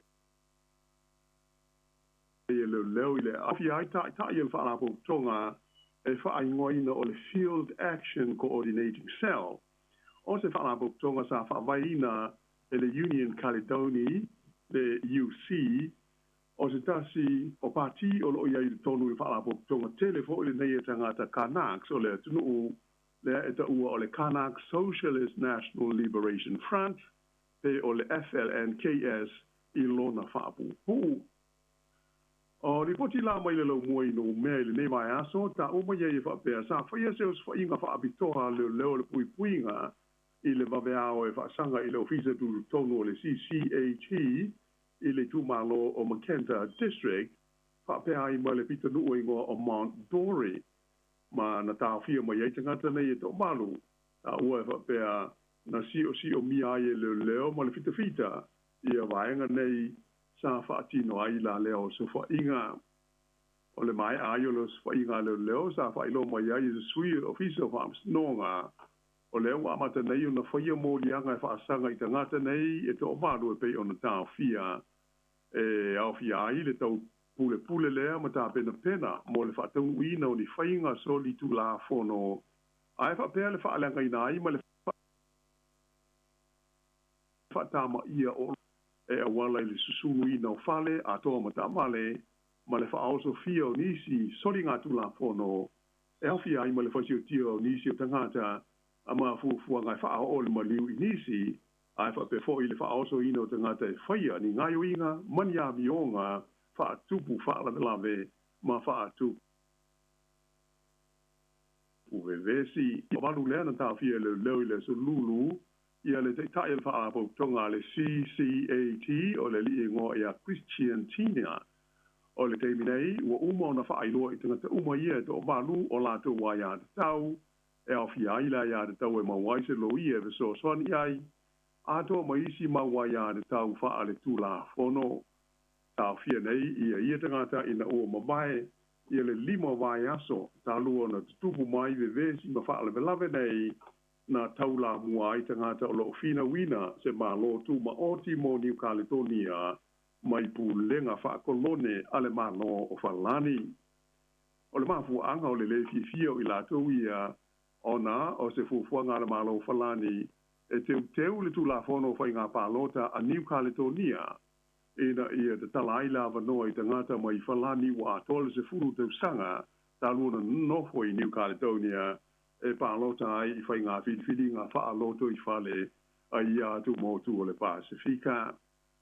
O ia vevesi e pei ona mōri mawina mai le aso se fulu tonu o me, na i longa ona malepe ai se vaenga tele o le ai o nou mea, ma wha leanga i nā i whale o loa, ma whale o le malo, ai mai se, o le wha tāma i ai o mea tō tino a company ma pisinisi, a tō fo i matanga ngata teito tasi, wha i lo mai e wha pea, e sili atu i le ono se laula wha inga o pisinisi, ma le sili atu i le lua se laula wha i o fale o a inga, ma tangata te to tasi na wha leanga i nai i nei wha lave lave, e sili i le fitu wafe le wha i o tangata ua le ai ni ngā luenga, ia ma ufufu ina le tawa wha i o mea umana wha leanga i nai, e sili atu i le tasi le piliona tupe Europa, o le euro o fa matalaina ia fa la velave e sili atu o na onga na i lo isi fo i vesi sa tu le mai mo bua i todo New Caledonia i le vai tau o le afe i vasela un valu se fulu o lisi vai o le tatu tara o tae ao e mawhai o na awai le malo Ukraine i di talroanga mo se file mu pe awhai e tu umuri e se mai le fita ma vai ngā aua Lucia mai lau ele o Ukraine. E pei o le whaalinga manino lava lea ua tu ina mai le Palestine o le malo Ukraine o Vladimir Zelensky. O se vaenga o le saunoanga le li o Zelensky ina ua whai u se fontanga tele whaale vao malo na whaie Switzerlandi mo le wha moe e fua ai ma whaatu langa se whainga e toe maua ai se noho file mu i le taua i le vao Lucia ma Ukraine. A tau tino ai e Zelensky, e leo iai se manatu o le taitai o le malo Lucia, le li Palestine ia Vladimir Putin, e wha uma le taua le nei. Ma ua manino mai e le taua na tā fia o ia i so se awala e ma whai o na whai. A le o le tūlanga wha military, o fesota inga manita loanga alo ia whaale wā o mā lo. Ta ua fo i le Palestine Ukraine, e le lava feso soani mai malo i sifo e tau fia ai le taua. Ai ua ia mai tawina i le neifontanga i Switzerlandi, le sanga wha malo sia peo le langolongo sua whaale wā o mā lo mo lona atunu o Ukraine, a o tau mawhai e te atu i le malo si o le military e le malo Lucia. na whai ui nei whontanga i le wholasia lea i le tele o mālo le lalolangi o le lātou langalongo sua ma le fesoasoani mo le mālo o Ukraine ina ia whaatu mawina ia ona lau ele mauna lau whanua e pei ona no foia wha mālosi ma whaoa ai le fita alusia talu le amatanga o le nei taua. O se iu ngā whono tustusia mai le whontanga le nei ua tua ia mālosi ai le mālo lusia ona o mawhitianga o tangata ma le tele o mea ua wha leanga ina ai.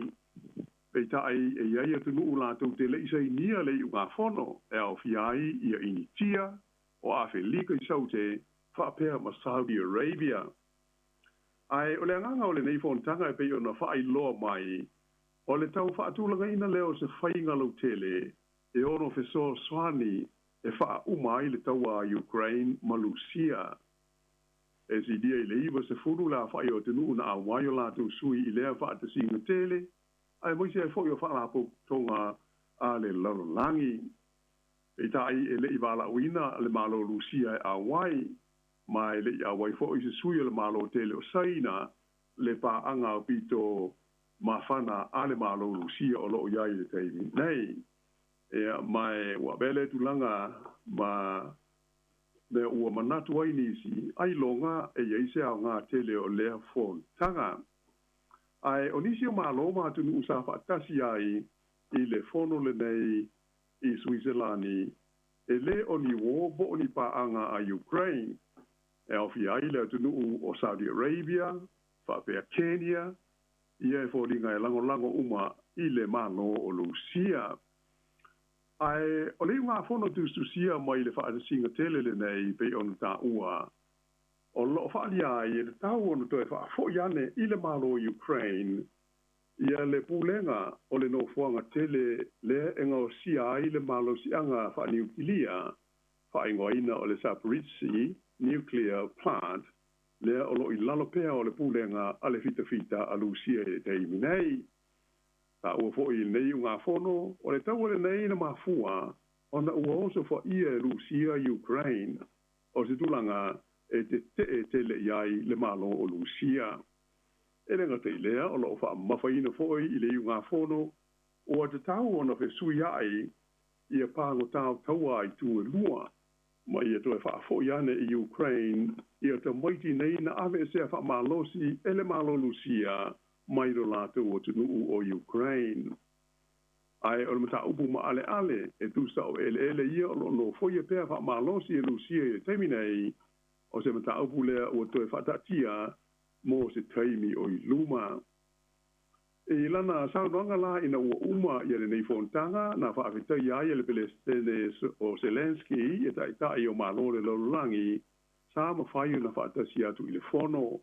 Na ia tā wai, e lea ia se whainga tā, o le amatalia o tala noanga mō se file mu i le māmalusia, pe awhai, o le atu umuri e se mai vai ngā au, ma fita ale malo Lucia, mai ele malau whanua o Ukraine, o lo lātou no foia nei wha malosi, talu mai le amatanga o le taua. Sa wha mawhaina fo i le sānuanga le li Palestine Ukraine, o saina, e le o se fili o le malo o Ukraine, ma ona tangata, na ia tā ua, alo ia ma whaalolongia e Ukraine, ia saina ma lona malo tū maoti, ma ona whanua, ma ona lau ele, mai o le mana o fo i lea o Ukraine, ia whape nā foi, ona amana ia saina Ukraine, ma lona malo tū maoti, ma lona tū langa tū totasi i ona whanua ma ona lau ele. Sa tausanga ina ia Zelensky le malo saina, ina ia awai ma fia i lātou i talanoanga mo le sa i lio se file mu i le taua i le ma o Lucia o ma Ukraine. Mua atu na sa noa i le palemi o le malo Holani ia Mark Roth, ma ia ta awai sa autasi manatu malangono o ta i o tenu na awai le fono le nei Switzerlandi, ina ia tau mwhai malosi ia maua se file mu mo Ukraine. Na ia whaalia o le o mautino nei, o le amatanga le nei, o le awala o le file mu, mai ui ina ese ia manatu malangona o tai i le whainga ma le awala e tau na mawai se file mu, Ai, e launga te sia uma i lātou i lea nganga ma le wha moe ina ia maua se file mu i le taua i le wā o Rusia ma Ukraine. Wha mawhaina le nei tai, e le se mea te tau no se wha ia fua i le isi atunuu, le tasi atunuu, e le tāla whea ngai fo i le vea wha malosi uni te moiti, mai le whitau i le whaia o tā longa wha porkiki i le whela ua inga o loa, ma mea tā mawha i le wā o mā no. Mai sā, ma le whitau i le whaia, o ni ngai o inga e lamatia ai le soi fua te ngata i mea tā umalo losi wha aniu kilia. Sā manatu, sā iaile manatu e langalangoina, ma i o ina e usu ngā whana uma na awai i le li potitus tu sia sa ta pena ina e matua whai tio ina ele malo Rusia manana o swainga o Ukraine. Ai o se wharinga mai le te tai o le malo Austria i la utu stare la sana tenei na i ta awai e fōlinga mai e le langalangoina ta i uma na awai le whono ia tūlanga pe o nā ia ma whaamanino mai le li poti whai u. Wharia fo i le Palestine Ukraine ia Zelensky o whaai unga uma mai le whontanga whaalewa malo le nei i Switzerlandi o le atu i nātu i le malo Lucia mora tai i Moscow i le whaua moe ina ia audi atu lona lua whontanga mo se file mu o mawhai o na whaamautu ina loa le tau fia ma le wha umaina o le taua i le wā o atunu e lua. Ai Peter Iane o le Sfrey Truai sa whaamatale ina i le malo Lucia le whontanga le nei i Switzerlandi o le mā i mautaimi.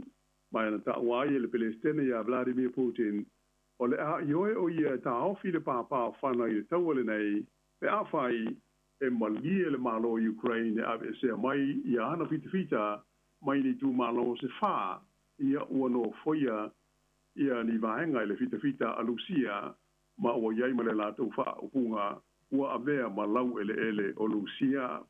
Ai o le aso na soai, sa whailo mai ai e tai o malo i sifo na awai le fono mo sifile mu lo lato matua te e na malo si o le nei whaaringa mai le tai o le malo Lucia o Putin. Whaari ai le palemia o le malo Italia ia Giorgia Meloni o se tala inga tau whaase se mahu whau le whaaringa le nei o Putin. Ai manatu le palemia Beltania ia Rishi Sunak o tau whai Putin e whaase la launga whaai loa se whaupunga le moni e tusa o lona manao ina ia tala noa le whaai uina o le taua.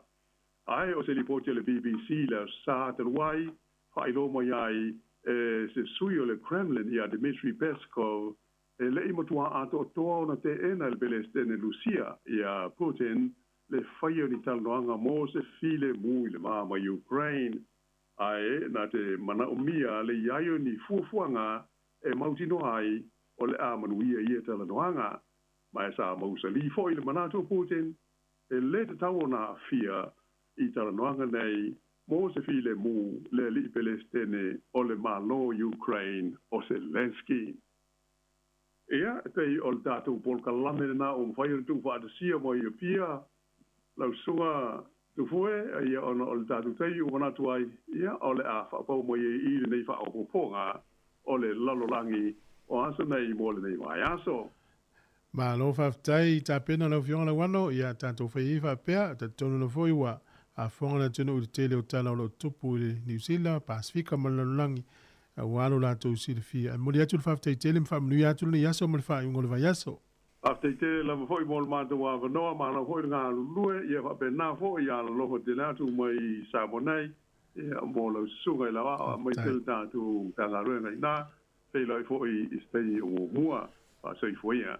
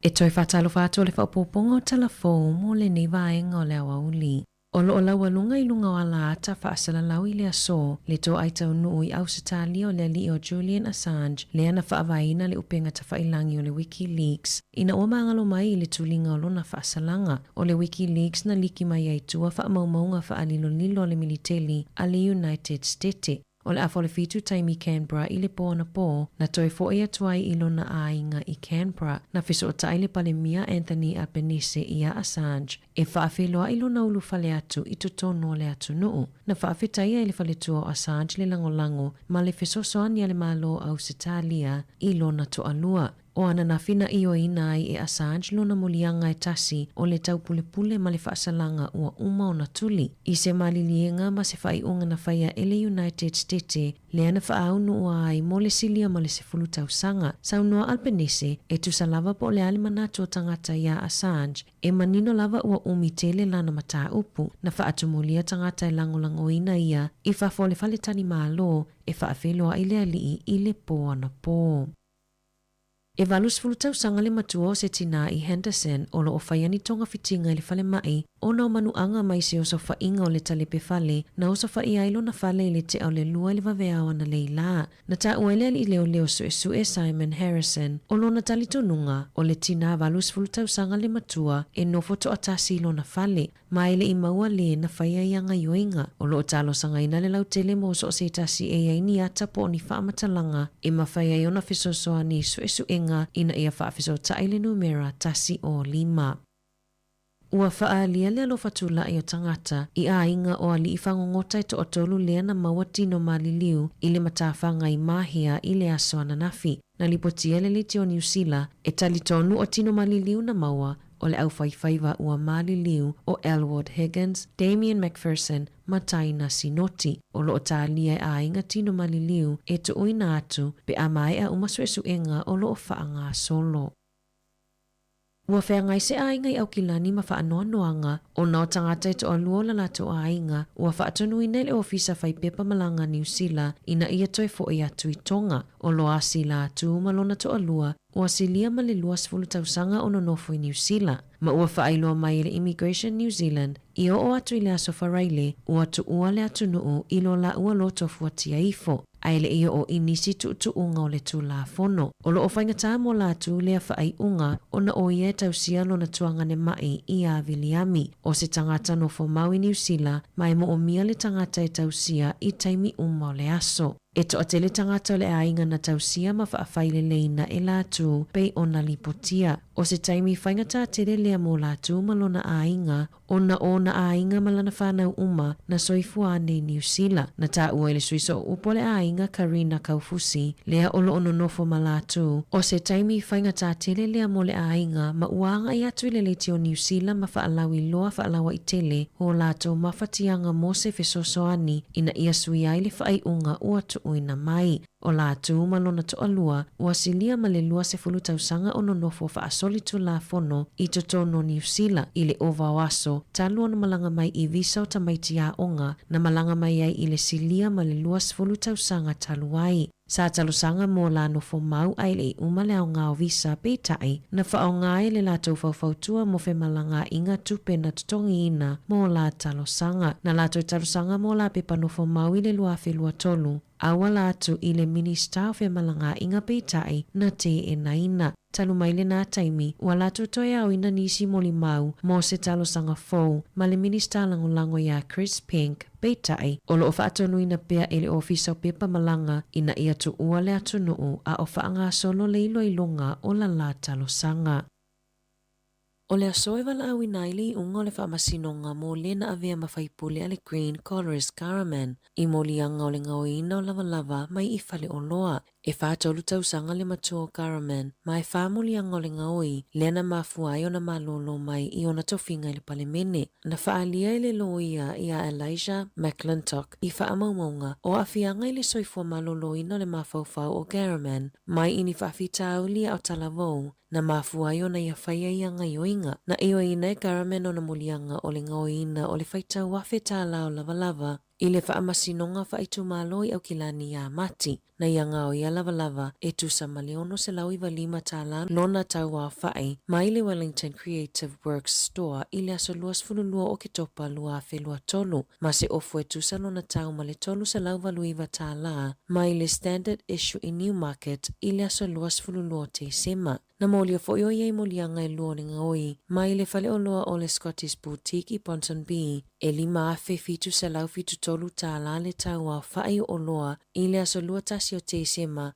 whaapea le lua afe ma le ono sfulu tāla le tau o loa po o lava na ianga o ia i le aso lava e tasi. Ua whaamaunia mai e le oranga tamariki le whaamutai o ngā luenga e whaase lau se fuluiva i le matanga luenga, ina ia whaamalia i nai mana o ngā le mālo e whaaiti tia tupe whaalu. Whaalia le pule sile o le oranga tamariki chapi te kani, o le whaaiti tia o le whaase lau se fuluiva o matawha ioi, e mai le lima se lau iwa whao ngā luenga ua whaamuta, ai se lau fitu iwa matawha ioi fo ua whaofi mai i le taimi nei. Na whinau le pātia le National e whaaiti tia tupe whaalu i tua i matanga luenga ma ofisa le malo. E silia maleono a whenga luenga ua whaamuta i le taimi nei, aina ta ua le minista mo tulafono whaatonutonu David Sāmoa, e si itia le ano mera i le fitu a lima se lau i se taimi la tamai. Na lipotia i le leiti o New Zealand, e tusa ma le tolu se launga luenga ua fuafua e whaamuta i le au nanga le ACC, e au fia i le valus fulu limo ngā luenga o lo o avanoa pea i le taimi nei.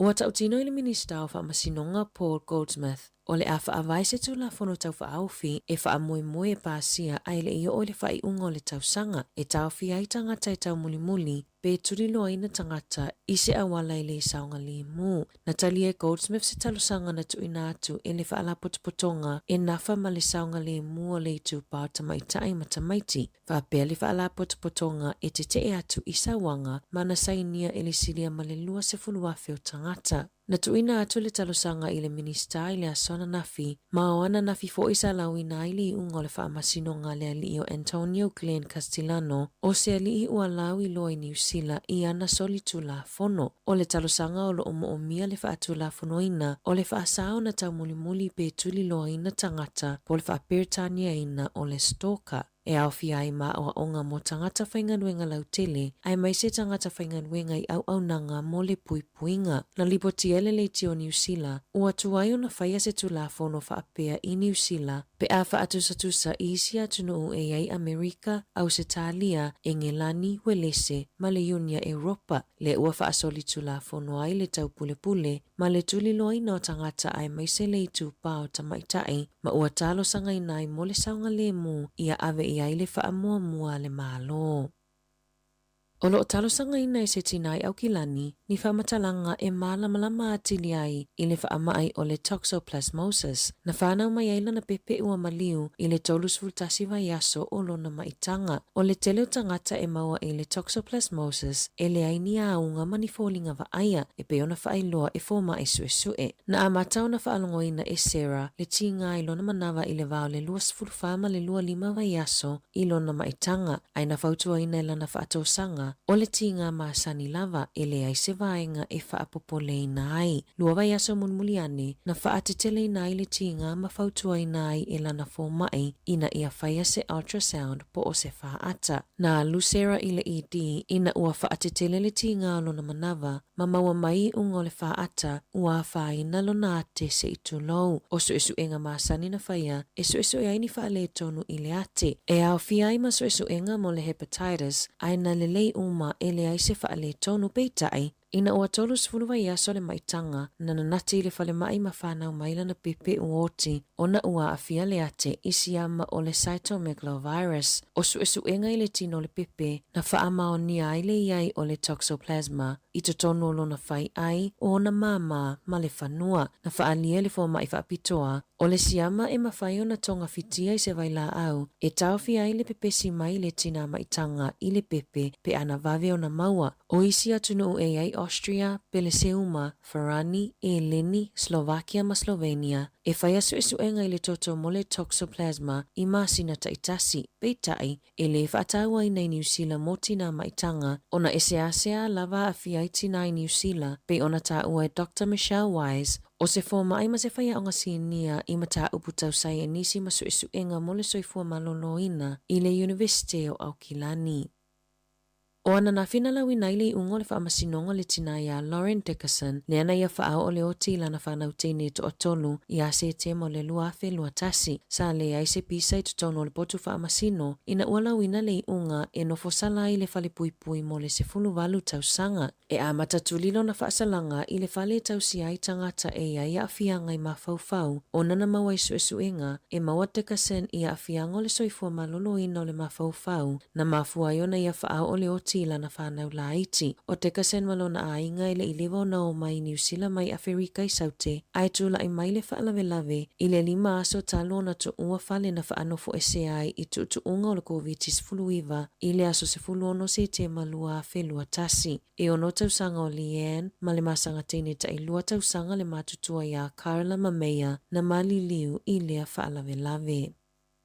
Ele I awa I le tamaita o Shelley Cullen pitosili o na tele tupe mai ana whainga tau whaavalea I le walauina o lona whaamasinonga I le vaiaso nei Italia I ona molianga I 5 maolo o whasalaina tutongina le sala tupe esilia ma le 5 miliona tāla mo lona whaalawilo ina o ni Paul Kalame ua whaaingoina o le Lion's Share na ngā wai tupe a le whaitau se fulu afe o tangata na whaalia le komisi mo pisinisi o whaasalanga na whaangai ma Shelley Cullen o se whaasalanga pitosili leo na mamafa mo se tangata I to atasi I lalo le tula fono mo fe whaatawa I ngatala whaangai le Fair Trading Act. O Cullen o lo iai le talitonunga o lo o malanga I whafua to New Zealand. E ono se lau afe tāla na whaupopo le whaasalanga o Cullen ina ua le a wai le walauina o lo na whaamasinonga I le vaiaso nei. Na whailoi le liboti ale komisi e se lau 5 afe tangata o le lalolangi na ngau le lata I le 7 miliona tāla I le Paul Kalame o le Lion's Share. I taalonga, na manumalo le awa le Blues a New South Wales I le la taalonga ma le awa le Maroons a Queenselani, toluvalu I le 10 I le taalonga lona luo le State of Origin, na whaia I le malai taalo I melepone I le po na po, o se taalonga mata ina I le tala whaasolopito o le State of Origin, I le sosoai o le ono sikoa a New South Wales, I te tono o le fase 10 minute mua o le taalonga, o le aso se furufito Iulai o le ato e whetau iai au e lua mo le taalonga lona tolu, po o le sailinga siamupini mo le State of Origin. Tala fauia mai le siufofonga le laumua mo le nei vaenga o le awa uli.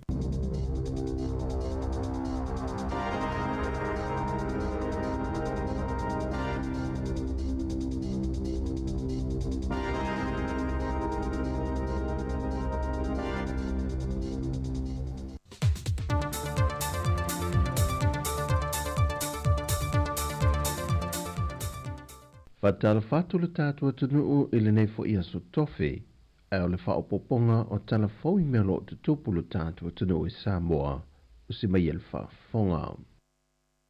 E o maili te mintu whaatasi ai tala fau, whaalia le fionga le komisino mtanga luenga leo leo awa pa aulongo I tino Filipo, e le I mawalava le li I paangotali a Daniel Vailopa, le na sola ese maili a matango le vaiaso le pasi leo leo, na momolia nei le au tau fia I mulinu ui le whale whaamasino, e tā pena ia vai atu I potu whaamasino wa tofa ina mua lato mata opo.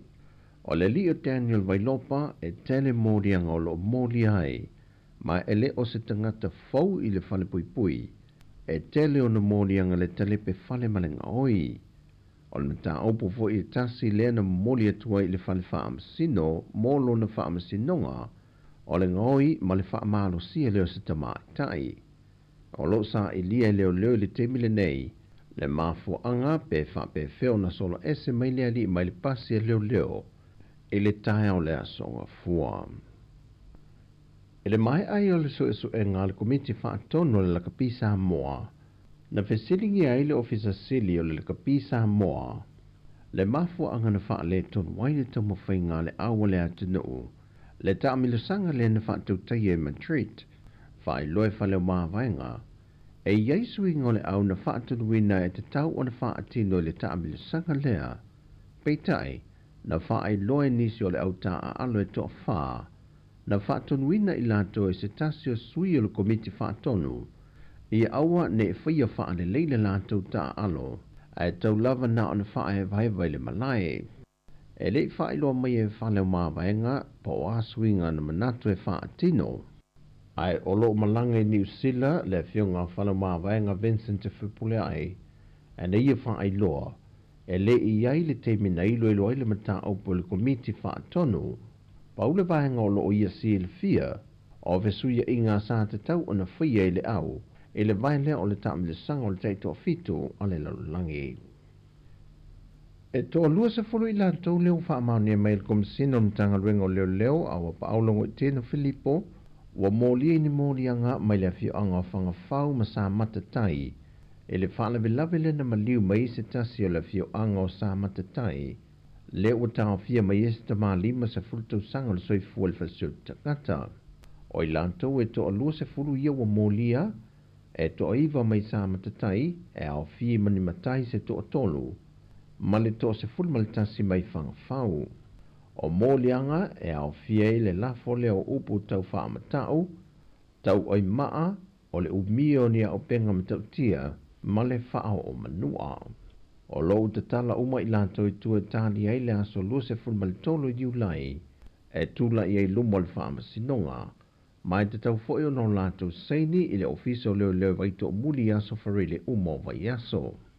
O le mata upule neipe o na silfia, na amata tula i mailfe esesea inga, e se whaai unga na whaied whaamsinonga i whanua. Ma ue telefou wa mai o na whaatino nisi vaengo le anga nui pe o na masani ai, i le vao a fio anga i lua, ai wha wau pele mata upu i le tula fono. O le whaalawe lawe le na tula i mai le fio anga o whale ula, na whaatama ia e se maota ma mea tō tino a se a inga le malaia po le afi, wa whaamaunia mai le mtanga luenga o leo leo, e toa fitu i lantou ia mai lava le fio anga, wa tau fia mai ai i le sun fale.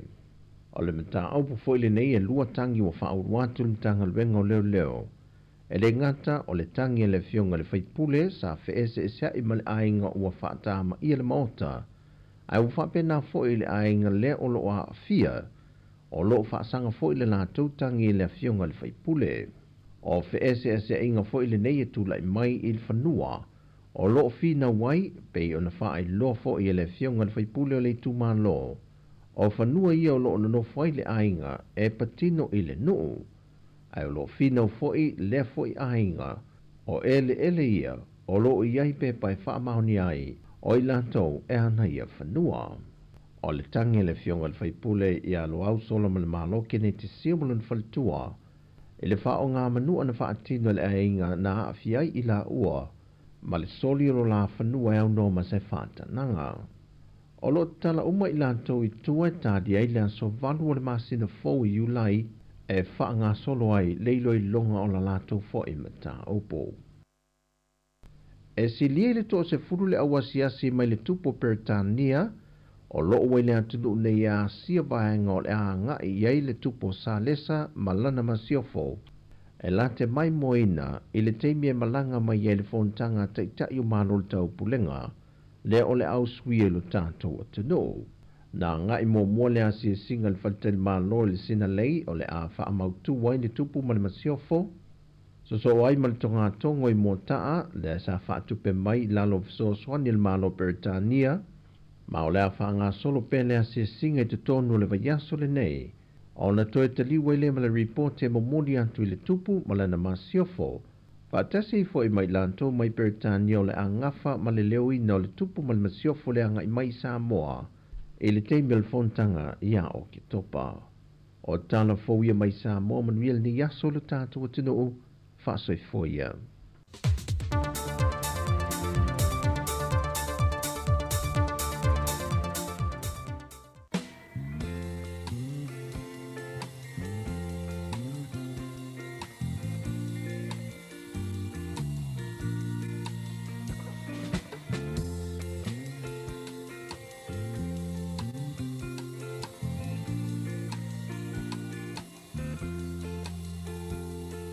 Ai e te lei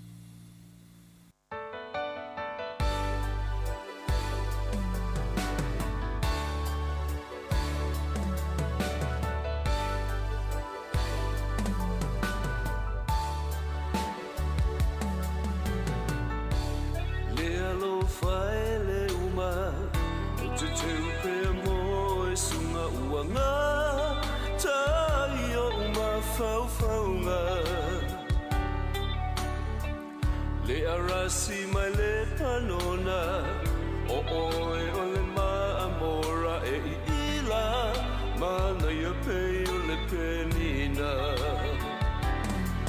ta ta la maia le fai ta ta fia lo su ngai so wa lo fa a toa wa be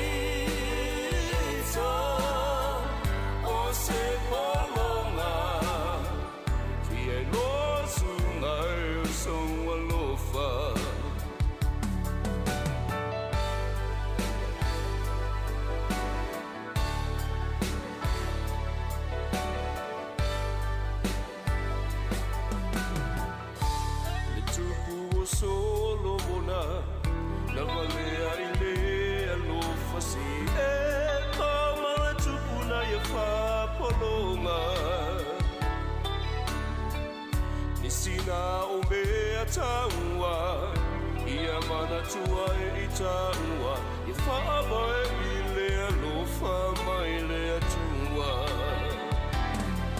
Tatala maia Le whai tatoa Fia losu ai o saua lofa Atoa Ua peita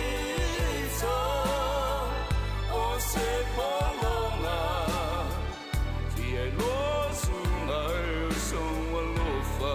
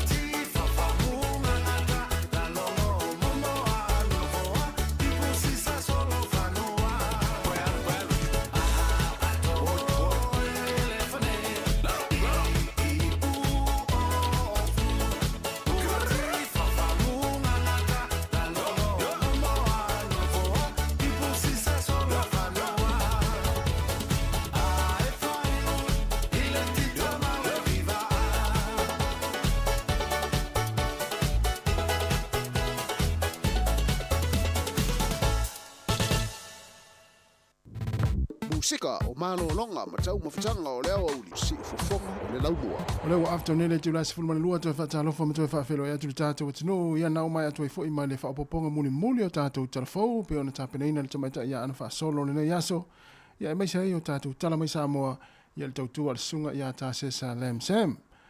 Ia i le latala fo i le tula tasi leo ni nei ia le ana tu ina fo i leo tātou whaasalalanga tu sao le tātou ofisa au tū le si fonga lau mua mai lalavaya leo tāpena mai masaun mai leo so ia tā sesa lem sam i lungo o tātou penga ta whailangi ia se ipa ia le tula tolu le afia na nei le tātou tautua whaawopea i lungo o tātou penga ta whailangi ia toi whaafelo iatu ma toi whaatalofa atu le tātou watinu ia a o alo fo i tau maftanga fo i ma malo longa ma vai ainga fo i o le nei fo i taimo le aso ia le malo lo mai fo i ngā luenga le au ngā lue ia sa ngā lue mai le tau na le la ia e manatu nei mātua i tonu ainga ma maota ngase o maota o tangata mātua ia o tāri sua fo i la tau le nei taimi ia i le whaafonga mai pēr i le tātou poklame ma le tautua le si fonga la mua ia a o i la tau lo whaawopea ngā luenga ia e whaamalo atu le tātou tautua ia i le whenga i fo i whiau mga luenga o le nei aso malo la fo i whaamalo losi ia whaamalo losi toi pau whaane o le aso ia ona malo lo fo i leo tātou le aso atai au ia i le aso malo lo tai au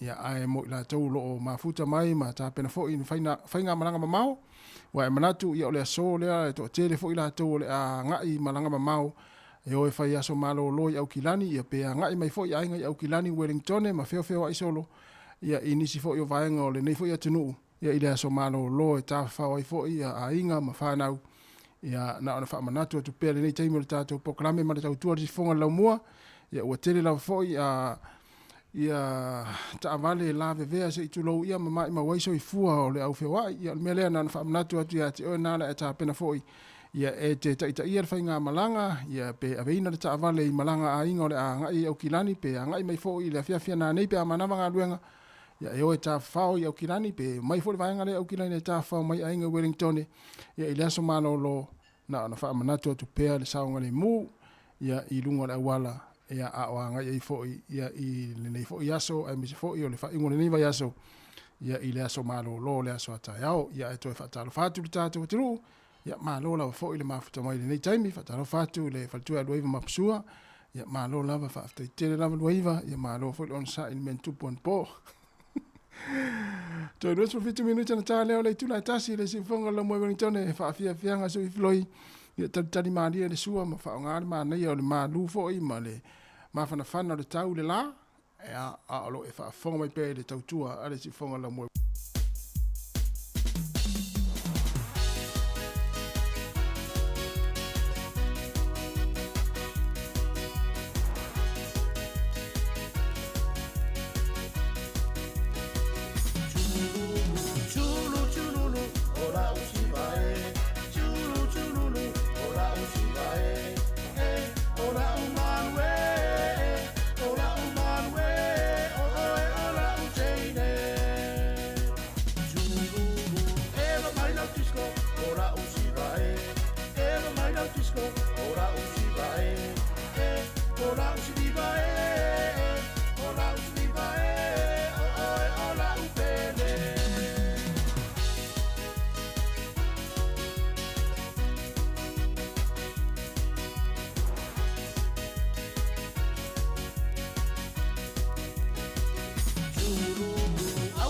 salo, ai te nei runga maralo. Awara masan salo, ai te nei runga maralo. Fai mani e, fai mani e, o oe ora uteine. Lulu, mai miti patau pati, galoa re tamai tai. Mai miti patau pati, galoa re tamai tai. Oso, oe inunga, oso, oe inunga, mana ia lau pea.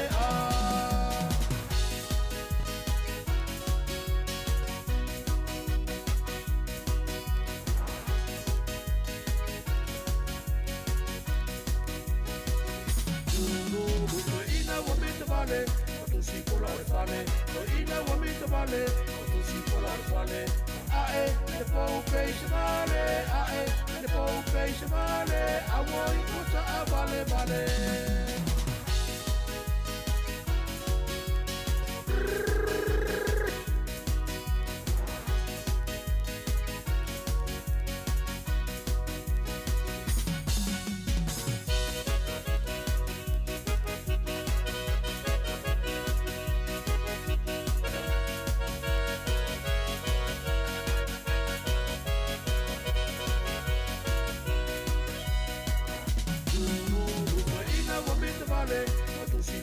vale, o ina wa mita vale, o tu si pola vale. Ae, the popation vale, ae, the popation vale, I want you to a vale vale.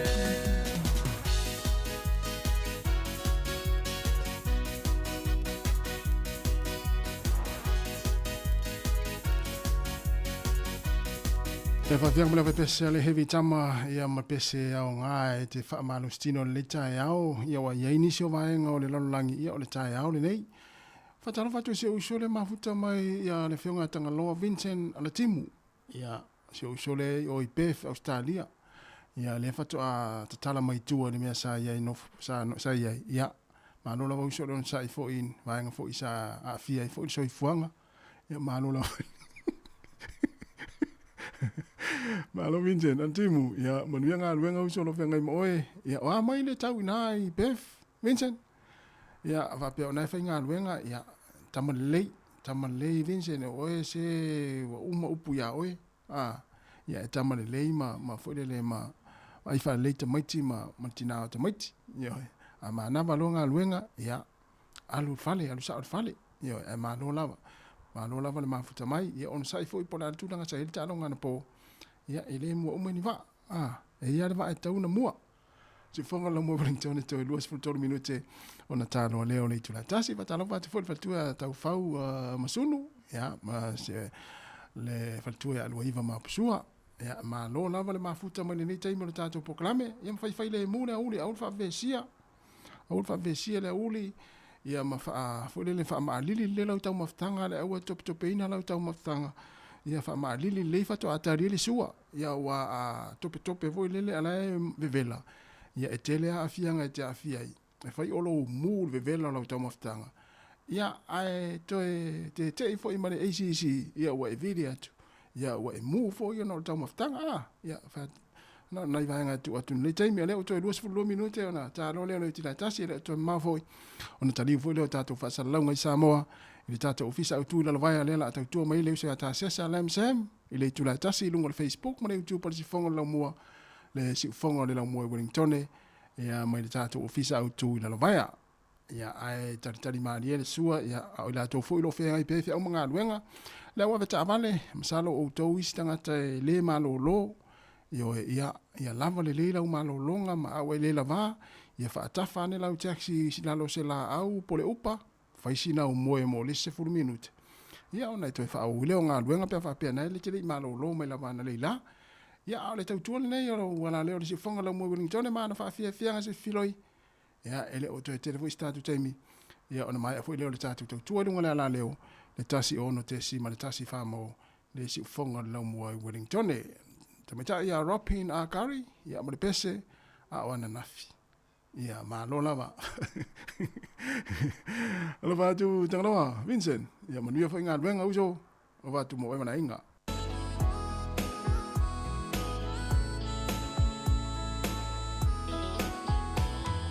le i fa inga ta ona ia fa atu fa le i malingi foi ona loi mata Aisea Masalo ai ona ole ona Matui tui ona tinga Ua mafuai Na le mawasana tala O vai tele na ia wia O samilo loto Sa ilinga o se vai fofo ilona loto le sapele na la tamai a uwa mo ila uva ai a uana nafi o le to ma wa mai na tele